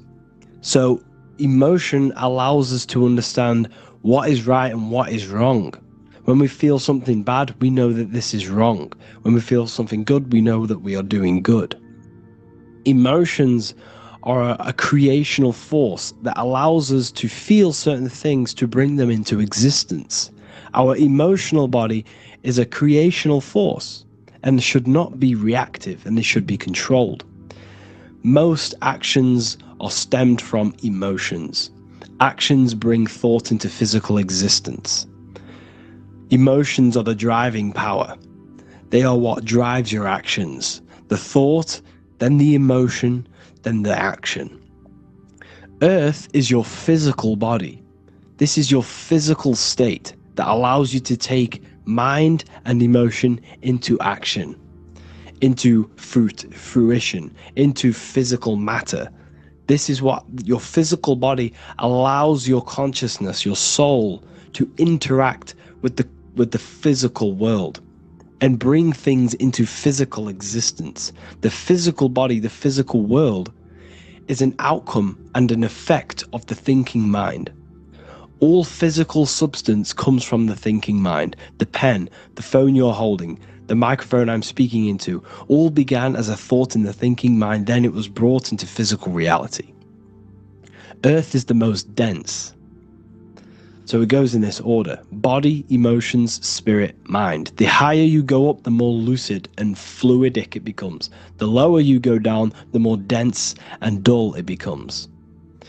Air is the mind, fire is the spirit, water is the emotion, earth is the physical body.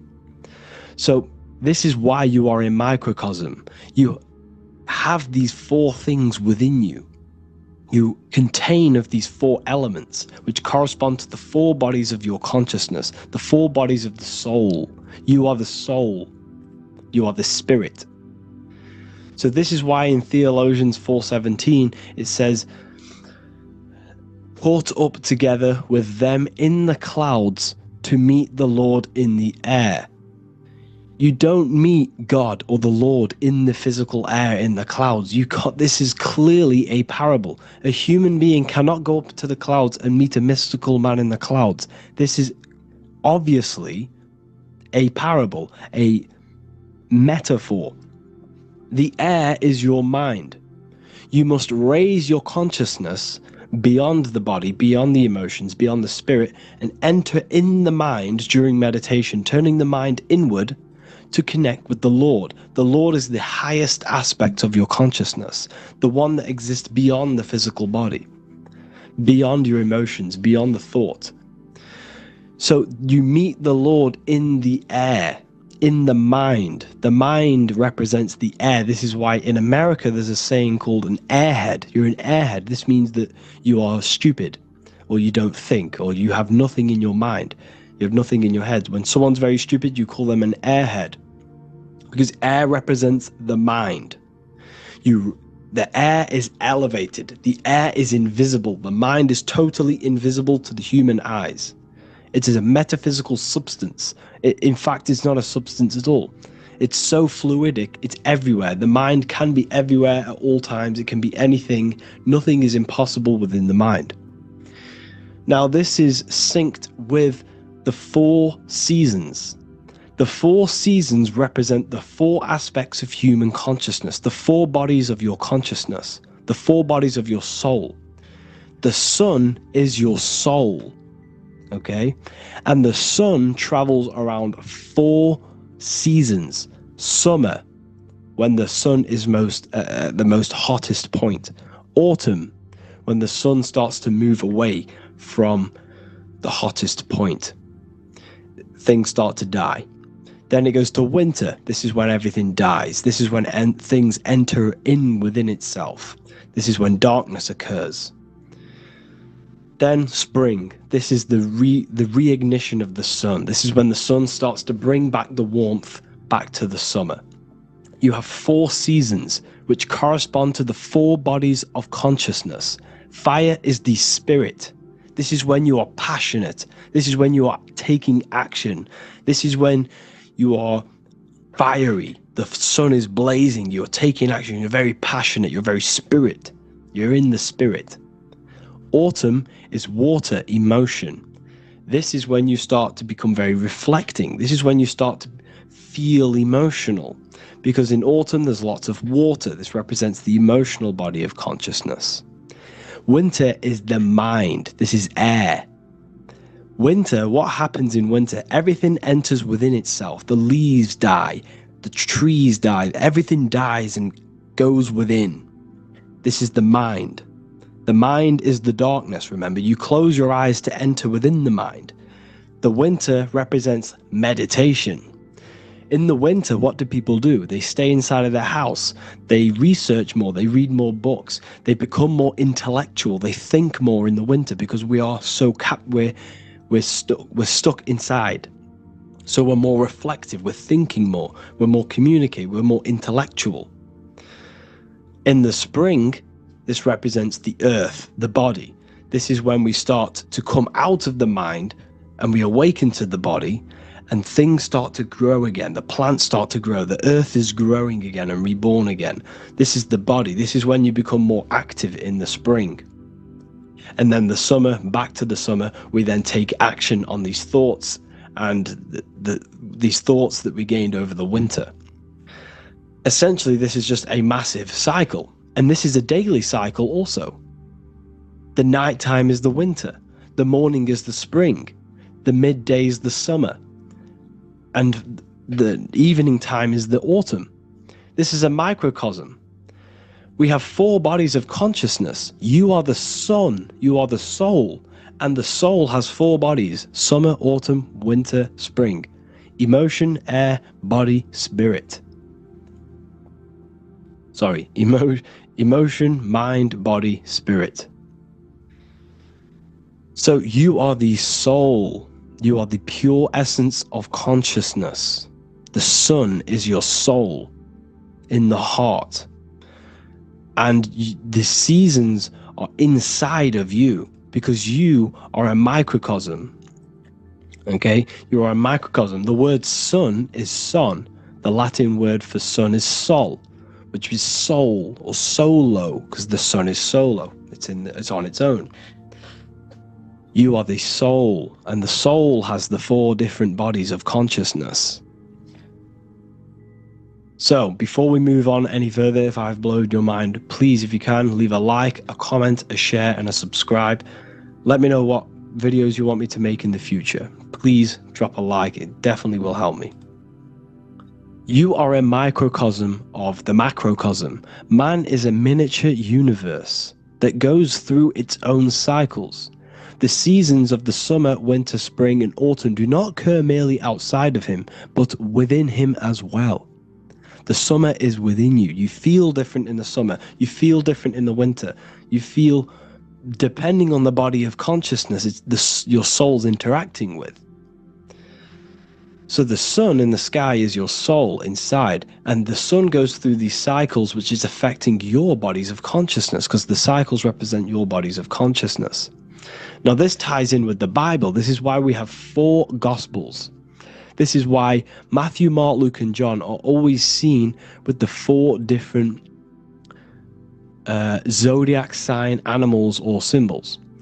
So you always see each one of the Gospels. If you just type in on Google Matthew, Mark, Luke, and John, type in ancient paintings or pictures of them, and you will find these 4 zodiac signs are always standing with each one. Taurus, the bull; Leo, the lion; Scorpio, the eagle. An old symbol for Scorpio was the eagle, and a man for Aquarius. Here you see very, very ancient paintings and artwork. Here we see Matthew, the man, Aquarius. Here we see John, the Scorpio. Same here. We also see it on the tarot cards, on the world card. We see the 4 fixed zodiac signs. Here we see it as well. These are called the 4 fixed zodiac signs. Now, when we look at the zodiac, we're no longer looking at the sky. Because what you must understand is, as above, so below. What is above you is inside of you. What is above is what is below. What is outside of you is within you.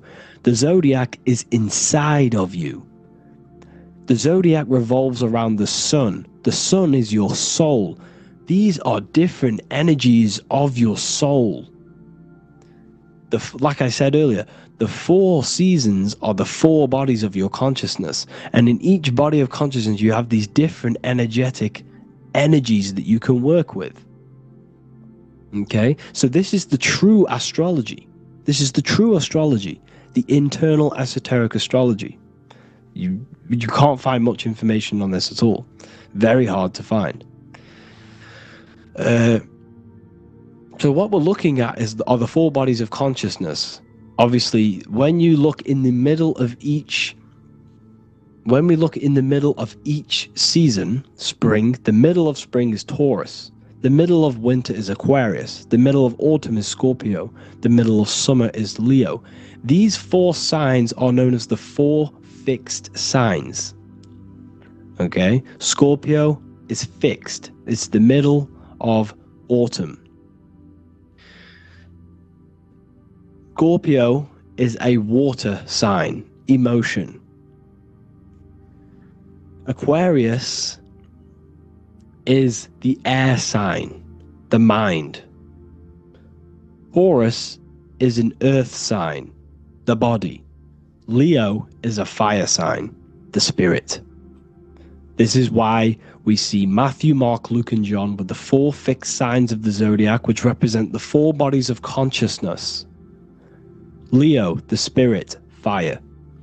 Luke, Taurus, earth, body. Matthew, Aquarius, air, mind. John, Scorpio, water, emotion. Each gospel is depicting Jesus and showing Jesus in each gospel. Each one of these gospels is showing and depicting Jesus according to the different body of consciousness. In John, this is when Jesus starts to turn water into wine. Water is emotion. Wine is transmuted emotion. This is when he does miracles with his emotions, water into wine. Aquarius, which is Matthew, air, the mind. Inside of the Gospel of Matthew, this depicts Jesus as an intellectual person, a person who's communicating and using his mind, his mental body a lot inside of the Gospel of Matthew. Go and read it, and you will see this. Luke, Taurus, earth, the body. Luke shows and depicts Jesus according to the body of consciousness, the physical body. He shows Jesus as a human, being a human being, helping people physically and helping people's physical needs, like giving away food and doing all sorts of good things for other people. Leo, Mark, inside of the Gospel of Mark, this shows Jesus as a spiritual teacher, a passionate person who is taking action. Each gospel is showing Jesus according to the different body of consciousness, and Jesus represents you, the sun. That's why it's called the Son of God, the light of the world. Jesus represents your soul, and your soul has these 4 gospels, the 4 bodies of consciousness, the 4 fixed signs, the four elements and the 4 seasons. These things all correspond to your consciousness. So this is Leonardo da Vinci showing you the exact same thing. Jesus is the I am, the sun, the soul, in the middle, on his own. Luke, spring, earth, body. There are 3 people in each group. There are 4 groups and there are 3 people in each group. 1, 2, 3. 1, 2, 3, 1, 2, 3, 1, 2, 3. Fall, winter, summer, spring. These are according to the 4 bodies of consciousness.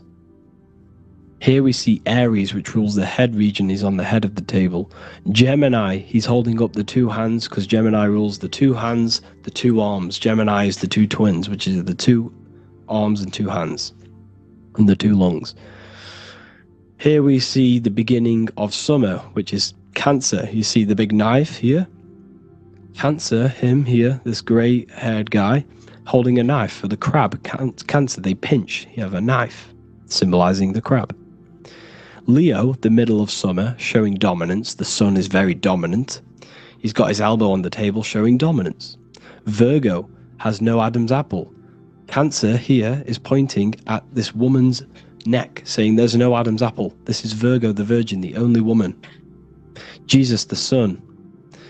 This is Libra, the balancing. He's holding his arms out, balanced, showing the balancing of the sun, because when the sun enters Libra, the sun is balanced between winter and summer.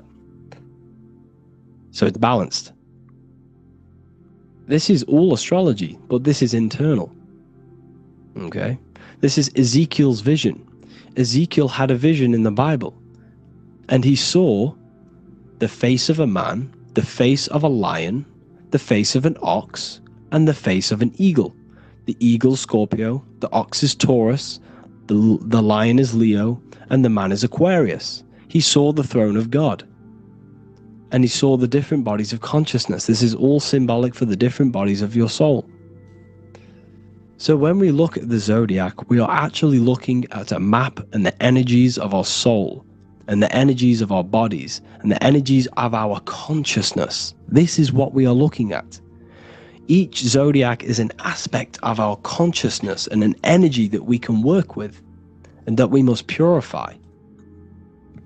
Balance and purification is essential. Imagine playing a brand new video game. Let's say a brand new video game came out and you had to play it. What happens when you play that game? You don't know the controls. You cause chaos in that game.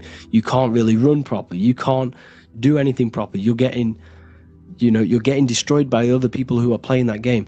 It's the same with your physical body. When you are born, you must learn how to play the game. You must learn how to balance the mind, learn how to balance the spirit, the emotions, and the physical body. We must balance and purify each body of our consciousness.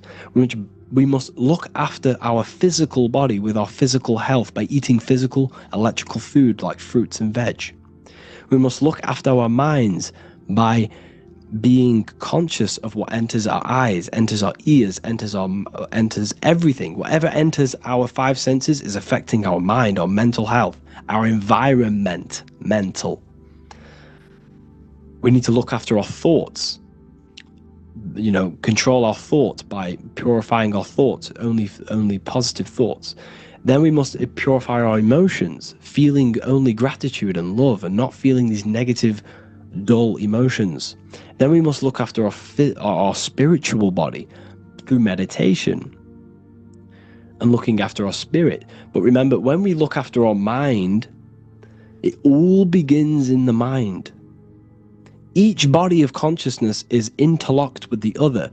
If you have an unhealthy body, you have an unhealthy mind, spirit, and emotions. If you have an unhealthy mind, you have an unhealthy body, spirit, and emotions. If you have an unhealthy emotions, you have an unhealthy spirit, mind, and physical body. They're all interlocked. You must balance each one of them. Look after your physical body, look after your thoughts, look after your emotions, look after your spirit. But remember, the mind is the most powerful one. It's mind over matter. Once we look after the mind, once we start to control our minds and control every thought we think, this will then turn into discipline in our physical body. Because once we learn how to discipline the mind, we learn how to discipline what we eat, we learn how to discipline what we feel, we learn how to discipline our spirit. This is all interlocked, but work on the mind first. Work on the mind first. All of this knowledge is inside of the brand new Book of Wisdom, Volume 2. This is a revolution of human consciousness. If you've read it, please leave a review down below. If you've read Volume 1, leave a review down below. This is the next revolution. I don't see this information anywhere. This is the next revolution of human consciousness. And of course, if you are serious about this and you truly want to gain enlightenment and join an amazing community where you can connect with me on live calls, lectures, the Manifestation Mastery course, you can gain access to my library with over 45 PDFs plus my books. And if you do join the university, you can order a Volume 2, free of charge. All you have to do is to pay for shipping. If you truly take your knowledge serious and you want to take advantage of life, join the university. This is where truth seekers belong. Just want to say thank you all. Please leave a comment. Please leave a like. It's going to help me a lot spread this knowledge to the world. And yeah, share this with a friend and subscribe. Thank you all.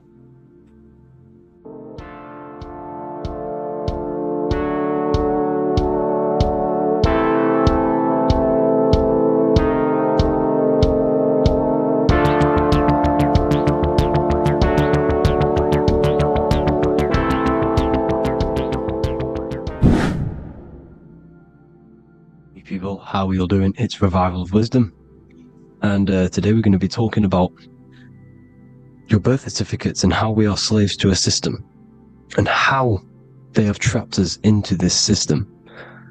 Okay, so the first thing you need to understand about this system is there are two types of laws. You have the law of water, which is Admiralty law, and the law of the land. So the Admiralty law is the law of water, and this is what money is. Money is water. This is why we say liquidity, currency, the current. A current is water, something moving through something. Cash flow. And this is why banks are called banks, because a river bank is on either side of the water, and it directs the currency. You see? So money is water. And as you can see here, Ripple, the cryptocurrency, Ripple, water Ripple, and they're building a bridge over water, overseas, international banking with cryptocurrency. So money is water, and this has specific laws about water, but water is the same everywhere, you see. What the difference is with the law of the land is that you can have different laws in different lands. I can't do certain things in the UK that people can do in America, for example. You see, that's the law of the land. But the law of water is the same, because water is everywhere. Now, this is very important to understand when it comes to, these birth certificates. So, Pope Gregory, this is where we're going to start off. Pope Gregory in 1582 took the Orthodox Eastern sunrise calendar and changed it to his own Gregorian timeline, not a calendar, a timeline. This timeline was copyrighted by Pope Gregory under the name of the Vatican. So the Vatican owns the timeline that we are using today, 2023. They own it. They own the title of this Gregorian calendar. Okay? Therefore, anyone who is born under this copyrighted timeline, not calendar, they are subjected to Rome, because Rome owns the timeline. They have a patent, a copyright for that timeline. What is on our birth certificates? That timeline. We are born underneath, we are subjected to the Vatican. This is why all birth certificates go to the Vatican. They own every single birth certificate. Okay? So when we use this timeline, we are subjecting ourselves to this timeline. Okay? Which the Vatican has a claim over. This calendar or timeline is set to sunset, not the sunrise, which is associated with death, darkness, and the moon, lunatics. You see, so this is a sunset calendar timeline. Okay, this is now, they've changed a couple things, right? They say that the new year is January the 1st. Okay, when we know this is in winter. January is winter, which is associated with darkness, death, the death of nature. So this is a death cult, people. These people are evil. They're so evil, the Vatican.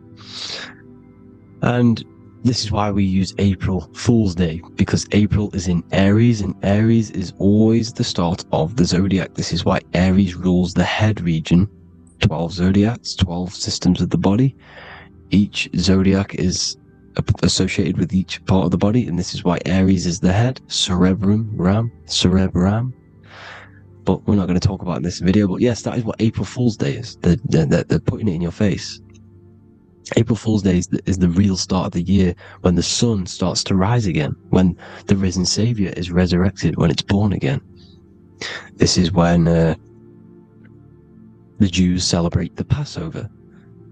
This is when the Christians celebrate the resurrection of Jesus, and they eat lamb. The Jews eat lamb because we're in Aries, the new year. The sun is now born again, our risen Savior, the light of the world. So yes, this is what April Fool's Day is. It's the first day of the year, which they changed. Pope Gregory changed. So you need to understand is that you are in the womb. You are inside of a ship, because every ship, literally a ship, every ship is female. This is why they say she delivers the product, because she does deliver the product, you, the baby. Same thing with a ship, they deliver products. They are a she. And when they pull up to the bay, like you can see on this picture, they're pulling up to the bay. This is now called the birth canal. The ship is now in birth, on paper. Okay, this is law. And when they pull up, they tie up to the bay, and now they get a certificate of manifest certifying all of the products which are on the ship and what they are bringing into that nation. Okay, so you're bringing in this many of that, everything's on the certificate of manifest. And this certificate as manifest is also your birth certificate, because you are traveling through water when you are in the birth canal of your mother, because you are in water when you are in the womb. And you travel through the birth canal, and when you arrive, you get a certificate of manifest with the name, how many, the quantity, that's your birth certificate. Okay? And this is what it is. We are a we're not a corporation, but we represent a corporation, which is your name in full capital letters. That is your corporation. You cannot physically tax a body, but you can tax a corporation. This is why we get charged. This is why we get taxed, because it all goes down to the corporation which our name represents, which we are subjecting ourselves to. We are my name, I am subjecting myself to this name, and that name has a corporation which I represent, which I subject myself to. You see, this is how we are attached to this straw man, this character that they have built on paper. So it's a character which is on paper. This is what we represent. So when the woman gives birth, she delivers the baby, and then she has another substance. Now I'm going to break down how they attach this name to us, how they do it. Okay, our mother is carrying us the product in the womb, the water, and it goes, for example, it goes from the United Kingdom into a state-owned, corporate, federal-owned hospital, which is government-owned. She does not declare the package when she enters the building. Aha, so keep that in mind. When she delivers the package in the federal territory, she does not declare the package either when she leaves. Therefore, there is no evidence that we exist when we arrive. On paper. On paper, there is no evidence that we came into the building or left the building. We have not been declared. So we do not exist on paper at this point. When the woman gives birth, she delivers the baby, and then she has another substance, which is called the afterbirth material. Okay? This afterbirth material has the same DNA as our physical body, with the body, mind, and spirit. Okay? This is how they get this corporation. Hold on. The afterbirth material does not get claimed by the mother nor anyone. Therefore, they salvage that substance, because we are under the Vatican. Every state is all Catholic. Your birth certificate is Catholic. No matter what religion you think you are, every single Every single birth certificate is Catholic because we are subjected to Rome.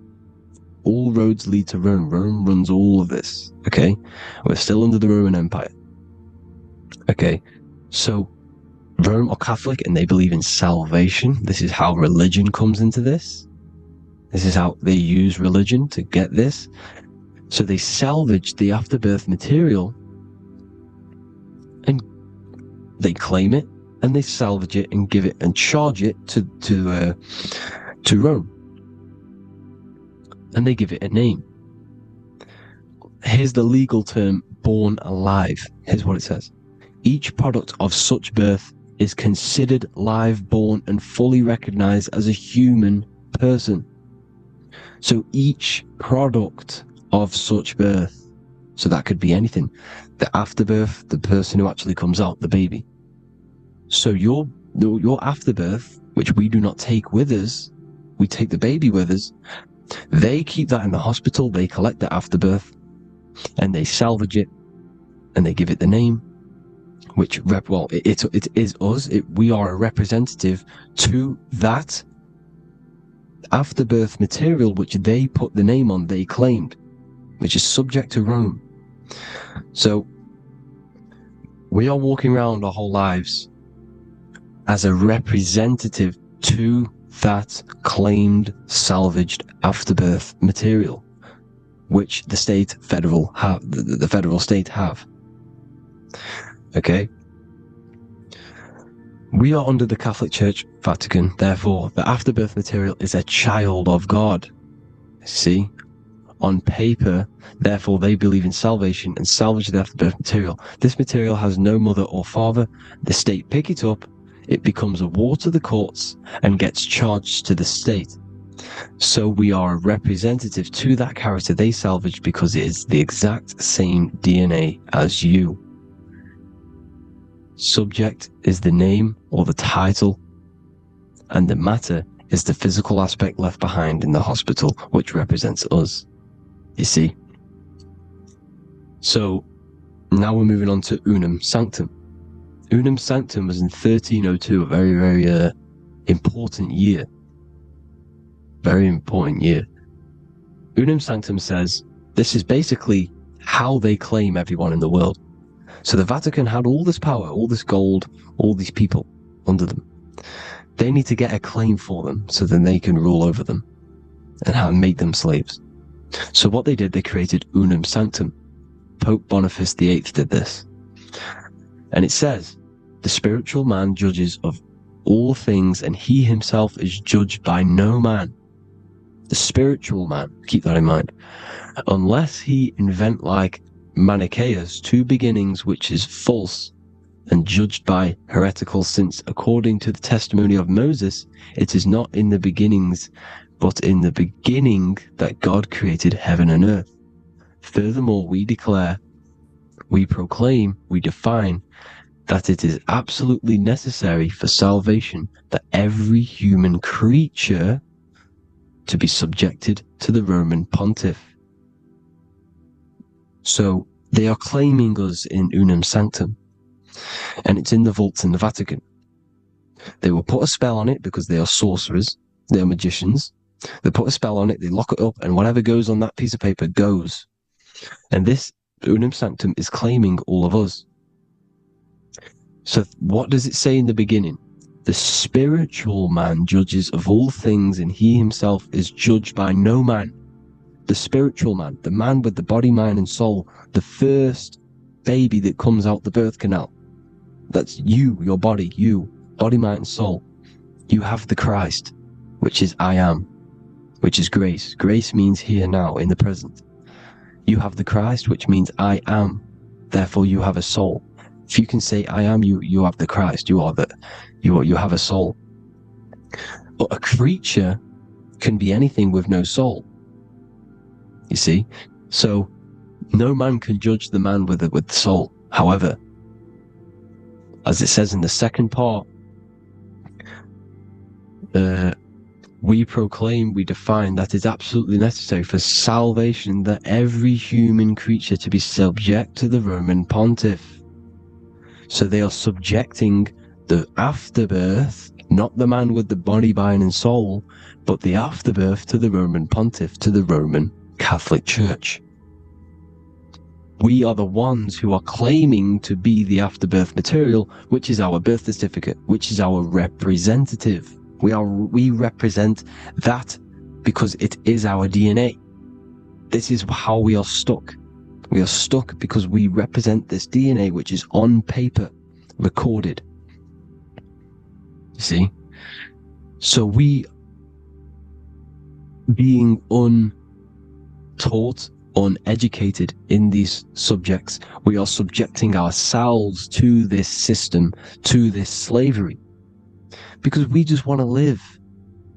We just want to live happily, just peaceful. Think about it. Where's all this coming from? Where's all this war, all this killing, deaths coming from? We just want to live. It's coming from the Catholic Church, these evil death cult, which has subjected us, which has used us as slaves, and we are still slaves, and it's just going to get worse and worse and worse. So this is how we have subjected ourselves to be the slaves to this system. It's a lot to take in, and there's a lot more deeper stuff which goes into this. I'm just going over the surface. I'm going quite deep, but there is little details that I still need to learn myself. But this is the general how that we've been stuck to this slave system. So we are batteries, okay? This is why we get charged. When you go in a court, you get charged, okay? Because you're a biological battery. This is why cities look like motherboards, because we are feeding energy to this matrix.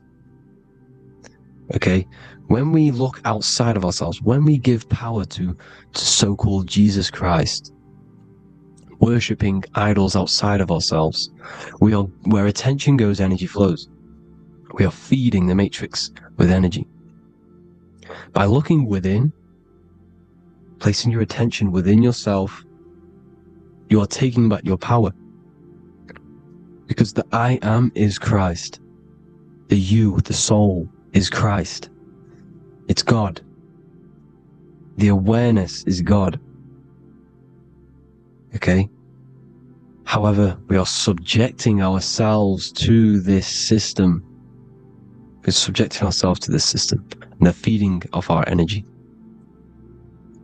So what we need to look for the future is that, think about it, with the end goal is to change our DNA, is to literally make us robots, transhumanism, slaves.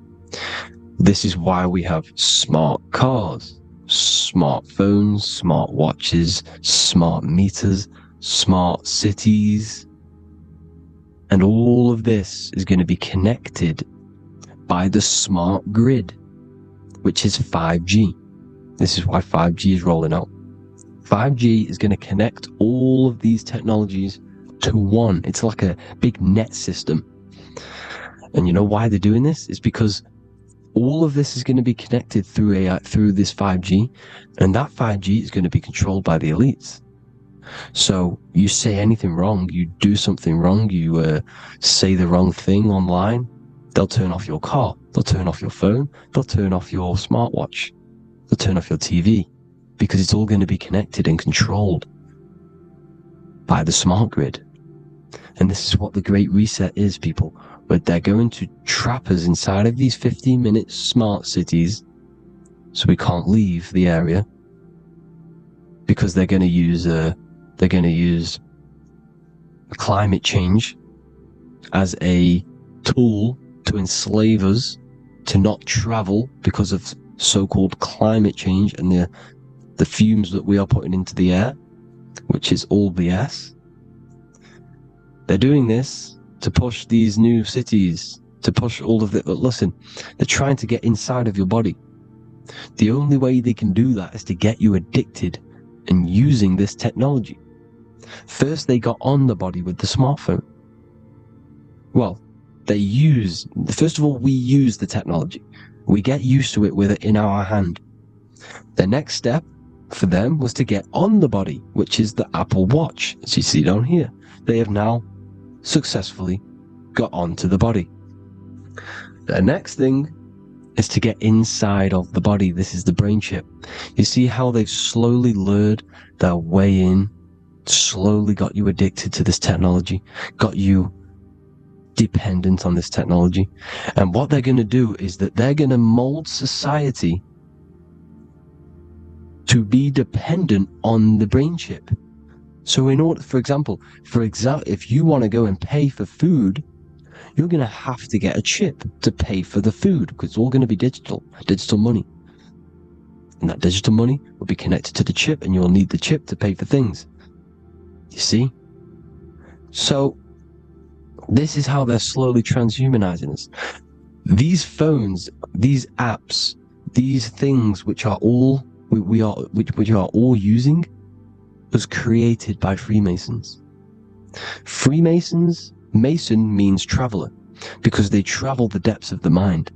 They understand human consciousness. They understand the brain. They understand the mind. By the deepest root cause, they understand it. This is what Masonry is. It's the occult. So these technologies is designed by these people. This is why they're so addictive, because they understand how it works. They understand how to get people addicted, because they understand human consciousness, the brain, the body, and the mind. So this is the advantage Freemasons have over us. And these secret societies, which have gone through the orders of Freemasonry and progressed onto these secret societies, which are the evil side, because I'm not saying Freemasonry is evil, okay? But the societies which they go beyond Freemasonry, because you can go beyond the 33rd degree into these secret societies, and they use this knowledge for the bad, to enslave people. And this is what's going to happen. Transhumanism. So I hope you all learned some insight for today. Please do a bit more research on, birth certificate and stuff like that, the straw man. And have an amazing day, people. Please like, comment, and subscribe. Peace.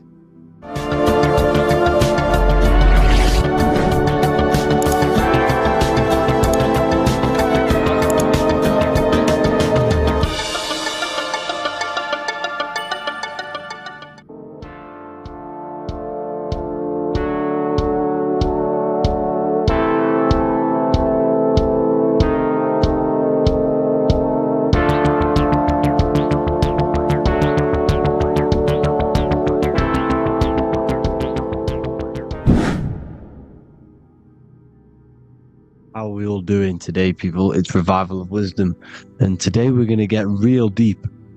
This video is going to get real deep. A lot of people are not going to be ready for this sort of knowledge, okay?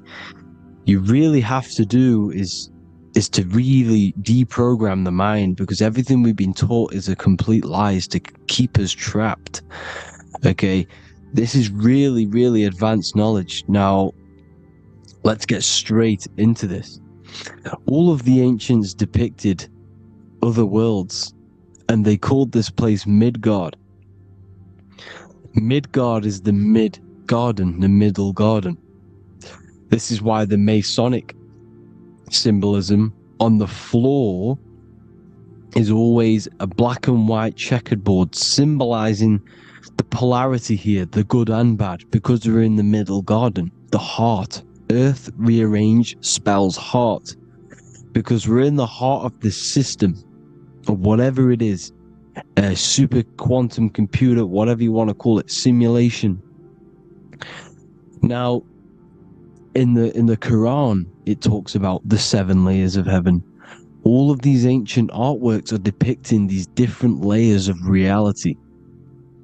Okay, and look at the Egyptians here with the boat outside of the firmament. Boats travel on water, and this is exactly what the Masons are doing. So they're still using the same symbols. Why? Because it's the same knowledge, just hidden. The Egyptians have the same knowledge as the Freemasons. It's just hidden. Now, this cosmology that they're showing here, which was probably made maybe 100 years ago, this painting or artwork, is the exact same as the one we see here, with the arch, the boat.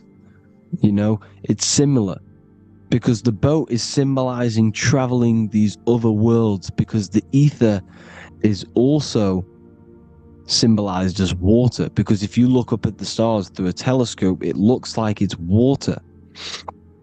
It's shining through water, because this ether, whatever this substance is outside of this world, was symbolized as water. Okay? And look at all these ancient depictions showing these different layers of reality. Now, we are being trapped within this 3D dimensional world, which is the cube, the Saturn cube, because there are 6 sides to everything in this world. Front, back, left, right, up and down. 6, which is the cube, because we're in the Saturn's world. Okay? Now, always been depicted as a tree of life, the tree of the universe has always been depicted as this tree. Because let's get a bit deeper. Now, the cosmology of this reality is the sun, the moon, and Polaris, always in the Masonic art. The sun, the moon, and Polaris, the all-seeing eye. If you go inside of the temples, of the Masonic temples, they always have this star in the middle, shining light beams. Okay? Look here. The light beams coming from the big star in the middle, which is Polaris. This eye is God. It's God's light shining down from his abundance. Now, when you astral travel, you will see this big ball of light above you, and this big ball of light is God. But you cannot travel towards it until you are pure. It doesn't work like that. You have to become formless. You have to become pure before you can become one with the light. In all these Masonic artworks, it's all depicting the star in the center. This star is Polaris, because Polaris is the way out of this place. And this is why you see the stairway to heaven all the way up to the light beam, the light source. What does it say in the Bible? God is light, because everything is made out of one substance, and that substance is light. And it symbolizes the eye, because God is an eye. All things that are alive have an eye. And we all say, I am. We all see these realities through eyes. God is an eye. He's the all-seeing eye. He sees all things at all times. And he is projecting this light. And this light comes down to create all the different levels of the worlds. And this is what the 2 pillars symbolize the number 11. 11, the number 1, is just a vertical line. It's the 1. It's a 1 point.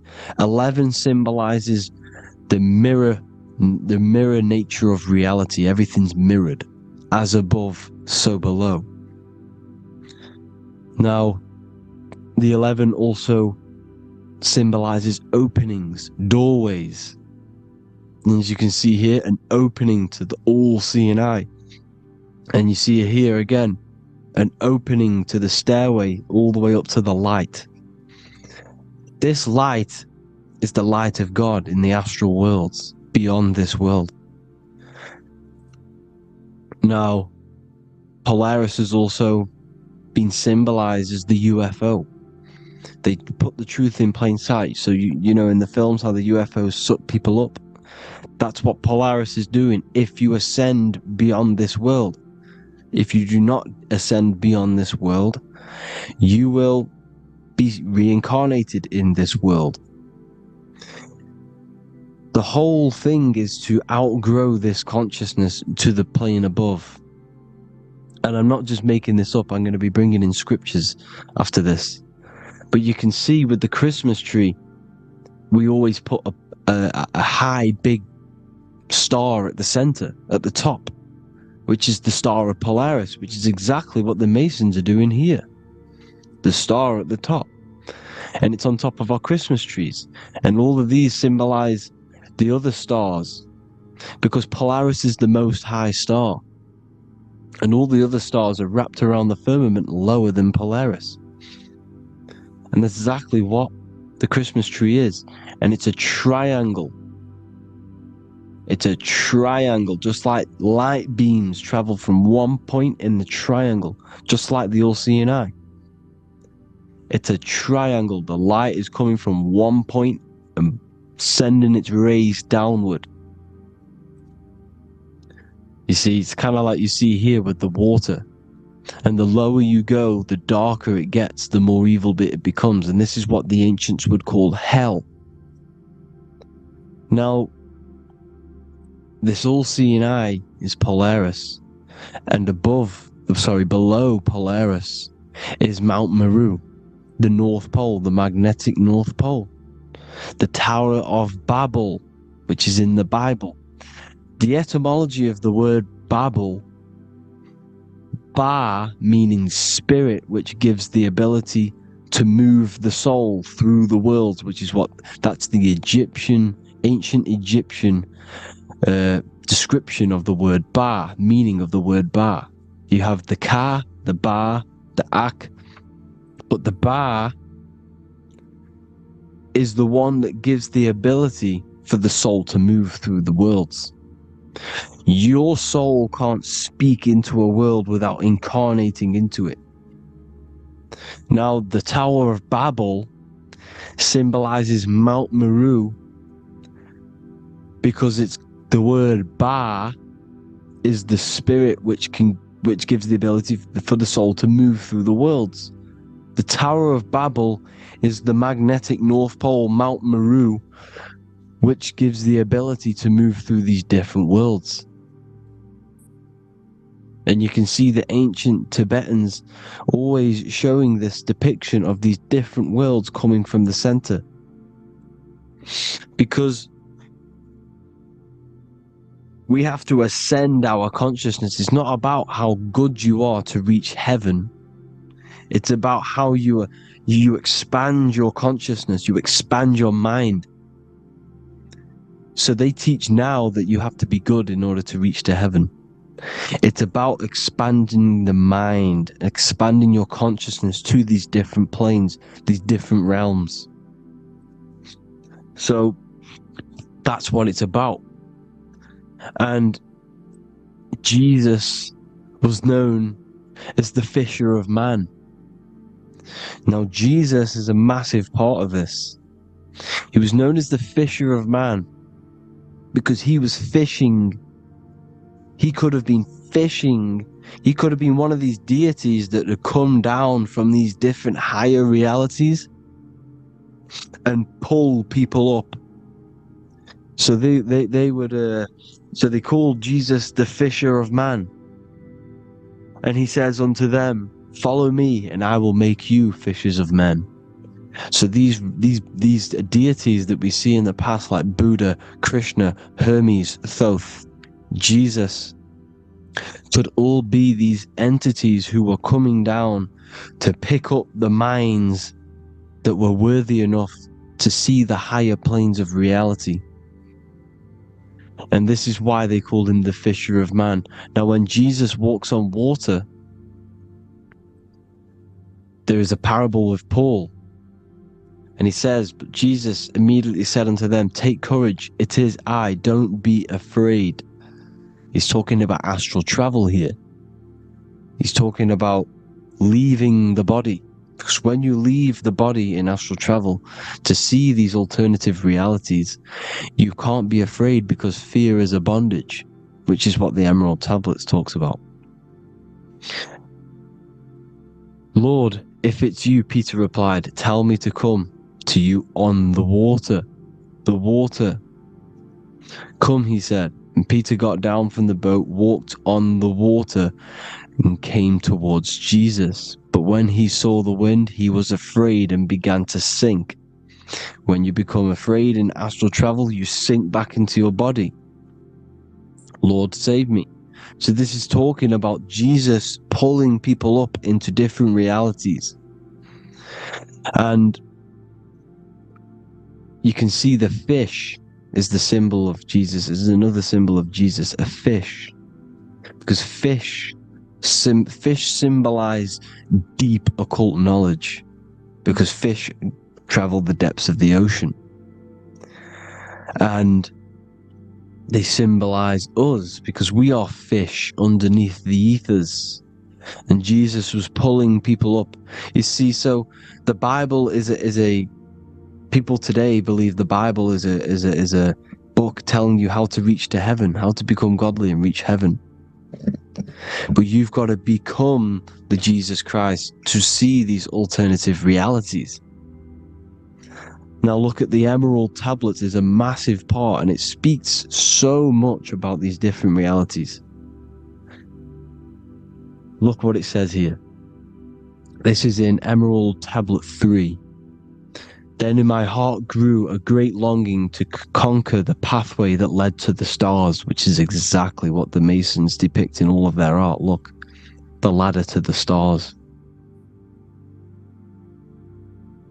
And then he goes on to say, years after years I sought after wisdom, seeking new knowledge, following the way, until at last my soul in great travail broke from its bondage and bounded away, broke from the bondage of the body. Free was I from the bondage of earth men, free from the body I flashed through the night. The stars. The stars are a massive part in the astral world.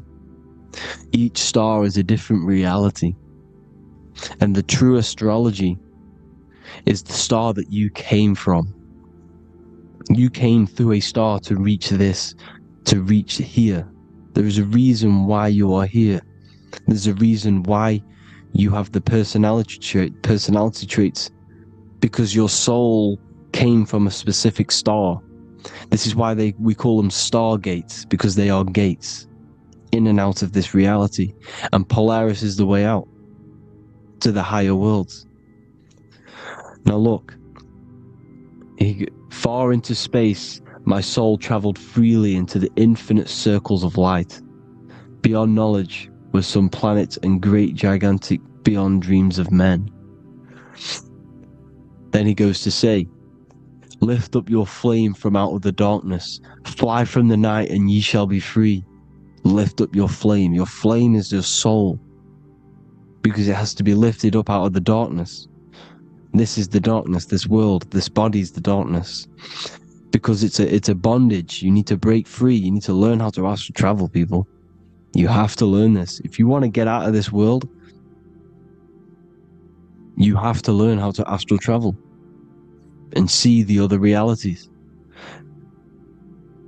Traveled I through space-time, knowing my soul at last was set free, knowing that now I must pursue wisdom until at last I pass to a plane hidden from knowledge, known not to wisdom, extension beyond all that we know.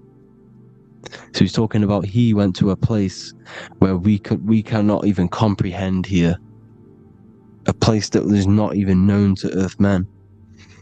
He's telling you he's ascended out of this world to the planes that are beyond. And it says here in the Emerald Tablets, man is in process of changing to forms that are not of this world. Grows he in time to the formless, a plane on the cycle above. Know ye must be one, ye must become formless before ye are one with the light. The light, the same light that I was talking about, the Masonic light, with the triangle, God, the one source. Ye must become formless before ye are with the light. Formless, you have to leave the body. You have to leave the body. You have to gain the ability to leave this body and travel to these other worlds. Now, it says here, not as man am I, For free have I become of dimensions and planes. In each I take on a new body. In each I change my form. Know I now that the formless is all there is of form. You see, all things created come from the things that, all things that you see come from the things that you cannot see. All of us have the same spark of consciousness, the same I am. Every dog, every animal, every human has this same I, this same thing which sees through the eye. It's formless. It takes this formless entity is the same entity of us. We are all the same entity in different bodies, and this entity was represented as the flame, the cosmic flame, which is inside of all of us. And this is why the Masons depicted your spine as a candle or the Holy Grail. You would either see this or a candle with a flame on the top, because the Holy Grail is your consciousness, which is on top of your spine, which is the candle. Now, Jesus, Thoth, Buddha were all these deities which were coming down to lift people up because they were fishermen of men. And he would lift you up to the higher worlds, out of this world, to the ones above. Now Thoth, you can see him here, he's leading the way. He's holding someone and he's leading the way with knowledge and power. He was leading the way to other worlds, out of this world. There's no point trying to change this world. This world will stay the same. It will stay the same. You have to get out of this world, and that's what they're telling you. That's what they're keeping you from. They're keeping you stuck within this thin layer of reality. So what the Masons are doing, they have the ability to astral travel. They're living not stuck and bound to one reality, but living within the different layers of reality. And this is what Morpheus was doing in the Matrix. Morpheus was going into the Matrix to go and get Neo, which is exactly what Jesus was doing, pulling up people out of this world to the ones higher. And that's exactly what Morpheus is doing in the Matrix. If you haven't watched the Matrix, go and watch it. It will blow your mind. Everything I'm saying in this video, you will see it. Except that you don't need to use a machine to enter the Matrix. You just use your body. Well, you use your consciousness to leave this body. You see, Neo was also uploading himself into the simulation to pull people out of the simulation. And this is exactly what all of these gods were doing. The Fisher of Man. Look, he was pulling people up out of this reality with the knowledge. Now Jesus was always depicted with the mushrooms. Look at all this mushroom art. Mushrooms were literally the origin of Christianity. You can see it everywhere. There's mushrooms in all of the ancient art. Every single one of these paintings you see here, there's mushrooms on them. Mushrooms have the ability to see alternative states of consciousness. Now, if you go and do them, and you go to sleep, if you pop mushrooms, you go to sleep, and you will wake up in another reality. You will wake up in another reality. Don't try it if you don't want to do it. But if you've got the heart to do it, do it. Eat them, and go to sleep. You'll wake up in another reality. And Jesus was handing out mushrooms to the bright minds, to the minds that he wanted to fish out and pull up to the higher realities. He was giving them mushrooms to see themselves in an alternative state, in an alternative reality. This is why there was so much mushroom art, and it's not just ancient Christians. It's Sumerians, it's the Mayans, the Celtics, the Egyptians. All used mushrooms. All of them. Look at all this art. It's on stones. It's everywhere because mushrooms. See, everything in nature is a macro. Look at the form of a mushroom. It's literally your spine and brain. Because they alter your consciousness. Your body is just a radio receiver. Everything that you're experiencing is a program being ran by the central nervous system, and your consciousness is experiencing this program. These electrical impulses of the nervous system, because it's all feeding back to one point, which is the pineal gland. And this is the candle with the light on it. Type in Masonic candle and you'll see it. It's your spine with your spark of consciousness on top of the spine. And it's a mushroom because this sends you to alternative states of consciousness, alternative realities. Now, they were all doing this, the Egyptians, the Mayans. Now, there's more symbolism which goes into this. Look at the Christmas trees we use. The Christmas tree with the presents underneath them. Magic mushrooms grow under trees. And these are the presents under the trees that we symbolize today with Christmas.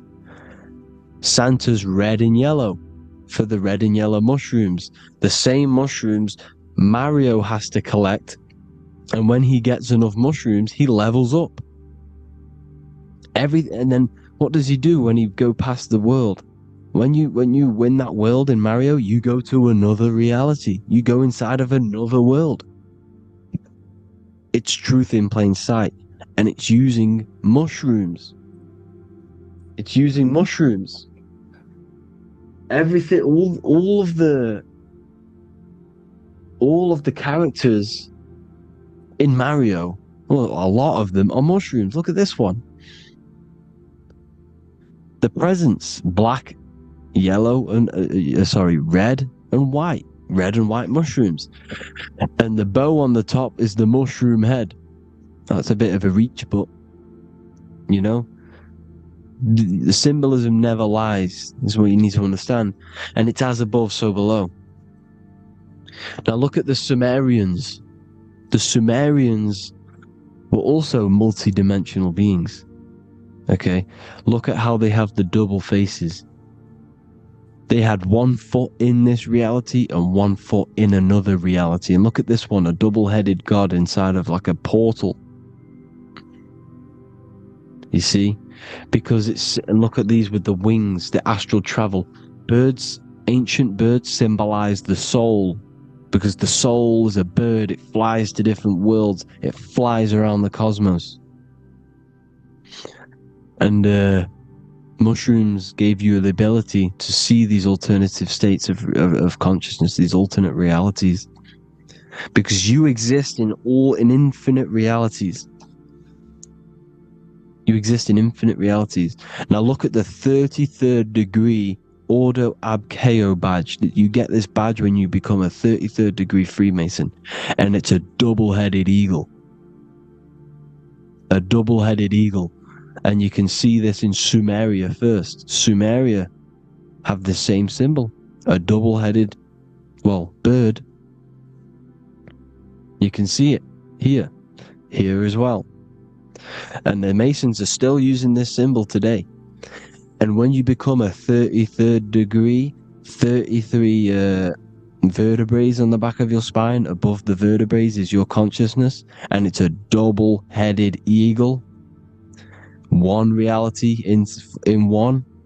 You become a multi-dimensional being in the 33rd degree. And I've heard many interviews of Masons say it becomes Luciferian.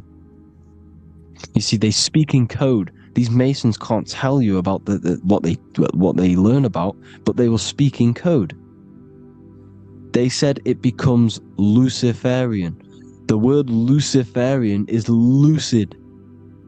The root word of Luciferian is lucid, and lucid is lucid dreaming, alternative realities, dream worlds. You become a god. Luciferian means you're becoming your own god, pretty much. Because you are becoming a multi-dimensional being living in between the different layers of reality at the 33rd degree of Freemasonry. And look at the double-headed eagle, because the birds symbolize the soul. And they reach high, they fly high, just like the soul wants to fly high to the light, to become one with the light, like the Emerald Tablet says. Now look at Janus. Janus was another god, and he's known as the god of doorways. Janus always depicted with a double head. Janus is why we say janitor or January. And January is entering a new year. Janus is known as the god of doorways with keys, always got a key, because keys open doors. That's why the janitor holds all the keys. And Janus always has double heads, because he had one foot in this reality, one foot in another. He was a multi-dimensional being, a Luciferian, living between the different layers of reality, except from instead of being stuck in one like we are. Well, a lot of people. And that's the whole point. You see, all of this stuff is about like changing the world and stuff like that. This world will probably never ever change. It's probably been like this forever. Well, forever, for a long time. But it's about moving out of this reality to the higher states. And the Masons always depict the ladder to the luminaries, the stars, with a key, the same key of Janus. The Vatican is a key, and it's in charge of all the religions. Why is it a key? Because they're holding back the key.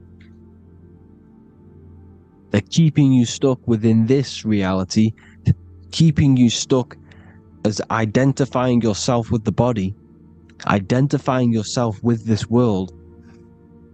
You are not in the world is within you. This is a program being ran by your central nervous system, and your consciousness is experiencing this reality.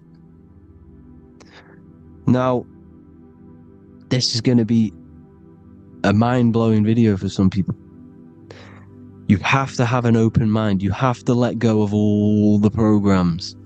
I'm repeating what the ancients are talking about and the ancient symbolism. Look at Janus with the double-headed god. He was just another god coming down, giving keys to people who had the worthy mind to be pulled up out of this reality, to be pulled up to heaven, just like Jesus was teaching how to reach heaven. But really, it's an encoded scripture. But anyways, hope you all gained some insight on this video. Have an amazing day. Please like, share, comment. All the links are in the bio for the PDF, for the Manifestation Mastery course, and all the other amazing stuff. And if you want to support the channel, I'd greatly appreciate it if you became a Patreon member. Hope you all have an amazing day, people. God bless.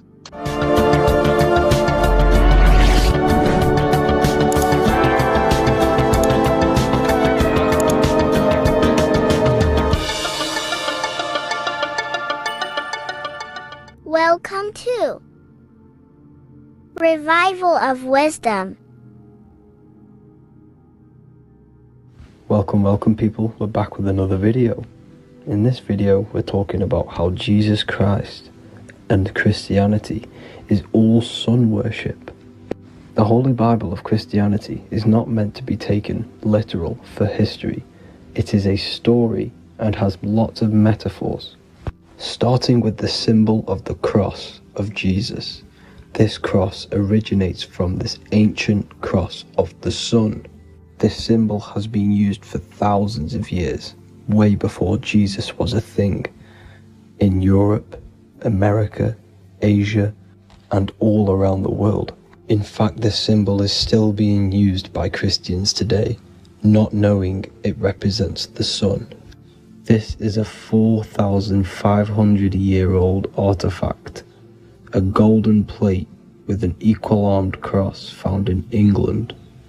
The gold to symbolize the sun, and the equal-armed cross for the 4 equal seasons of the year.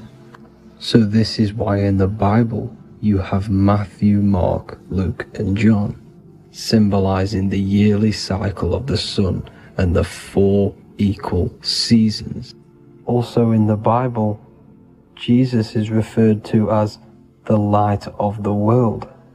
So yes, Jesus represents the sun. He is a metaphor for the sun. Hence why in all of these pictures and images and paintings of Jesus, there's always a sun behind his head, and some even with the sun cross behind his head. Jesus also has 12 disciples, which represent the 12 zodiac signs and the 12 months of the year. This is the Last Supper by Leonardo da Vinci. As you can see, the sun, being Jesus, is in the center, because the sun is in the center of the zodiac signs. There are 4 groups which symbolize the 4 equal seasons. Each group contains 3 people symbolizing the 3 months and the 3 zodiac signs in that season. There is only 1 female in the painting, which is Virgin Mary, who symbolizes Virgo, the astrological sign. So yes, Jesus symbolizes the sun with his 12 zodiac signs and 4 gospels for the 4 seasons of the year. However, there is another phenomenon. The 25th of December is known as the birth of Jesus Christ, which is known as Christmas today. Jesus symbolizing the sun and is born on December 25th. This is the day the sun moves 1 degree northward, bringing back the warmth, the growth of crops, the life and light back to the northern hemisphere. Everything is springing back to life, as we call it, spring. So it is said that the sun is born again on the 25th of December, and Jesus is known as the risen Savior, because the sun is our risen Savior, because it gives life to the whole of this realm, the warmth, the crops. And without the sun rising in the morning, we'd all die in about 2 weeks. And we all know how Jesus died on a cross. The sun also dies on a cross in the southern hemisphere. It dies on the Southern Crux constellation. And on December the 22nd, 23rd, and 24th, the sun remains in the same position. So the sun dies for 3 days, and it is born again on December 25th, when it moves 1 degree northward. And this is when the sun is born again, or resurrected, just like Jesus. Constellation Virgo is prominent in the spring sky in the northern hemisphere. So therefore, the sun is born a virgin, Virgo. And as you see in this image, you see Virgin Mary holding the sun. Us as humans do not own the sun, so therefore God owns the sun. So yes, the sun is the Son of God, and this is what Jesus is symbolizing. And just how Jesus sacrifices himself for humanity, that's what the sun does. The sun gives out all of its energy so we can live. There are many other Bible verses which represent Jesus as the sun. Now in Matthew 8:23-27, his disciples are in a boat and there is a massive storm. Jesus is asleep, meaning the sun has not arose. And the disciples say, "Save us, Lord, we are perishing." Quote, "Then he rose and rebuked the winds and the sea, and there was a great calm." End quote. Now this is a metaphor for the sun rising and calming the storm, because in the ocean, when the sun is down, that's when there are great storms. The worship of celestial bodies go back thousands of years, and it's called astrotheology, and it can pretty much be traced back to all ancient civilizations. Now going back to the ancient Egyptians, the god Horus, the god of war, and he symbolized the sun in the morning. Ancients used to say that he walked over the sky in 12 steps. Yes, this could symbolize the 12 zodiac signs. It also symbolizes the 12 hours of daylight. So we have 12 hours of Horus, but now they've rearranged the word to hours. Horus and hours. And when the sun rises, Horus rises, we say horizon, which is Horus is rising. That's the etymology of horizon. Another Egyptian god called Amun-Ra was known as the god of all creation. He was the first god of them all. Amun was also a sun god. Therefore, after every Christian's prayer, they say Amen, sending their prayer through the sun to God. So this all goes back to the worshipping of the sun. Sun worship was around way before the Romans. However, in the Roman times, their sun god was called Mithra. Mithraism was the main religion before Christianity came into play. Mithra was the son of God. He died on a cross, and he was dead for 3 days and resurrected, just like Jesus. So the Catholic Church was not made in heaven.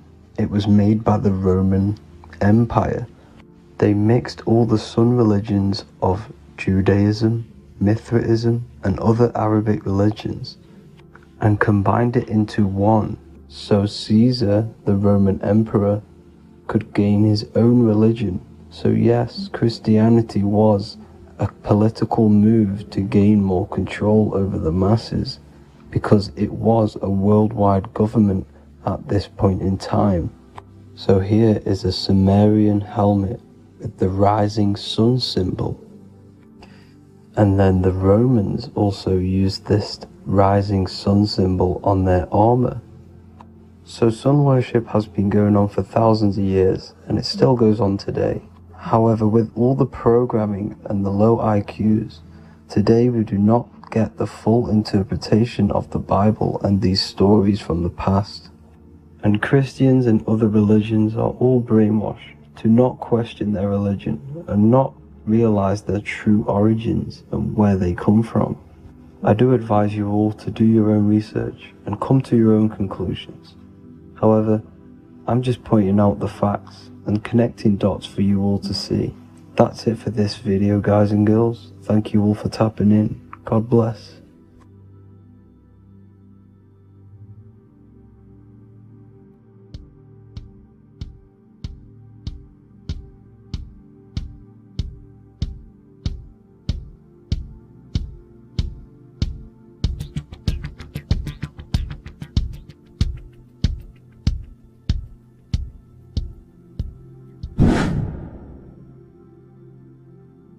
What is good, people? How are we all doing? Today we're going to be talking about the different planes of existence, the occult side of the world, the things they don't teach you in school. And of course, you can only find that on this channel, so welcome. So you need to understand is that your consciousness moves through these different planes of existence, these different states of consciousness, which make up all of you. Okay? They are all interlocked planes. They are all interpenetrated into each other. They are all one. They melt into the plane above and below. You see, each plane is a product of each plane. As above, so below. Now, the higher you go, the more fluid, the more dreamy, the less dense it becomes. The lower you go, the more denser it becomes, the more solid it becomes. The lowest plane is the physical plane, which you are obviously aware of. You are inside of the physical plane now. But while you are in this inside of this physical plane, you are indeed inside of all these other bodies which you have not awakened yet. You have to awaken these different bodies. You have these bodies. Okay? It's like a ripple effect. And the center is the most dense, the most solid. This is Earth, heart, the heart of the ripple. And the lower you, the further you go out from the center, the more dreamy, the less fluid, the more fluid, the more less dense it gets until you're one with the all. You see? And this is what it's like. This is what this system is. It's like a ripple effect. Now, let's jump straight into the planes. First, you have the physical plane, made out of 4 elements. 5 elements. The ether is the mother of the elements. It's the womb of the elements. It's the 5th element. And it gives birth to the 4 other elements. 4 is stability. Tables have 4 legs, and this is why the ether gives birth to 4, because it's the foundation of the physical world. Fire, earth, water, air. They are not pure. Each one of the elements melts into the other one. For example, earth and water both share cold. Water and air both share wet. You see, they compose of each other. They melt, they mold into each other based off the vibrational state of the ether. That's what it is. The 4 elements are the vibrational states of the ether. Okay? So you have the 4 physical elements making this, physical world. It's the lowest world. It's the world of effect. This world, whatever you see, whatever you experience, it's the effect. You can't change anything by manipulating this world. You got to manipulate the higher worlds to affect this world, you see? As above, so below. This is the lowest plane. It has 3-dimensional. It's the 3rd dimension. Space, height, and thickness. That's all it is.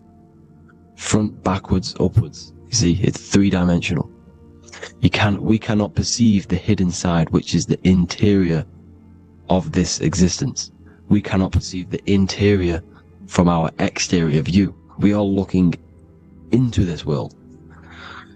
Okay? This is the exterior view. We can't see what's inside of that. That's the 4th dimension, which is the next one. It's the most gross and dense plane. 4 states of matter, the most slowest vibrational molecules exist in this plane. Above this plane, you have the ether. Okay? The word ether and either are the same thing, because either connects 2 scenarios in languages. I either support Manchester United or Liverpool. Either is connecting them 2 scenarios. The ether is doing the exact same, as you can see here on the planes of existence. It connects the astral world, which is very important, to the physical world. It's connecting these 2 worlds. So it's the ether. It's the ether. The ether is pure potential. Energy flows through the ether. It is pure energy, pure potential. Okay? The physical body is an exact copy of the etheric counterpart body. So every physical object has an etheric energy double. It's like a blueprint of that object. Every single object has an energy double, and that's the etheric double. Okay? The etheric body determines the shape of our physical body through its lines of force. All through life, it rebuilds and restores the physical body. Physical problems show up first in the etheric body, because as above, so below. You manipulate the higher planes, it will manipulate this plane. And this is why sorcery works. Contact with astral plane entities. We'll get into that a bit later. So, the reason why we can't see this plane, this energy world, which is all around us, which we are inside of right now as we speak, is that the molecules that compose it are further apart than those of the physical plane, making it invisible to the 2 eyes. That we can't perceive it. Our eyes cannot physically suck in that sort of information, and our brain cannot decode it. This is why, they brainwash us with all these programs to keep us asleep, to keep these other bodies we have asleep, so we don't find out about these other bodies, and is to make you believe that everything's just a material. Only the material world exists. They don't want you to know is that everything that you see is a result of something you cannot see. As above, so below. There are realities within this reality. This is what I'm breaking down now, these different planes, on how this reality works. So your etheric double is your energy body. You can see here the physical, etheric, astral. Astral is your spirit. The ether is a part of the physical plane. It's like just above the physical plane, but it's still part. But then the astral plane is completely separate. It's another plane, but they're all interlocked. Don't think they're apart. They're all interlocked. They're all one. They all melt into each other. The chakras that we have are inside of our etheric body. They are our sense of organs which tune us to the fourth dimension. These 7 chakras connect us to the astral world, the fourth dimension. Okay? They are points for the flow of energy from the universe / 7 planets, because the 7 chakras are your 7 planets, and the 7 planets are connected to the astral world. They are feeding these 7 senses in our body. They connect us to the universe, to our etheric counterpart, and then to us, supplying the physical body. Because the energy comes from above. As above, so below.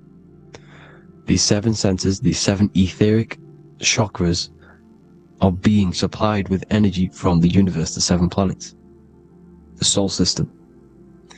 Then it supplies the physical body. You see? So, the ether is very important. And this is, that the ancients understood the science of the ether, and they could, harness free electricity from it, because it's all around us. The ether is all around us. And this is what they were doing. They were harnessing free energy using the ether. The astral plane, the fourth dimension, very important plane. Very, very important. We've all been there. Every single one of you has been there. Okay? The fourth dimension is unseen of what we see. It's the interior of the exterior that we see. We see the third dimension, but we cannot see beyond what's making this third dimension. This is the fourth dimension.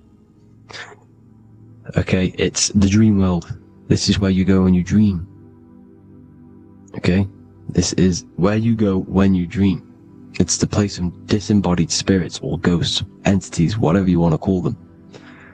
When you hear ringing in your ears, that is not tinnitus. That is an entity around you. Okay? That is an entity around you. The fourth dimension is where thought forms exist. Mental images. Thought forms as in what you see in your mind when you think of an image, because the mind is the highest plane of existence. Mind is the highest plane of existence. And it manipulates all of the planes below. So it goes the mental plane, then the astral plane. So the thought is in the mind, the mental plane. That just the thought alone, no image, but then the form depiction, the thought form exists. It manifests in the astral plane as a sort of image, an entity, a living conscious being. So this is why thoughts are things. You see, thought forms exist within the fourth dimension. So when you imagine something, when you are, for example, right now, look into your hand and imagine there's an apple in your hand. If you can see that, you are seeing into this fourth dimension. You can only see into this fourth dimension using the mind's eye, not the 2 eyes, the mind's eye. When you shut off the 2 eyes into darkness, the third eye opens. The mind's eye is open. And you can see, this is astral travel. You got to work on astral travel. And you will see this astral plane, this fourth dimension. And there are 3 different sections to this astral plane. Higher, middle, or lower. So yes, there is a kind of a heaven and hell. And a mid-God. Heaven being the higher vibrational entities manifesting higher vibrational thought forms existing there. The lower vibrational thought forms existing in the astral plane. But these thought forms are beings. You can create these beings. They're called elementals. Okay? If you entertain specific thoughts for long enough, this will plant a seed and it will grow. If you keep, so for example, you have a bad feeling or whatever, what's a good example? unforgiving someone, you keep that energy inside of you for long enough, it will manifest in the fourth dimension. You entertain that thought long enough, it will manifest, and it will create an etheric body, and it will be an entity which will harm you. It will feed off you this low vibrational energy. Your mind is so powerful. It creates thought forms, and these thought forms can take consciousness, can take bodies, etheric bodies. Now, that's why it's very important that you master your mind, master your thought patterns. So this fourth dimension is the astral world. So when you have a nightmare, this is the lower astral plane. You're in the lower astral plane. Whilst this physical body rests at night, your consciousness, while you awaken this other body, your consciousness goes inside of this other body, whilst the physical body lays asleep. You see? So it's all inside of you. This is what you need to understand. You just haven't awakened these bodies yet. You can awaken them. You just got to awaken them. Okay? The next is the mental plane. This is the mind, the source, pure cause, pure motion, the most less dense, the most fluid. No form. There's no form to the mind. Astral plane is the first plane where a form takes existence, pretty much. The mental world has no form. It's pure mind, pure intelligence. Thoughts alone exist here without any images or manifestation. The most fluid, the most dreamy, the most causal plane. All of the rest take the effects of this plane. That's why it's mind over matter. Your thoughts they create vibrations. Each vibration is vibrating on a specific frequency, which creates mental images, creates effects down here on this physical plane. This is why it's so important to master your mind. Master what you think. Master your mind. It's the hardest thing to master. You could conquer the world, but it's probably harder to conquer your own mind than to conquer the whole world. I can promise you that, because the mind can play tricks on you. You got to listen to that inner guide within you that will constantly manifest the good things. So anyways, people, hope you learned a lot from this. Please work on trying to activate these other bodies. I will maybe do another video on trying to activate these bodies if you wish. Please comment down below if you would like to see that. And have an amazing day. Please like, subscribe, comment down below any video ideas you want me to do, any information you want me to spit. Thank you all. Have an amazing day.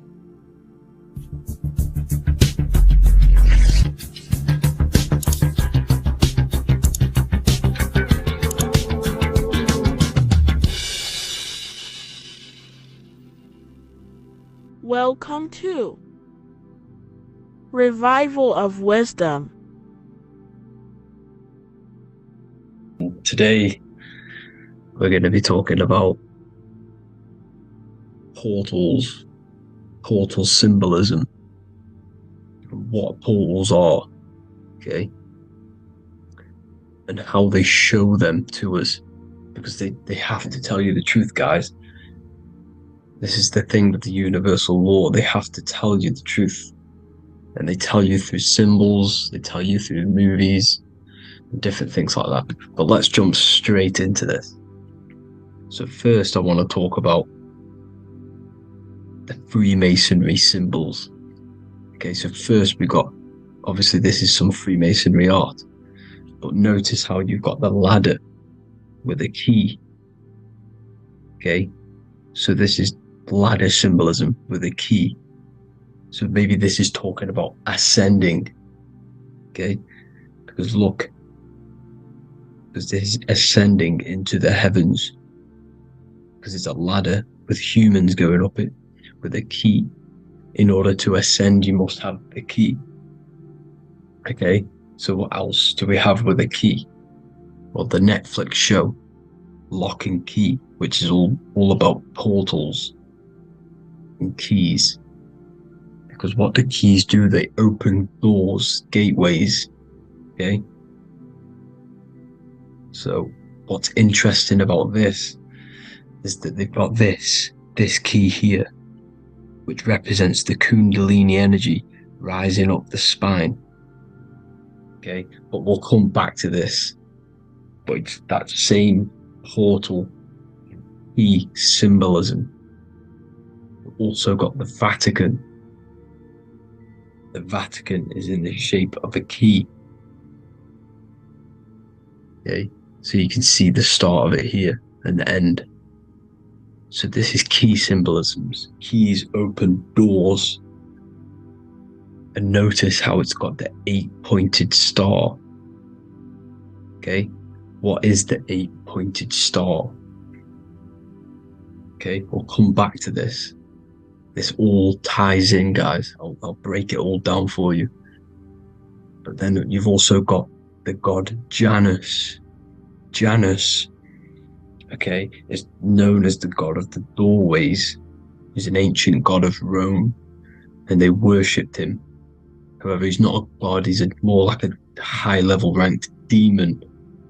Because he is the god of the doorways. And notice how he's got 2 faces. Because doorways always have 2 sides. You're going into somewhere. There's always 2 sides of a door. And he's always depicted with 2 sides of a face and a key. Because he holds the key to the doorways, to the portals, to other worlds and realms. Okay, as you can see, he's always got 2 faces and a key. Okay, so now we have the Sumerians, the Anunnaki, and they are always depicted with the 2 faces. Why do they have the 2 faces? Because they're symbolizing doorways, and the Anunnaki come to Earth through doorways and portals. So these are what these gods are symbolizing in their artwork. But they always have the 8-pointed star. Okay, what is the 8-pointed star? You see how they always have. Look, let me try to find another one. It's the 8-pointed star. This 8-pointed star is Polaris. Okay? Polaris, just like the Vatican, has the 8-pointed star with a key. Polaris is the center star. Polaris is a fixed star. It doesn't move. Okay? So the Anunnaki symbol is also the 8-pointed star. So this is symbolizing the portals and doorways that they come through in order to get to the Earth. But Polaris is that center star which does not move. It's always symbolized with the 8-pointed star, just like a compass. Why is a compass the 8-pointed star? Because at the center of our realm is where the most electromagnetic energy is stored. As you can see, we have an aura field, an electromagnetic aura field. So does the Earth. And in the center, so like our heart, for example, is where the most energy is stored. Like the center of the Earth, this is why all compasses point to the center, because this is where the most electromagnetic energy is stored. It's at the center of our realm. Okay, so like I was saying with the lock and key series, see this here, the Kundalini energy rising up the spine, just like your Kundalini energy rising up the spine. Let me try. I can't zoom in. But you know what I'm trying to say here. Let's go back to Polaris. Because at the center is where pole. Can you see the pole of electromagnetic energy? Polaris, the North Pole. It's symbolized. The truth is in the words. It's like a pole of electromagnetic energy. And this is where the aurora borealis comes from. Notice how it's got the word aura in it. because it's the Earth's aura electromagnetic field. Just like you have an aura, also known as the Northern Lights, because it's coming out of this center hole in the center of our realm, where the black sun is. And this is where the electromagnetic energy is coming up from. And this is what the aurora borealis is, or the Northern Lights. It's just electromagnetic energy. And it's symbolized through our symbols. The original O. Okay? Because it's like a hole through the middle. Polaris. So this Polaris is the sky vault. It's the portal into this realm. Because this is what the Anunnaki are always talking about. Always symbolize it with the 8-pointed star. And just like a compass, it's the 8-pointed star pointed to the center, to Polaris. Okay? See here on the Sumerian tablets with the 8-pointed star again. And how we know it's talking about portals with this 8-pointed star is because CERN 666 are opening up portals to the underworld, letting in demonic entities into this realm. How do we know it's a portal? Because their Hydro Collider has 8 points, just like the 8-pointed star. So they are creating synthetic portals to the underworld to let these demonic entities into our realm. But what is the key? Because if we're talking about ascending through Polaris, notice how here on the masonry art, this luminary here, so this is the sun, that's the moon, this is Polaris, because it's a luminary with what? 1, 2, 3, 4, 5, 6, 7, 8 beams coming off the luminary, just like the 8-pointed star. So you see the ladder with the key going up to Polaris. It's symbolizing ascending out of Earth. So what is this key that they're keeping from us? Because it's a human holding a key going up the ladder to Polaris. Well, chakras. We have 7 chakras. Okay, so this is what they are telling us in the lock and key symbolism. The Kundalini energy rising up the spine. Okay, just like they have 33 vertebrae on the back of your spine.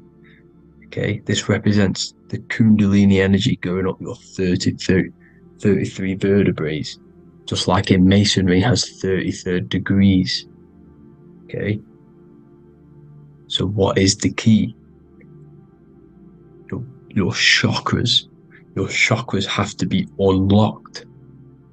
Okay, you have to unlock your chakras, and you can't unlock this one without going through this one. You have to go through them all. It's like a ladder, just like Jacob's ladder. You can't go from the bottom to the top.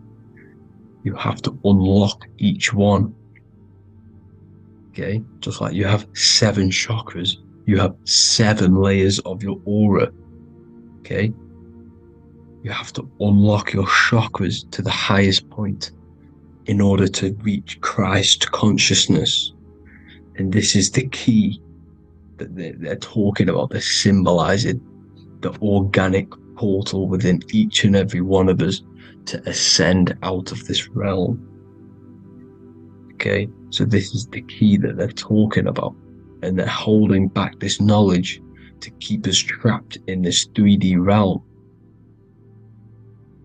Okay, so like I was saying with the 33 vertebrae and the Kundalini energy coming up the spine, 33 vertebrae, you can see this sort of symbolism going up to the light, because it's the light. You see here, your crown chakra turns on and becomes enlightened. just like the Illuminati symbol. Can you see it? But also, Jesus also died at 33. So this is symbolizing, okay? They're symbolizing the death of the ego, the body. So once you open up your chakras and reach Christ consciousness, which is your 33rd vertebrae, once your Kundalini energy goes up your 33rd vertebrae, your body technically, not physically, but spiritually dies, because you then become formless. You reach Christ consciousness. So then you can travel other worlds. Okay? This is what they're talking about with Vatican, 8-pointed star, and the key. Janus with the key. The Sumerians with the 8-pointed star. Anunnaki, the 8-pointed star. Polaris, 8-pointed star. So Polaris is the way out of this realm, which is at the center. Pole, North Pole. Okay, so the key is that they're hiding from us is the knowledge to unlock our chakras. Okay, and without this knowledge that they keep from us is trapping our souls in this reality to keep reincarnating. Okay, well, thank you all for tuning in. I'm going to leave you all there. Make sure to leave a like and a comment in the comment section. Let me know some topics to talk about so I can break it down for you. God bless you all.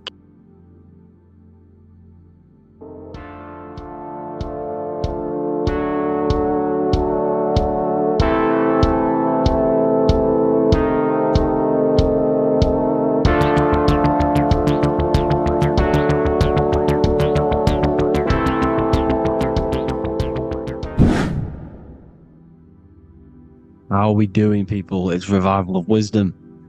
We're back today talking about sun worship. Okay? And please enjoy. Sit back and enjoy the video. First thing we need to understand is that the sun is the risen Savior. It's the light of the world. Without the sun, we have nothing. Now, the sun is the Son of God. We didn't make the sun. No one owns the sun. But who created the sun? Obviously, the Creator created the sun. Therefore, it is the Son of God. And that is what Jesus is symbolizing in the Bible. The Bible is a metaphorical story. That's why it's called the greatest story ever told. Because it is a story about the sun, the zodiac. It's about you, the systems in the body. It's about everything that is sacred in this creation. Now you can see the suns behind Jesus' head in all of the ancient portraits. Even the ones that are more modern, you still see a sun on the back of his head. Because he is the sun. He's the light of the world, our risen Savior. And this is what Christians are lost, because they don't realize it's a symbolic story and they think Jesus was a historical person. He's not a historical person. Okay? This is what we need to get out of our mind. This wasn't a historical person. It's the Son, our risen Savior. The Son is the soul. It's the soul of this creation. Because what is a soul? A soul is pure life force, pure energy. Whatever a soul inhabits, it gives life to. Like our soul feeds our body. The sun feeds the earth, because the sun is a soul, and that's why the ancients called it Sol. Because it's the soul, and it's in you, and it's the light of the world. It's the light of everything. It gives life to all things. Here's Jesus and his 12 disciples. The 12 disciples symbolize the 12 zodiac signs. Aries, it rules the head region, because the 12 zodiac constellations rule specific regions of your body. Aries, the ram, you have a cerebrum in your head. This is Aries on the head of the table. His Gemini rules the arms and the lungs. The two twins, Gemini. He's holding up two hands for the two hands and arms. The twins.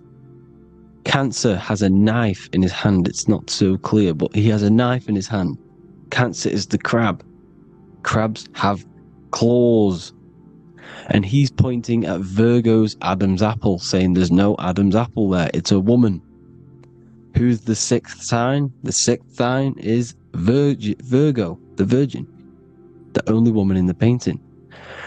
Now notice how there are 3 people in 4 groups. For the 4 seasons and for the 3 months and 3 zodiac signs in each season. Spring, summer, fall, winter. Matthew, Mark, Luke, and John with the suns on the back of their heads.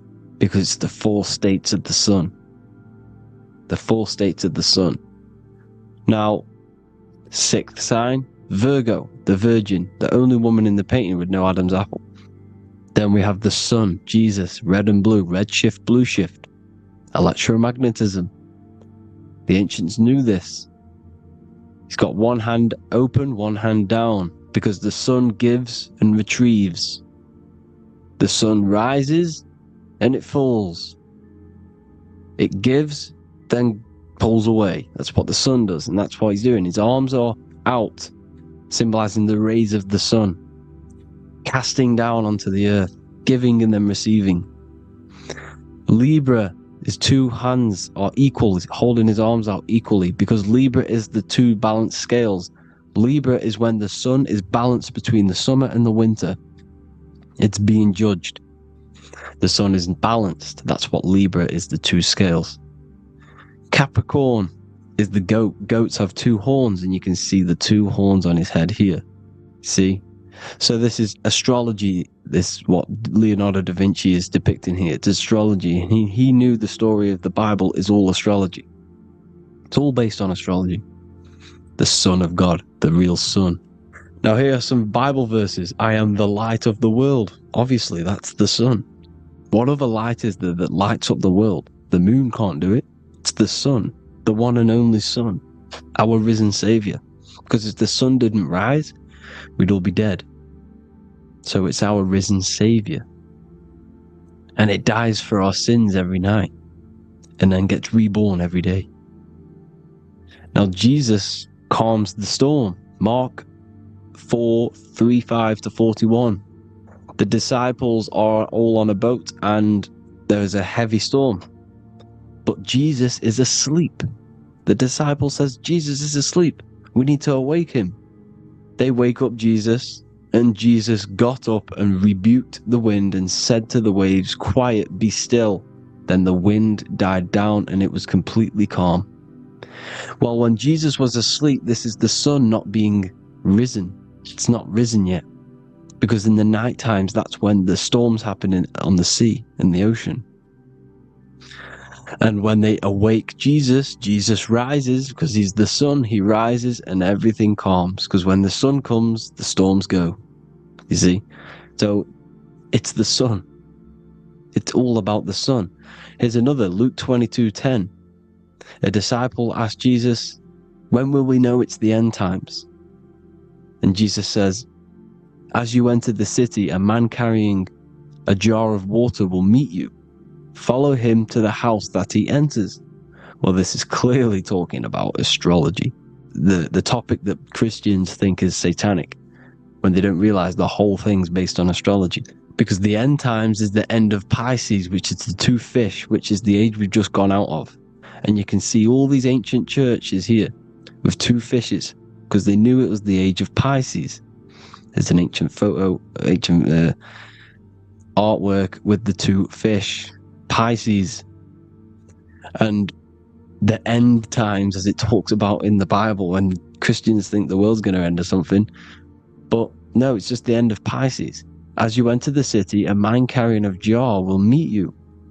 Follow him to the house. The house is the zodiac sign that he enters, and the zodiac sign is Aquarius, because that's what it is, a man carrying the water. We know this is astrology because a woman that is a woman's job in the ancient times. In the ancient times, the woman used to get the water. You would never see a man collecting water back then. That was the woman's job, whilst the man builds the houses, for example.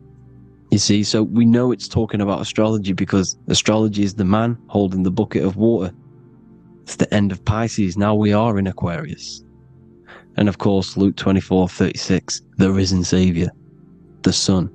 Now, the Son is also born on the 25th of December, a virgin, just like Horus, Mithra, Buddha, Krishna, Hermes, and thousands of other gods, all born on the 25th of December. Well, it's because the sun moves 1 degree northward on the 25th of December.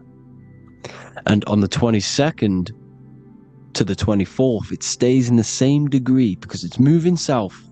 But then on the 22nd, it stays in the same degree on the Southern Crux constellation. And the ancients called this the sun dies on a cross because the cross is the Crux constellation, the Southern Cross.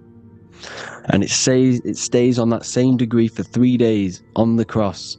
The sun dies on a cross, and then on the 25th, moves 1 degree northward, bringing back the summer, the light, the warmth, the growth of crops. And this is the sun being reborn again, a virgin, because it's pure. And here's Mithra, another sun god before Jesus was around, before Christianity. It was Mithraism, and Mithra, Ra is Ra, the sun god, Egypt. It's all about Ra, the sun. You see the crown of thorns on Jesus' head, symbolizing the rays of the sun. And here are the rays of the sun on the back of Mithra's head. Krishna, the sun. Buddha, the sun. Horus, horizon. All born virgins, all did miracles, all resurrected. Dead for 3 days. Well, here he is, dead for 3 days on the cross. And resurrected, because it's the most ancient religion ever been on the face of the earth, the worship of the sun. And we should worship the sun, because without the sun we are nothing. The sun feeds us, feeds the earth, feeds everything. Without the sun we are nothing. It's been reversed, and now we're worshipping man. When we're worshipping a man called Jesus, was never real. It's all about the sun, the most high, the most powerful, potent, celestial body in the sky, the orb that feeds us every day. It dies for our sins and rises every day. It's the sun. Now on the Holy Communion Day, it's the worship of the sun. They give out mini suns. Here's Jesus holding a sun. And they raise the sun on Sunday, because they go to worship their sun god on Sunday. Not Saturn Day, not Moon Day, Monday, but on Sunday when the sun is exalting. And they hold suns up above their heads because the sun rises. They're symbolizing the sun rising above their heads as Savior. It's the sun. It's the Holy Communion Day. And here's Jesus giving a piece of himself to the children. It's the sun, the light. Judas was known as a backbiter, a backstabber, because he stabbed Jesus in the back. He betrayed Jesus. Well, this is just another astrological story about the constellation Scorpio, because the Scorpio is the J. Looks like a J. J for Judas, the scorpion. The backbiter. Scorpions backbite. They bite with their back. And what does Judas do? He betrays Jesus by kissing him to let the warriors know who they need to get. So he kisses Jesus, and Jesus gets stabbed in the back. Well, when you get stung or bit by a scorpion, they leave like a kiss. So Judas kisses him and gets betrayed. Well, this is because the sun, when it hits Libra, it's balanced. The sun is balanced because it comes through summer. Now the sun's starting to die. The sun's starting to die. It hits Libra. And then as soon as it hits the Scorpio, it gets betrayed because now the sun has to fall to winter, and Saturn is there waiting to take over the darkness of the winter. So he gets stabbed in the back by Scorpio, Judas, the scorpion, the backstabber. You see, it's an astrological story. Here's Mary. Mary means marry, which means pure. The sun is pure. No one gave birth to the sun but the God. And it's born every day. It's born every day on every year. It's born pure. There was no controversy. There was no, activity for the sun to be born. It's pure. Now, the 7 metals come from the 7 planets. The sun gives you gold, and this is why the sun is golden. It looks gold. And this is why the banks are backed by gold, because gold is the most valuable metal, because it's the sun, the most valuable celestial orb in the sky, in the heavens. Well, here's Jesus, another ancient symbol of him being crucified on the cross with the big sun, the Southern Cross constellation. The sun dies on the cross constellation. And if you go to the old etymology dictionaries, you will see sun and son is the same word. They come from the same etymology roots. You can use them for no matter what, but they've been confused today. But if you go back to the old dictionaries of etymology, they are interchangeable. You can use them. Son, sun, sol, it's all the same thing. The 12 disciples, 12 brothers of Joseph, 12 tribes of Israel, 12 breastplates on the stones, because it's all the 12 astrological signs. They could have used any other number, but there's 12. Because 12 is the mind, which is God. 7 is the number of matter, which is man. 7 energy centers in the body. 12 cranial nerves in the brain, because it's the mind. 12 is the 12ness. The zodiac is literally the mind of God, the signs of God. Now here we see here, Job 38, 31 to 33. Can you lead forth a constellation in the season? He's asking you, can you read the sky? Can you read the heavens? Canst thou bring forth the Mazzaroth in its season? Mazzaroth means 12 signs, the zodiac. Why did they translated every single Hebrew word in the Bible into English, but they decided to leave out Mazzaroth? Why? It's because if that said zodiac, Christians would have a different view on the Bible, but they leave that out. But Mazzaroth actually means the 12 signs, the zodiac, and the stars means sign. The word stars means sign because the stars are signs, things to come, which is off in Hebrew, which means sign, things to come. You see a sign on the road, it's something coming. But God is saying, what does he say?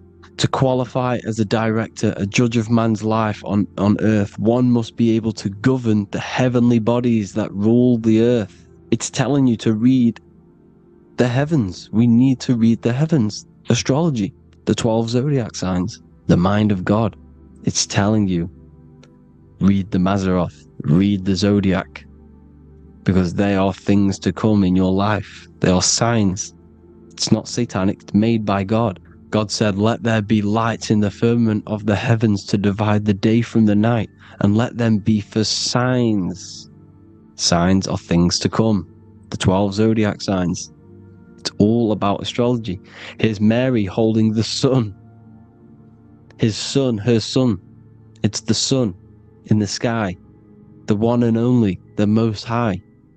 The soul, the solo because it's on its own. The most powerful, Ra, radiance. Here's the Pope holding the sun. All 3 popes holding the sun because they're sun worshippers and they know the true meaning and origins behind Christianity. Sun worship. Here's the Vatican. The Vatican is a sundial. Yes, this is literally a clock. Your watch is a sundial. It's got 12 sections on it for the 12 zodiac signs. 12 hours, 12 Horuses. Now here you see Jesus walking on water. Well, it's the sun, and here's the beard of the sun. Here's the pyramid of the sun, the illuminated one, the all-seeing eye, the sun. Here's the Ankh. The sun creates these symbols. The ancients knew this. Now, when you see these headdresses, these are actually the days of procession of the sun. Aries, Cancer, Libra. It's all about the sun. Here's some more sun worship going back to Egypt. Ra, Horus, Osiris, and Set. Jesus and Satan is Horus and Set. The sun and Saturn. Saturn rules the winter, Satan. Jesus, the sun, the light of the world, rules the summer, rules the day. Satan's the night, Saturn's the night, the sun is the day. The evil brother, Satan. Well, Horus comes, well, this is where we get the word hours from. There are 12 Horuses. The sun moves in 12 Horuses, 12 hours. Where's Horus? What hour is it? Where's Horus? His Ra, 12 noon, Ra, radiates, powerful, the most high sun. That's why he has a sun on the top of his head. These are the 4 states of the sun. Set, sunset. This is why we say sunset, because the sun is setting. His sunset, his Horus, horizon. The Horus is rising, Ra radiating, and the sunset. Then midnight is Osiris. Here's another ancient symbol for the sun, the scarab. Ra, the sun, scarab. It's got the word Ra in it because it's the sun. And here's the sun on top of the scarab with the wings. Because scarabs roll dung up hills, and then they'll let it fall down the hill to gain more matter. To gain more bigger, like a snowball effect. And this is, the ancients saw this as a process of the sun, because the sun climbs up the hill and then it falls. So they used the scarab to symbolize the process of the sun. The sun climbs and falls. Here's an ancient Egyptian cat cutting off the head of the serpent. Well, the cat is cutting off the head of the serpent, symbolizes the sun cutting off the nighttime. When the sun rises, it cuts off the nighttime. It cuts off the serpent. The serpents represent darkness or evil. Well, there's some more symbology of the sun and the heavens, the arch, the royal arch, the firmament, the sun inside the firmament. These are all ancient churches, and they all depict the firmament with the sun inside. Is the ancient cosmology, you see, because it's all about the sun. Everything's about the sun, because the sun is our orb made for us to sustain life in this, inside of this creation, inside of this firmament, the royal arch of heaven. Here's the Freemasons depicting it. Here's the Masonic royal arch, but you can even see the zodiac signs. Here's Cancer, the checkered board. It's the royal arch of the firmament. Obviously, they don't want to tell you that. You live in space, apparently. Some more sun worship. Here's the beard of the sun on the water. They all have this long beard. And why do they say amen? Amen at the end of every prayer. Amen is a sun god, a creator god. It's all about the sun. So thank you all, people. Hope you all enjoyed. Hope you all gained some knowledge and insight. Please give me a follow, drop a comment, drop a like. Have a good day. Love you all.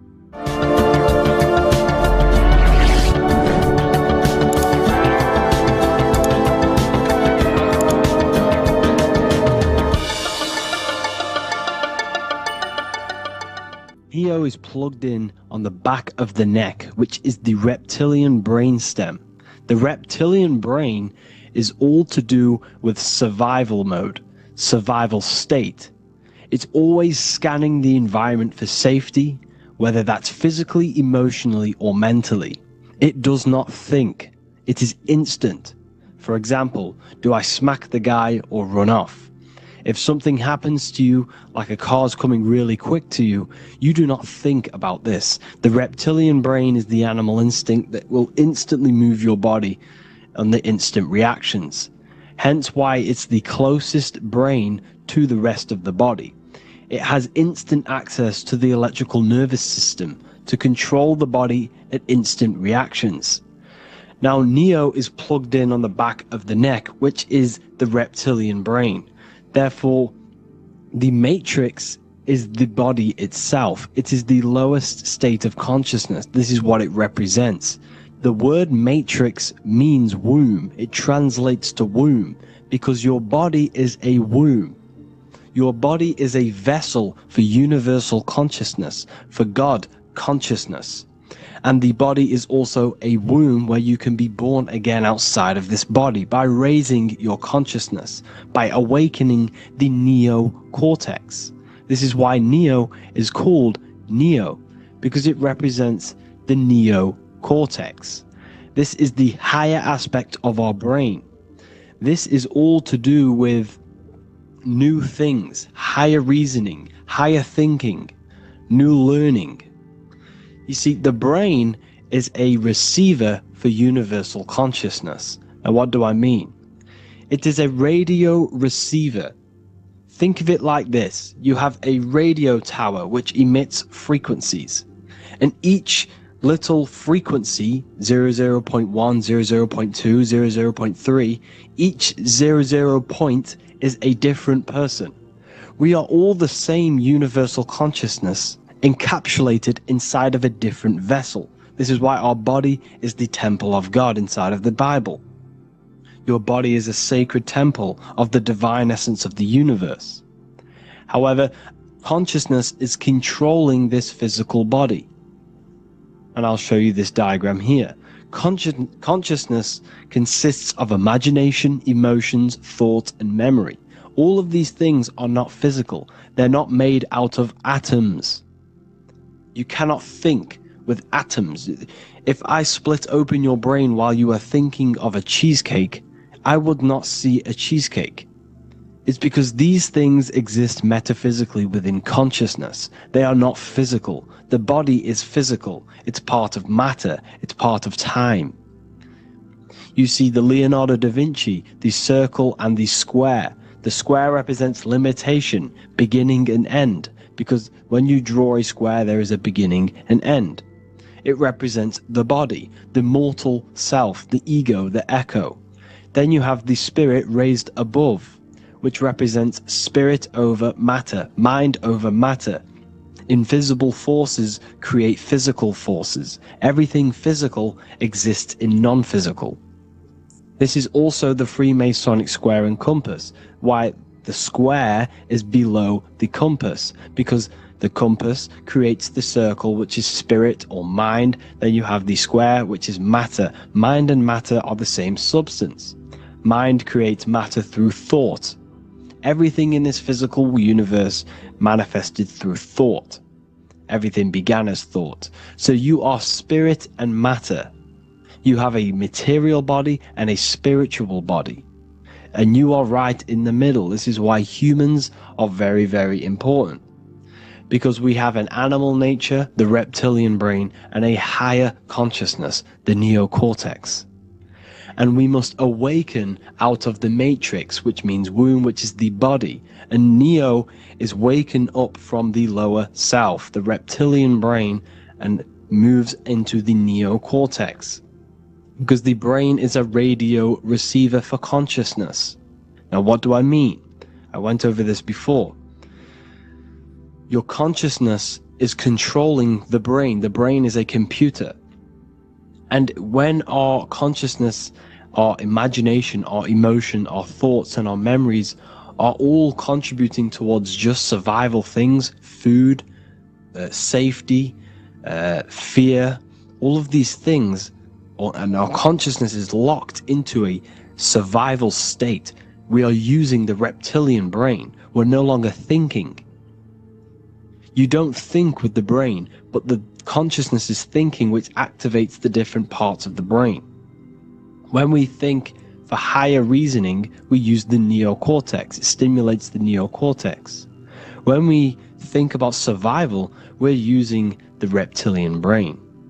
So therefore, when Neo wakes up, he wakes up to the higher aspects of consciousness, which is only utilized by the neocortex, by learning new things and expansion of the mind and expansions of consciousness. Okay? So the whole matrix is to keep you designed, well, the whole matrix is designed to keep you in a survival state, in the three-dimensional awareness. They want you constantly scanning for safety, scanning for food, scanning for emotional safety in relationships and other people. You see, they do not want you to think. They want you stuck in that reptile, that animal state, that beastly state that most people are in. Most people, all they do is eat, listen to music, consume, have sex, lust, desire. This is all the reptilian brain. So when we say the world's being ran by reptilians, it's symbolic. There is no physical reptilian humanoid beings controlling, manipulating human consciousness. We are all the same consciousness. However, there is a corrupted state of consciousness running this world. And this consciousness worships the physical plane. And they control the physical plane. So by doing that, they keep you stuck in a reptilian way of thinking, the animal state, to keep you stuck in the lowest state of consciousness. Now this is the god Osiris, which represents the reptilian brain. None of the Egyptian gods ever existed. They are all symbolic for the brain and anatomy of the human body. Osiris represents the reptilian brain. As you can see, this anatomy compare to the brain stem and Osiris statue found in Egypt. And we also see an ancient artwork of Osiris with green skin and two reptile crocodile alligators next to him, which also symbolizes the reptilian survival state of human consciousness and the activation of the reptilian brain. This is what it symbolizes. Now, this is what the Matrix is all talking about. It's talking about the awakening, the expansion of consciousness. The word divine is dive in because you connect with the divine by diving inward. There is no man in the sky going to save you. You must connect with the self. Know thyself. Truth comes from within. All of these things I'm telling you comes from within you. I'm just pointing it out. All of this is self-realization. A lot of people say, well, what are my sources? My sources is knowing thyself, observing thyself, using the neocortex of critically thinking, sitting down and thinking about yourself and having deep realization of yourself. You can realize that your thoughts are not of this physical world. It's quite simple. The brain does not think. The brain does not imagine. The brain does not hold memory. All of these things exist in consciousness, the one consciousness, but we are all fractal, infinite parts of. This is the eye on the triangle, consciousness being given down to the rest. This is separate. Consciousness is separate from the rest of the pyramid. The pyramid is your body. Neo is the one consciousness. This is the Egyptians symbolizing the one consciousness giving Ankh, which is life, to all the different life forms. However, you can see that the central sphere is giving a big Ankh to the humans, because humans, like I said, possess the advanced consciousness, an advanced brain that allows us to turn above our reptilian animal self. For example, we can go against our reptilian lower animal nature and turn to our godly nature. Animals cannot do that. They are stuck in instinct. They are stuck in a reptilian animal way of thinking and operating. Everything they create is to survive. We can turn against our lower nature and create for amazing things like buildings, architecture, technology.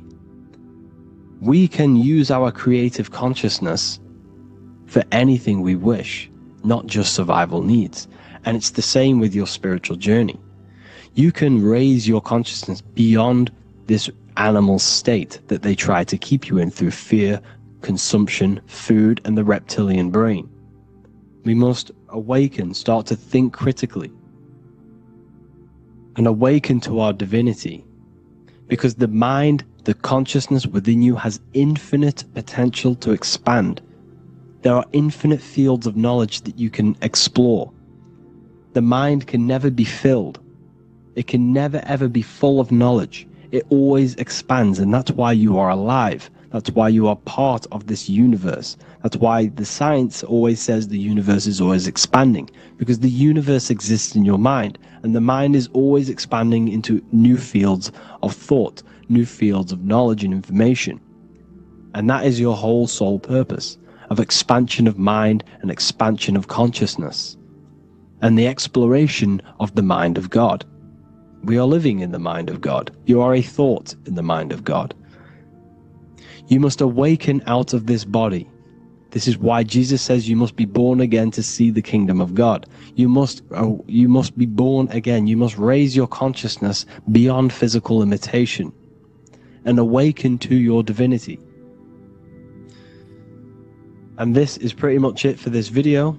I hope you all understand this, that this is all symbolic for consciousness.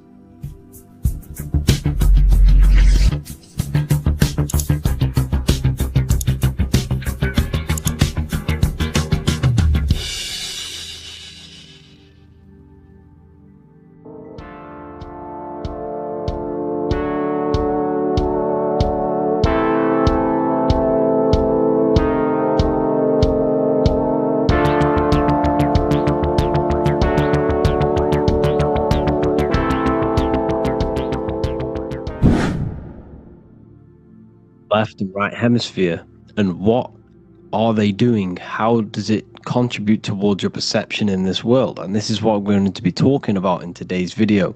We're going to be breaking down the two hemispheres of the brain and how they function in your life. So first we have the left hemisphere.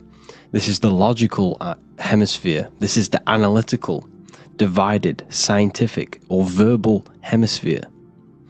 The right hemisphere is creative, wholeness, artistic, symbolic and metaphorical. The right hemisphere does with non-verbal things. It produces a holistic perception. It is more to do with creativity. Because what you must understand is that we are not in the external world. The world is produced by our brain. We see with our brain. Our eyes are a part of the brain. What we touch is the brain's interpretation of electrical signals on the nervous system. What we smell is the brain's interpretation of smell through the nose. What you taste is your brain's interpretation of chemical reactions on your taste buds. So what you are experiencing is the brain. The brain is a computer creating a simulation. And you have two hemispheres which breaks down this reality. So essentially the brain is the perception creator. It creates perception. So if the brain is creating this, who is the one experiencing the brain? Well, that is you, the consciousness, the mind, the all-seeing eye. You are the all-seeing eye experiencing the brain, the observer behind the brain, behind reality, behind the emotions. So if you're walking through a woods, this left brain sees individual trees. The right brain sees the whole woods. It sees the biome. It sees the bigger picture. So when you are walking through this woods, the right brain picks up a holistic perception of reality. It creates the woods as one unified woods. The left brain's job is to break this down and analyze it so that we can see individual things. And this is also necessary for humans to have the ability to break things down and manipulate things in this world. So without this left hemisphere, we could not manipulate things and break things down. So this right hemisphere is important because it sees the whole woods. It sees humanity as one unified consciousness. However, the left hemisphere sees individual egos. So the left hemisphere is the place of the ego because it only understands it sees the world very divided. Okay, so for example, here's another example of the left and right hemisphere. If someone pulls out in front of you in traffic, your left brain is going to start going crazy and analyze them, calling them names. The right hemisphere, however, sees the bigger picture. Maybe he didn't see you. Maybe it's just a mistake. Maybe he's in a rush. You see how the two brains are very different. They do the same thing, but they function in different ways. The right hemisphere is feminine, the left hemisphere is masculine. So, like I said, this person pulls out in front of you. You start to think with the left. If you start to perceive that in the left brain, you're going to start analyzing them. You're going to start going crazy and calling them names because you're analyzing it. You're not seeing the bigger picture behind it. You're not seeing it from his perspective. So there is a crossover. So the left hemisphere of the brain controls the right side of the body, the right ear, the right eye. Everything to do with the right side of the body is connected to the left hemisphere, and the right hemisphere controls everything on the left side of the body, including your eyes, your arms, your legs. So everything is crossed over, and even your visual field is crossed over. So this is your visual field, as you can see here, and even the left side of your visual field goes to the right brain. There's a crossover. No one really knows. There's not really a reason for this. However, this is how the human body is designed. As we all know, the human body is the most advanced piece of technology on the face of the earth. They cannot replicate the human body. And they tell you it has no creator. This is crazy. People are that brainwashed, they can't even understand that their body is the most advanced piece of technology. Your body is so advanced, the computers that you use are mimicked of the body. Everything they create is mimicking nature, but they don't show you how intelligent nature is because they don't want you to understand you're in an intelligent design. So anyways, let's get back on track. There is a crossover in the brain, and this is why they teach you to write with your right hand. And I was speaking to someone who's in a nunnery, or whatever you want to call it. They were a nun, or they knew someone who was who was a nun, and they forced these people, these nuns, to write with their right hand. You had to write with your right hand. This is why, I'd say at least 70% of the world, or 80%, is right-handed and right-legged, because they taught us this to activate the left hemisphere more because of this crossover that happens in the body. So when we are using this right side more, we are using that left hemisphere more. Why? Why are they doing this? Well, they also called it writing.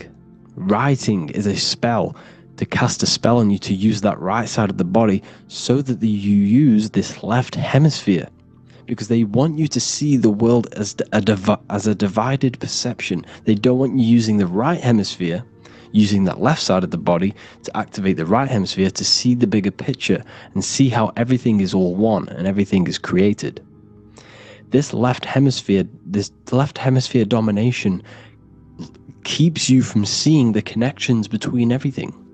Because that left hemisphere analyzes, it breaks things down. So when we are left hemisphere dominated by using the right side of the body, we are essentially seeing everything as divided. And this is why so many people will not understand my work, because my work connects dots and connects fields of knowledge and makes you see the bigger picture.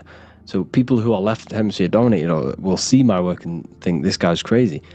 But it's all about activating that right hemisphere. So they call it writing because every word you say is molding your mind in some sort of way. The things you see is molding your mind. Everything you take in through the five senses is molding your mind. And language is a massive spell, especially the English language. They call it writing so that you use that right side. It's a spell because your subconscious mind picks up everything you say. And 90% of your daily basis behavior and thought patterns is produced by these subconscious programs within the subconscious mind. Essentially, your conscious mind is only the 10% of you. The conscious mind is just what you're aware of, what you're wearing, how you're feeling, what you're thinking. That's your conscious mind. The subconscious mind is controlling every system in your body. It's telling your heart to beat without you being conscious of it. So essentially, this is what they're programming. They're programming this system in the back of the mind, which is controlling everything through the words.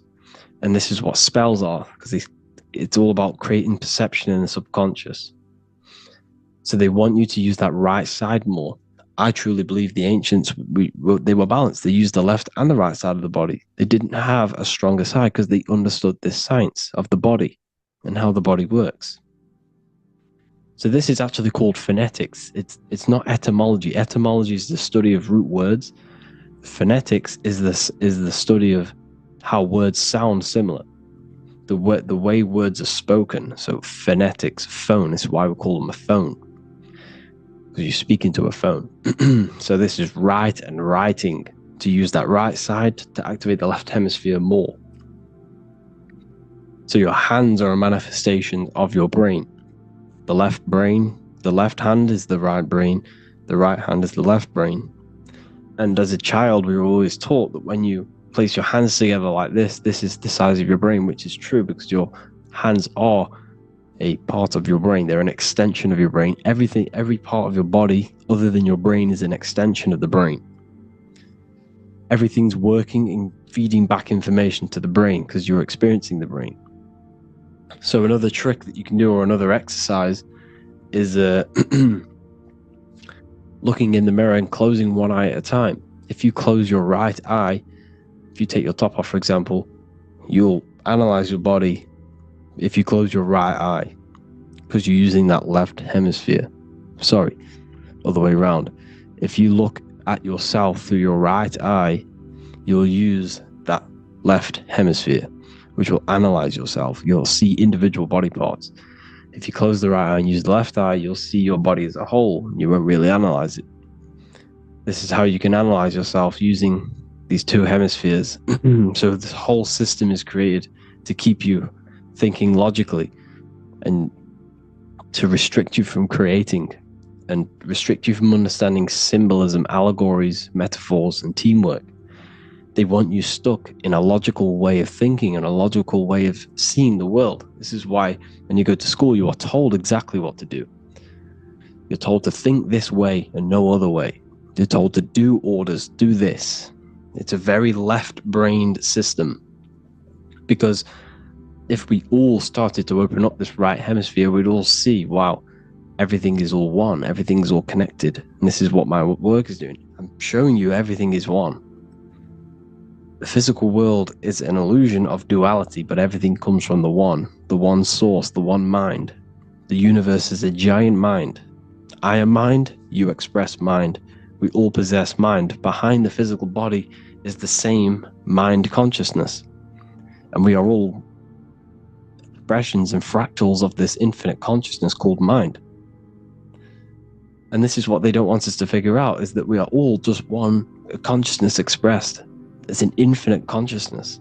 It's even in the squirrel, it's in the dog. All of these different animals, they're just different bodies, but behind the bodies is the same consciousness, which is mind. That's what the pineal gland is. The pineal gland is not the mind, and it's not the third eye. The third eye is your mind. If you have a closed third eye, it just means you have a closed mind. If you have an open third eye, it just means your mind has expanded from beyond physical things through astral projection and mystical experiences. This is how you gain an open third eye. It's just an open mind. A mind that has astral travel, that has explored the realities within the mind. So everything they do is to keep us in a divided state. Divide and conquer, right? That's their motto.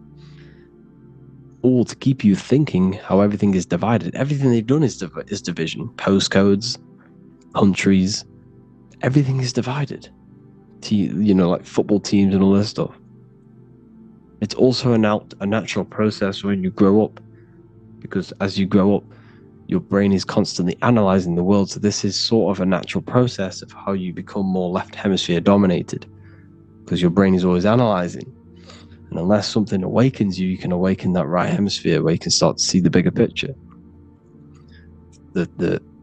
Even the music is all tuned to 440 hertz, shuts down the right hemisphere of the brain. 440 hertz, Spotify, Apple Music, the radio, and every time you turn on the radio, it's tuned to 440 hertz. This was specifically tuned. It never used to be tuned to this. It was in the 1950s. It was changed. The standard music tuning was changed to 440 hertz because it shuts down that right hemisphere of the brain. They don't want you thinking, seeing the world in this way and perceiving things as one. And I'm going to show you. It tells you this in the Bible. Cast the net onto the right hand side of the boat and you will find the fish. What was Jesus saying? This is, you see, people read the Bible and they don't understand it. If the Bible is not talking about you, then it has no meaning. The Bible, everything you read in the Bible is about you and how it can better your life. It occurs to you. So if Jesus says, cast the net onto the right hand side of the boat, this is an allegory. The boat is your body. Cast the net. It's the awareness, the perception, onto the right hemisphere of the brain, and you will find the fish. What's fish? What do fish do? They swim deep in the ocean. It represents the knowledge. Deep knowledge. Cast the net onto the right hand side of the boat and you will find fish. You will find the wisdom. You'll gain understanding when you cast that your awareness into that right hemisphere. You will see that I am you and you are me. We are all one consciousness. You will see everything. You'll see that the trees are the same patterns as the nerves in your body. You'll see everything is connected. Everything is a fractal of the one infinite consciousness. And how many fish did they catch? 153. That adds up to 9. This is now numerology. The Bible's filled with numerology. Adds up to 9. What's 9? Human consciousness. It represents consciousness. You're in the womb for 9 months. Feminine. It's all about consciousness. And in Revelation 14, and I looked, and behold, the Lamb standing on Mount Zion. That's the spines, the mountain. With him, 144,000. 144 adds up to 9. It represents consciousness on top of the spine. You see? And he had his name the name of his Father written on the forehead. What's the Father? The higher mind, the higher consciousness within you. Where is that? In the forehead, the pineal gland. The pineal gland is the radio receiver for the higher consciousness. Because every body part of the body has consciousness. Your heart has consciousness. Your gut has consciousness. You are thinking with these different consciousnesses. You think with the gut. You think with your penis. You are thinking with all these consciousness. And it's about raising your consciousness to the higher consciousness, which is the Father, the mind, in the head. Don't think with the lower parts of the body, because that is your animal nature. Think with the higher parts of the body. It's all representing consciousness. How to activate the right hemisphere of the brain? Well, it's all to do with non-verbal things. So music will activate the right hemisphere. Make sure it's tuned to the right frequency though. 432 hertz, 528 hertz. Any frequency that adds up to 3, 6, or 9 is good for you. Meditation, turning off the thoughts, and you raise yourself to the higher brain. Symbolism. Symbolism is all right hemisphered. Reading between lines, metaphors, determining the Bible, it's all right hemisphered. Seeing the bigger picture, it's reading between the lines. So tithing in the Bible. These people in the churches are giving 10% of their money to the church. It's nothing but a scam. What these people have done is they have externalized the Bible. They have taken the Bible and literalized it so that they can make a business out of it. So what they're doing is 1/10 of the produce of what it says in the Bible, 1/10 of the produce of the land, whether grain or fruit, is the Lord's and is holy. So what's that saying? It's basically saying give the 10% to the Lord, to God. What does that mean? Well, what's the land and the fruit? This represents physical things, the physical things that you have. The 1/10 of the physical things that you have, what's that? That's your ego. All the physical things that you have is all to do with your ego. That's the lower self. The ego, what is the ego? It's the mind's perception of the physical self. You had no ego when you were a child. Okay, when you were a child, you had no ego. As you grew older, you created the ego. But the ego is the full self. It's the echo. Ego, echo. It's the echo of the full self. So it's saying give the ego over. Take away the animal self. In that left hemisphere, that's all to do with the left hemisphere. That left hemisphere sees the ego. It sees individuality. It's divided. So it's saying give that 10%. Give that 10% of you over to the right hemisphere. The 90%. The 90% of you is in that right hemisphere. The higher self. Now, I'm not saying the left hemisphere is bad. Okay, I'm not saying that at all. But it sees things divided. It's like I said, the left, the hands are manifestations of the brain.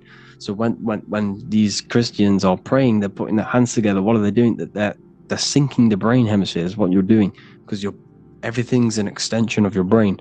So if you put your hands together, you're putting the two hemispheres together. And what's happening when you place the hands together? All the electricity in the body is now running in a circuit. So once you connect these two hands, the electrical energy is now running in a circuit. And energy can move around the body quicker and more efficiently. So when you pray, when these people are praying, they don't realize that they're engaging in ancient forms of meditation, of balancing the two hemispheres. So now we're talking about balancing the hemispheres, not the right hemisphere. This is what Israel is. Look at the symbol for Israel, the up triangle and the downward triangle. What's that? The up triangle represents male. The downward triangle represents female. Okay? This is talking about the brains. Israel is Ra. Isis, which is female, the Egyptian god. Ra. El. El means God. Electricity. That's the force of the physical world. It's the force that runs this world. Electricity. It's the force of God. El, consciousness. It means God. Israel. Isis, Ra, and El. It's the two hemispheres of the brain. The Holy Land of Israel. It's the Holy Land. It's the brain. Once these two hemispheres are synced, this is how you unlock your consciousness. This is the easiest way of astral projecting. Hemisphering. I forgot the word for it. Hemisphere syncretization, something like that. It's about syncing the hemispheres. This is how you unlock your consciousness. Once the brain is running as one electrical system, this is how you balance the two masculine and male opposing energies. Once these opposing energies are no longer in war with each other, the brain, they come together to work as one. You unlock your consciousness. You are born again. What happens when a male and female have sex? It creates a new child. It becomes one. You are born again. Once the two hemispheres of the brain, you are born again. You can then have an out-of-body experiences. So this is why the symbol of the Holy Land, Israel, is the up and down triangle back combined together, because it represents unification of the male and female, unification of the hemispheres. You're born again. You unlock consciousness. And you can get this for free. It's called the Gateway Tapes on my website. Basically, it's a audio track from the government, and they did this in the Gateway Experience. It's a CIA document, and what they do is there are different forms of meditations you go through. I think there's about 5 waves of meditations you do, half an hour each one. And it will teach you, it will sync your hemisphere, because what does it do? They understood that playing one frequency into one ear and another frequency into the other, they understood that the right ear is connected to the left hemisphere, the left ear is connected to the right hemisphere. So when you play 2 different frequencies into both ears, what happens? The brain picks this up, the 2 hemispheres of the brain picks this up, and it syncs it. It syncs these 2 hemispheres, these 2 frequencies together. So now the brain is working as one to sync this frequency. So this is how you can sync your hemispheres, through listening to these frequencies. Okay, you can get them for free and do the meditations yourself. This will definitely help you. This is an easy way to astral project. So it's all about syncing the hemisphere and seeing reality from a unified perception. We should all aim to get out of that left hemisphere. I'm not saying don't use it, but we should now start to read between the lines of the Bible, read between the lines of the symbolism they're showing. Study symbolism, study allegories, in myths? What are they trying to tell us through these allegories? And, this is how we start seeing things in a better way. Once we understand that we are all microcosms of an infinite consciousness, we can all come to one, because love is the unifying force of this infinite consciousness. We are all divided. We are all disconnected from our hearts. Once we all connect with our hearts and see that everything is one, we can all start to love and come together as one, because love is the unifying force of consciousness. So if you haven't already seen, I now have launched the Ethereal University. I will be doing lectures like this one, but even better, deeper, and even releasing knowledge that I can't talk about online, as they are censored. I'll be doing lectures every single week. I'll be doing live calls every single week. You also gain access to my library, which is filled with over 45 occult books, filled with knowledge. Okay, I'll show you now. Plus, you get my book, The Book of Wisdom, PDF form, and the Human Health Guide, PDF form. You also get all of this stuff, the health section, Q&As, Ethereal meditations. We've got some celestial studies, cosmology, and numerology coming soon. You also get the brand new Manifestation Mastery course, plus the library. And there'll be new books, new lectures, new live calls every single week. Or you can get the Book of Wisdom, use the code WISDOM in all capital letters to gain 40% off. This sale will be ending very, very soon. So if you're watching this, be very quick to get yourself a physical version or a PDF of my book. You can get it in all these languages. Hope you enjoyed this video, people. I'll see you inside the Ethereal University, the real university. Have an amazing day.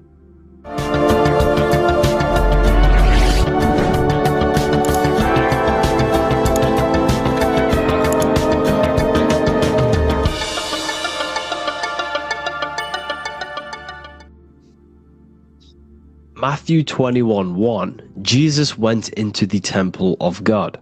Corinthians 3:16, do you not know that you are the temple of God? Now what is this telling you? That God is within you. Hence why in Luke 21:12 it tells you the kingdom of God is within you. And the side of your head region is called a temple for a reason. Because the brain encapsulates the mind. The brain is a physical manifestation of the mind. The heart is a physical manifestation of emotion. So we have these different layers of our consciousness. We have an intellectual, communicative aspect of our consciousness, which we would call the mind. We have an emotional aspect of our consciousness, which is the heart. And to communicate with the divine, it's all to do with the mind. Hence why the ancients always symbolize the mind being God. This is why Michelangelo always placed God inside of the brain on top of Sistine Chapel in the middle of the Vatican. He understood that God is in the brain. God is within you, not outside of you. The church tells you that God is in the sky because they are creating a externalization of the truth to create a business and a distraction, so that you don't find the divinity within you, so that you don't find your power. Now you have Adam, the physical man, the physical body, the ego, the lower self, and he is resting. He's not trying to reach to God, but God is reaching, because the higher consciousness within you is always trying to communicate with you. It's always trying to wake you up to your divinity. But the lower mind, the lower self, Adam, the physical self, is always in ignorance of truth, always in ignorance, and stays in a materialistic way of thinking, which is the lower animal self. And this is what we call a sleep, or an NPC. This is the lower mind of man. But all you have to do is to move your finger to touch God. You have to look within yourself, within the brain, meditate, and you can find God. This is why in the Bible we see many references to the human body and anatomy to truly connect with God. Kings 6:8 The door to the middle chamber was in the right side of the house, which is the right hemisphere of the brain. The middle chamber is the pineal gland, where the seat of your consciousness is, or the seat of your higher consciousness is, the mind. And they went up the winding stairs, which is your spinal column, into the middle chamber, and out of the middle chamber into the third. So they went up the winding stairs. This represents raising your consciousness up the winding stairs. Your spinal column acts as a stairway of consciousness. Depending on what sort of consciousness you are operating in, depends on what part of the spinal column you are using. Because the spinal column ascends and descends consciousness. What do I mean? If you are in a reproductive way of thinking and you're always thinking about sex, you're jerking off all the time and you're always eating, all of your brain's power and your mind's power is being descended into the lower aspects of the spinal column, which represents hell, the physical state of man, Adam, the ignorant state. We're basically living off low-level pleasures like an animal. And the stairway to heaven is your spinal column. They went up the winding stairs into the middle chamber, which is your mind, your pineal gland, and out of the middle into the third stage of consciousness, physical, etheric, astral. When you meditate and you start to raise your consciousness during meditation, you enter the astral plane when you turn off thought. But this is the middle chamber inside of the brain. Here we see another painting inside of Sistine's chapel of God inside of the brain. This is the brainstem. This is the brain. This is the frontal lobe. This is the back lobe. This is the back lobe. This is the cerebellum. Here's the reptilian brainstem. Here's the claustrum. This is what we are seeing here. Anatomy. Here is another one in Sistine's chapel in the middle of the Vatican. This is depicting the brainstem. God's neck looks exactly like the brainstem. Here we see a real brain compared to God's neck, because the neck is just below the brainstem. And this is what they are symbolizing, because they knew that God is within you. God is a part of the human body. God is inside of the body, because the body is a vessel for consciousness, for universal consciousness. Inside of you, inside of me is the same spark of consciousness. And this same consciousness is spread out into every living essence, because everything comes from the one source, the one God, the one consciousness. Matthew 6:22-23. The light of the body is the eye. If therefore thine eye be single, thy whole body shall be full of light. Practicing the single eye. What is this? This is meditation. This is entering within yourself. So the Bible's telling you to practice the single eye. But if thine eye be evil, thy whole body shall be full of darkness. What does this mean? If your consciousness is in an evil way of thinking, if your mind is filled with an evil, negative mind space, then your body shall be filled with darkness, with evil, with negativity. Because negative thoughts destruct the body. Positive thoughts heal and regenerate the body. So he tells you to be, the light of the body is the eye, your consciousness, the inner eye of consciousness, the eye that lets you see. And what do I mean? You look with your two physical eyes, but you see with the inner eye. What you see is perception. You look with the two eyes, and what you see is perception. You are seeing, you are understanding, and that's what consciousness, the mind, gives you. Consciousness, or the mind, is the force that allows you to be a human being, that allows you to understand things and interact with things and make decisions. It's an infinite intelligence. See, the mind is not the brain. This is a big confusion with people.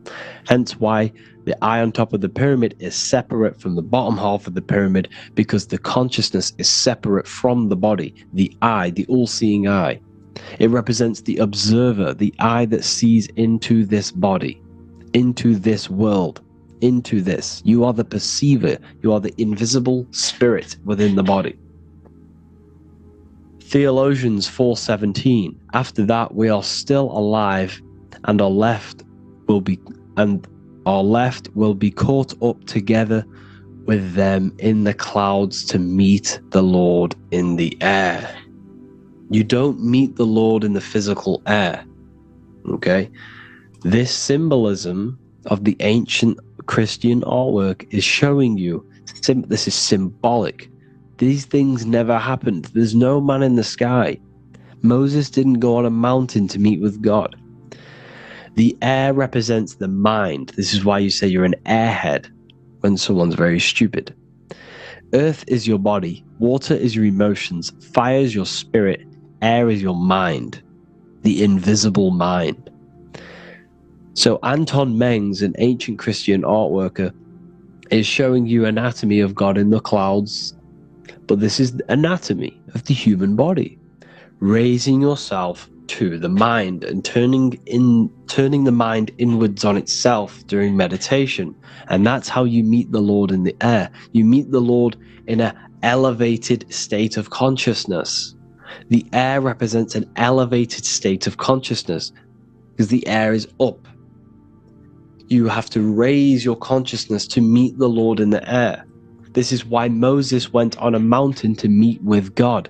The mountain represents elevation of consciousness, raising the mind up the spinal column, taking all of the mind's attention away from the reproduction and the physical aspects of self and raising it to the brain and turning off the brain and going inward into the air. It's talking about raising consciousness. It's allegorical, it's a spiritual metaphorical text. The side of your head's called a temple because inside that where that temple is, right in the middle of where you call the temple, is the inner chamber, the open room, the holies of holies in the Bible, or the land flowing with milk and honey, or Mount Zion.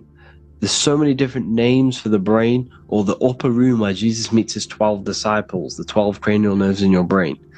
This is the temple of God. Your body is a temple of consciousness. It encapsulates the consciousness. It encapsulates the mind and soul. John 10:30, Jesus states, I and the Father are one. Psalms 46:10, be still and know that I am God. He's talking about the I am within you, not within Jesus. Everyone refers to ourselves as I. I am God. When you say I, you're referring to the highest aspect of yourself. The aspect that is above all thought, above all emotion, and above all things. When you say I, you're referring to your pure awareness, your pure consciousness, the highest aspect of yourself. And anything after I is egotistical. I is God. The letter I is the Roman numerals for one, because there is one God, one consciousness. The letter I is one line, just like the number 1.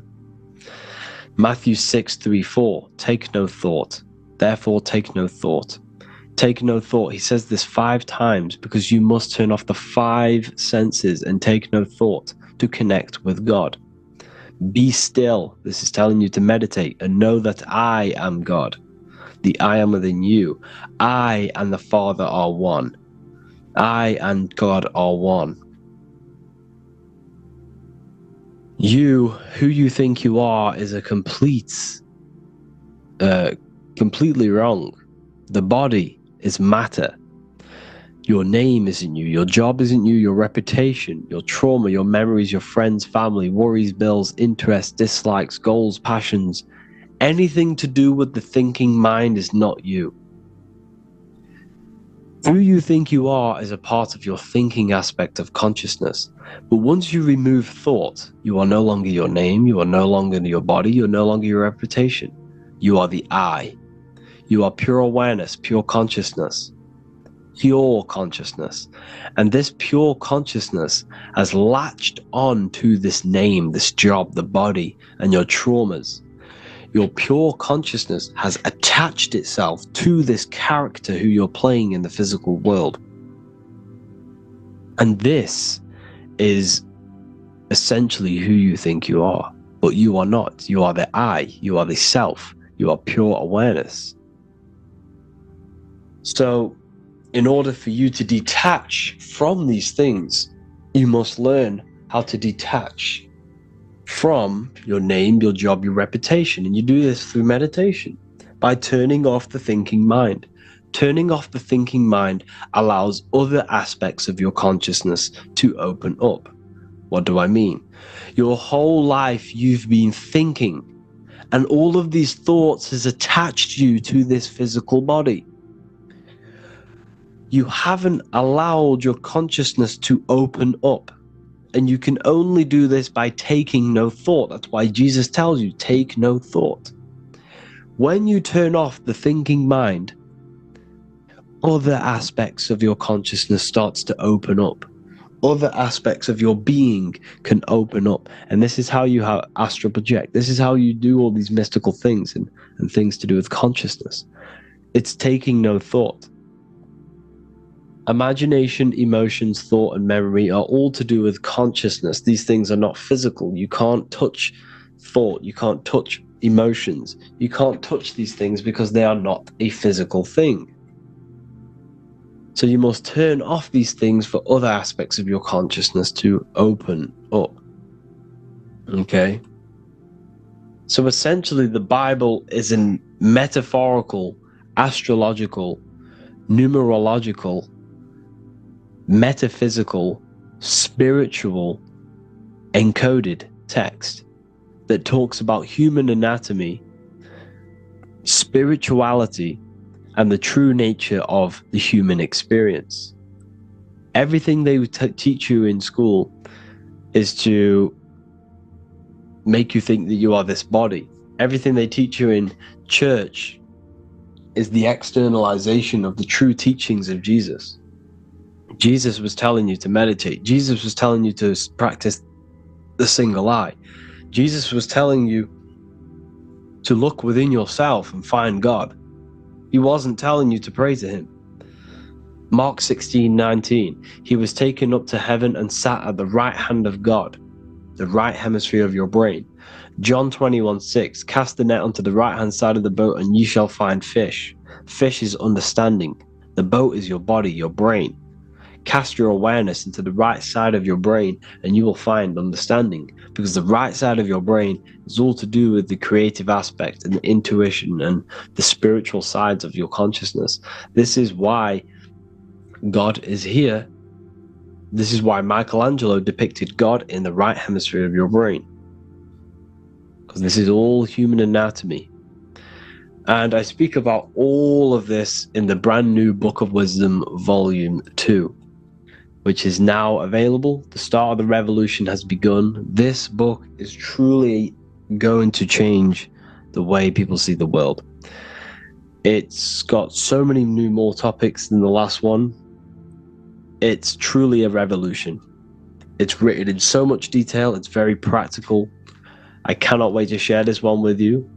I just want to say thank you for the opportunity for me to create this book. Because without you, I couldn't have created this. And I just love sharing my work with you. And I thank every single one of you for the support, the watch, like the views and the likes, everything. Especially the people who have joined the university and stuff like that. And for people who have joined the university, you do get a free Book of Wisdom paperback if you just go to the general chat and follow the description, follow what the instructions that I gave you in the chat, and you'll be able to order a free Book of Wisdom if you are inside of the university. Plus you get all of my other books, 2 books, and over 45 occult books on occult and esoteric things. You get lectures, live calls, a community, a manifestation mastery course, and a whole library and reoccurring updates every month, every week. So yeah, I hope you all enjoyed this video. Thank you all. Please leave a comment to help the algorithm and leave a comment on what videos I should make. And yeah, I'll get to uploading on the YouTube a lot more now the second book is now released. I have a lot more time on my hands. No longer using my energy to create the book. I am now going to redirect this mental energy into the YouTube. So there will be a lot more content coming. So I need some content ideas. So feel free to comment some ideas, some YouTube videos that I can create. Thank you all, people. Have an amazing day.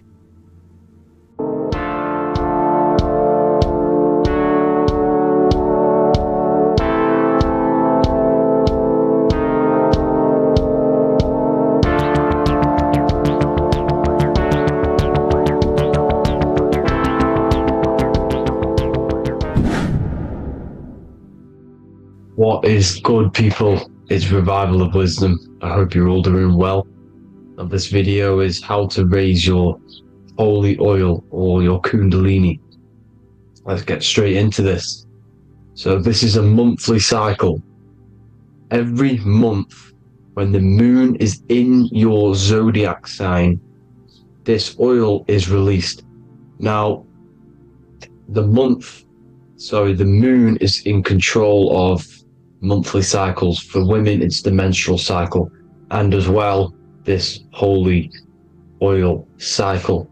The moon changes sign every 2.5 days and passes through the zodiac signs in 27 days. So the moon tells the day, the sun tells the time, the stars tell the month. This reality is a massive clock, if you like to say. It's a cycle. Okay, the moon controls the night, emotions, water, fluids, and the mind. Okay, so this oil is produced in the claustrum. It's produced in the claustrum, which is here, right? This is where you get Santa Claus from. Now, the claustrum is at the center of the brain, and it is next to the pineal gland and the pituitary gland. Once it starts in the claustrum, this is the holy present. This is the present that Santa gives to us, Santa Claus. And it goes to the pituitary gland and the pineal gland. And what's connected to the pituitary gland and the pineal gland is the Ida and the Pingala. The Pingala is the pineal gland's nerve, which is the honey, which is the positive charge, electric. And the pituitary is the Ida nerve, which is the magnetic charge. This is the milk, the land flowing with milk and honey. This is the brain, the heaven, okay? And it travels down the spine using these two nerves, these electromagnetic charge. And this is what the ancients symbolized with the two serpents wrapped around the spinal cord, the Ida and the Pingala. And this travels down to the sacrum or the solar plexus. Okay, so once it's here, okay, the spine is an elongation of the brain. So the spine is pretty much the brain. It's an extension of it. And it's kind of a microcosm of how we descended from heaven to physical reality, to physical matter, which is our consciousness has done. Our consciousness has descended from heaven into physical matter, and this is a microcosm of it. Okay, so once we're in the sacrum bone, this holy oil, like I've just explained, this holy oil starts in the Santa Claustrum, goes down the chimney to the sacrum. This is the sacrum, the solar plexus, and drops the present off at the sacrum. Now, once we're at the sacrum, we need to raise our vibration to take this oil back up the spine. Okay, and the River Jordan symbolizes this in the Bible. King Herod wants to kill Jesus in Nazareth, which is here, this is the River Jordan, is Nazareth. He goes to be born in Bethlehem and then goes back up to Nazareth, to Joseph and Mary. Joseph and Mary, the pineal gland and the pituitary gland. The Bible is huge symbolism. It's all metaphors for this sacred process which goes on inside of your body. You are the Temple of Solomon. You are the Holy Land. The Holy Land is your brain. Once this oil is at the sacrum, you need to raise your vibration in order to take it back up. Once this oil has gone back up to the pineal gland, it activates the crystals which are wrapped around your pineal gland. Your pineal gland is this tiny little beam here. This is the claustrum. This is the pineal gland, and it's wrapped in crystals. And when this oil travels back up the spine by raising your vibration, back to the upper room where Jesus met the 12 disciples, or the 12 cranial nerves in the brain, and it activates and it turns on this pineal gland. And once it's turned on, it illuminates all the cells and the nerves in your brain and turns them all on and activates the higher God man, the God consciousness, Christ consciousness. And it regenerates the whole body. This is the secret to regeneration. It regenerates all the cells in the body. And this is how the ancients lived for thousands and thousands of years. As talked about in ancient texts. They lived for hundreds and thousands of years because they knew this secret. And this fluid, this brain fluid, the secretion, or the Christos in Greek, which means gold, because this is the alchemical process from turning lead to gold. Your body is the alchemical furnace. Now the ancients knew about this center of the brain because they symboled it. This is the eye of Ra, and it's the brain, and this is what's wrapped around our consciousness. Our consciousness isn't wrapped around the brain. The brain is built around the consciousness. We are the consciousness. You don't have a soul, you are the soul. Okay? Now,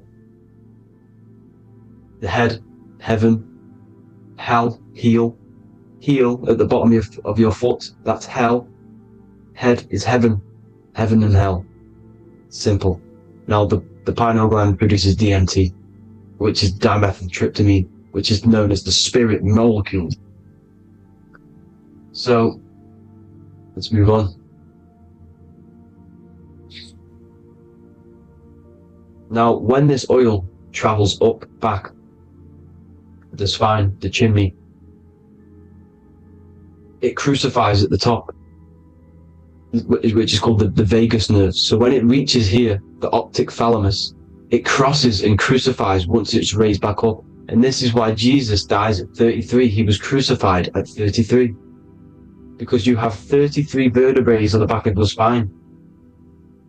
And then it's crucified by the cross of the vagus nerve. When this oil crosses the vagus nerve, this is the crucifixion at 33. And it symbolizes the death of the physical consciousness. You then become spirit. You then become God consciousness, activating the Kundalini, regenerating the body and the mind. Okay? The Garden of Eden. You are the Garden of Eden. The land of milk and honey is upstairs. The pituitary, which is the milk, the pineal gland, which is the honey, which is DMT. It even says this in the Bible. As he brought us into the place, and he has given us this land, a land flowing with milk and honey, which is also symbolized as the sun and the moon. The Bible also says, the light of the body is the eye, not the eyes, the eye. If therefore thine eye be single, thy whole body shall be full of light. This is the activation of the pineal gland by raising this oil back up to the pineal gland, to the center of the brain. Neither shall they say, see that here, or see there, for behold, the kingdom of God is within you. So he's saying, don't look out there. Nothing is out there. It's all inside of you. Everything's inside of you. You're the universe. Now, how to raise this oil back up to the pineal gland? Every month, like I said. The moon controls the cycle. The moon controls monthly cycles. When the moon is going into your zodiac sign every month, this oil goes down the spine and you must raise your frequency to get it back up. You must retain your seed. This is the most important. Your fluid, your secret, your holy fluid, your life force. You can't let that go. That life force is the reason you're alive. This holy oil is the reason you're alive, because it feeds all of the systems in your body. It feeds all the systems in your body. You have to retain your seed. Alkaline diet, positive thinking, and meditation. Okay?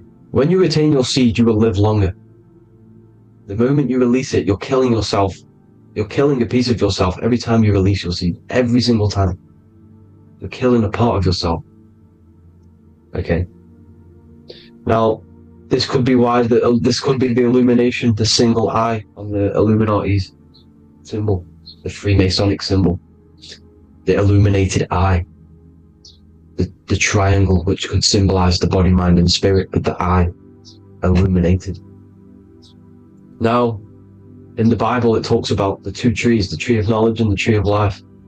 The tree of knowledge is the tree of good and evil, which is the most important system in your body, which is the nervous system.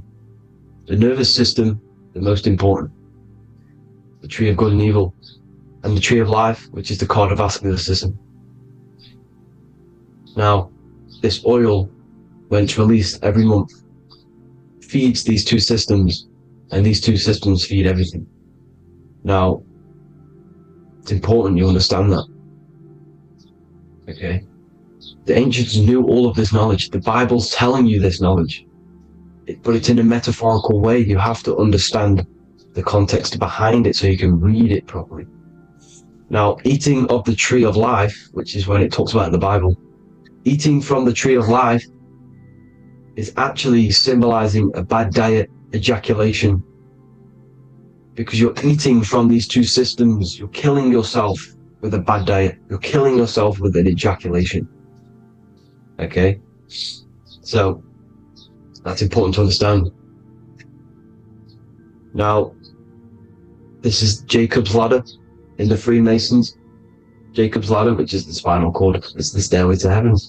And this is Jack and the Beanstalk when he goes up the beanstalk and finds the golden egg in the grey clouds.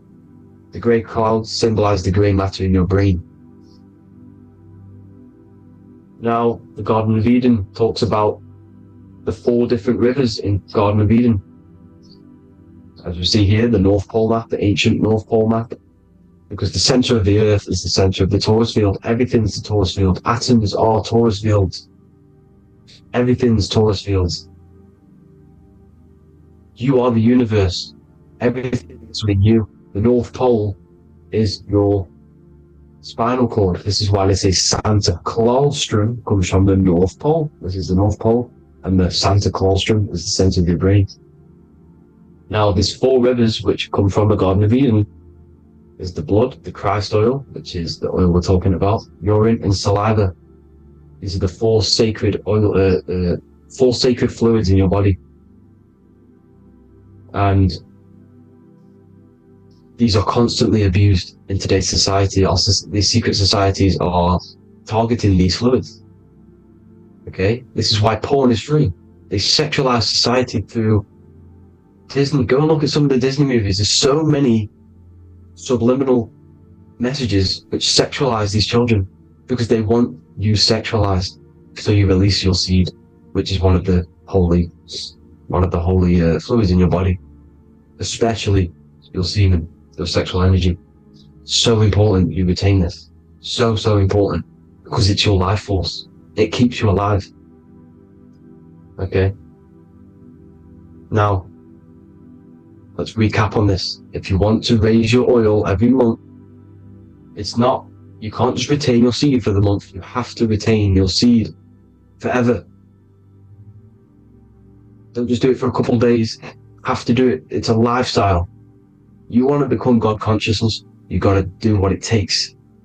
It's hard in this society because this society is made around It's designed to kill you pretty much.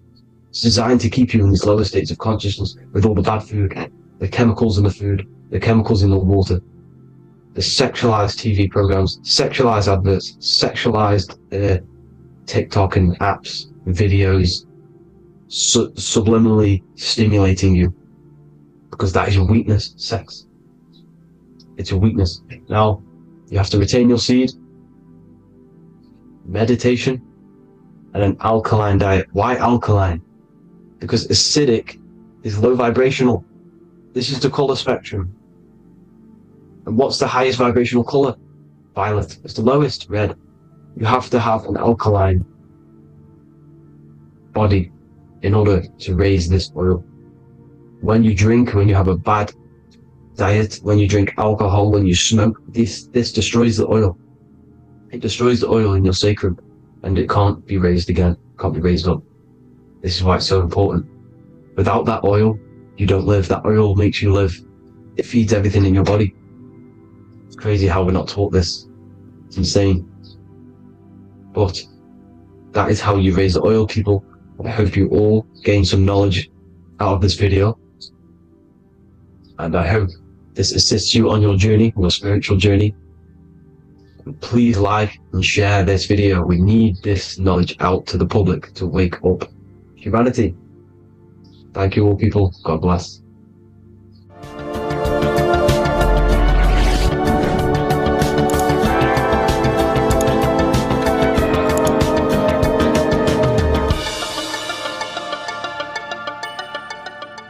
Welcome to Revival of Wisdom. Today we're going to be breaking down Saturn worship and how the occult are linked in with Saturn. Okay, so first of all, let's start with the celebrities. All these celebrities are doing 666. Okay, covering the one eye, which also symbolizes the all-seeing eye, which is another occult symbol. But we're focusing on the 666, the 6 with the 3 fingers. Also, we have CERN with the 666 within their logo. Also Disney, okay, as you can see here, 666 within their logo. Pepsi, Coca-Cola, and even Cadbury's. Monster Energy with the 666 in Hebrew numerals. Unleash the beast. So what is 666 to do with Saturn? Because on Saturn, there is on their north pole of Saturn, there is a 6-sided hexagon, okay? So Saturday is named after Saturn Day, the 6th planet. It is also the 6th day of the week, and has a 6-sided polygon on its north pole, 666. Not only that, when you create a star out of the hexagon, you will create a 6-pointed star. Okay, with 6 triangles within the star and a 6-sided hexagon, which all adds up to 666. Okay, so this is why all these symbols contain 666. So why do they worship 666? Saturn. Because Saturn is the god of time and death. Okay, and order and lessons. Okay, Saturn is a very cold and dry being. That is the 6th planet from the sun. Okay, Saturn represents the winter, which symbolizes death. Okay, because all nature dies within winter because the sun's not there. So it represents darkness and death. It rules the zodiac sign of Capricorn. Okay, so in the celestial cycle, Saturn is always opposite the sun. So it's the opposite of the sun. So they're worshipping this energy which is death-like, okay? This god which is death and does not bring life, okay? Also is the god of time, okay? Also in the Roman and in Greek it's called Chronos, okay, which is just a translation for time. It's also known as the Father Time, aka the Grim Reaper, okay? The Grim Reaper, keep that in mind, we'll come back to this. Here are some more logos with Saturn, okay? NAG, Internet, Wi-Fi, okay? All these occult logos all worship Saturn. They are a satanic a cult. They worship this death god, this evil god. Okay? This is where the cube now comes in. Okay? Because what colour is associated with Saturn? Okay, black, because it's the absence of light, it's opposite the sun. So black is the colour associated with Saturn. Each planet has its own colour associated with it. Okay, so when you make the cube, okay, as you can see here, the cube out of the polygon, it creates what? A black cube. Okay, and the Kabbalah, okay, Kabbalah means cube, Allah means the god, the cube god. These religions are secretly worshipping this cube god, the god of death, Saturn, Satan. It's the same entity behind it all. Okay? So, also, we have these black cubes in Australia, Denmark, all around the world, these black cubes. Because this occult is worldwide. It's Saturn, Satan taking over this realm. Okay? Also, with this black cube, they walk around it like the rings of Saturn. It's around the black cube of Saturn with the rings. They walk around in circles. What are circles? Cycles. What is a cycle? Time. The time god. This is why it has a ring around it, because it represents time, cycles. Okay? And this is another depiction. Saturn, always depicted with this Reaper staff. Okay, keep in mind this staff, just like we associated with aka the Grim Reaper. The Grim Reaper also wears a black robe, representing Saturn with the same staff. Can you see it? This is where it comes in. Okay, the same thing, look, the same staff. With the black robe, black representing Saturn, the god of death. Okay, the Grim Reaper, Satan. Okay. Also, when you graduate from university, what do? You wear a cube on your head, a black cube with a black robe. This is Saturn worship. See, this is how Saturn, Satan, has tricked the world into worshipping him, not God, the sun, which represents God. So what is a corona? Because a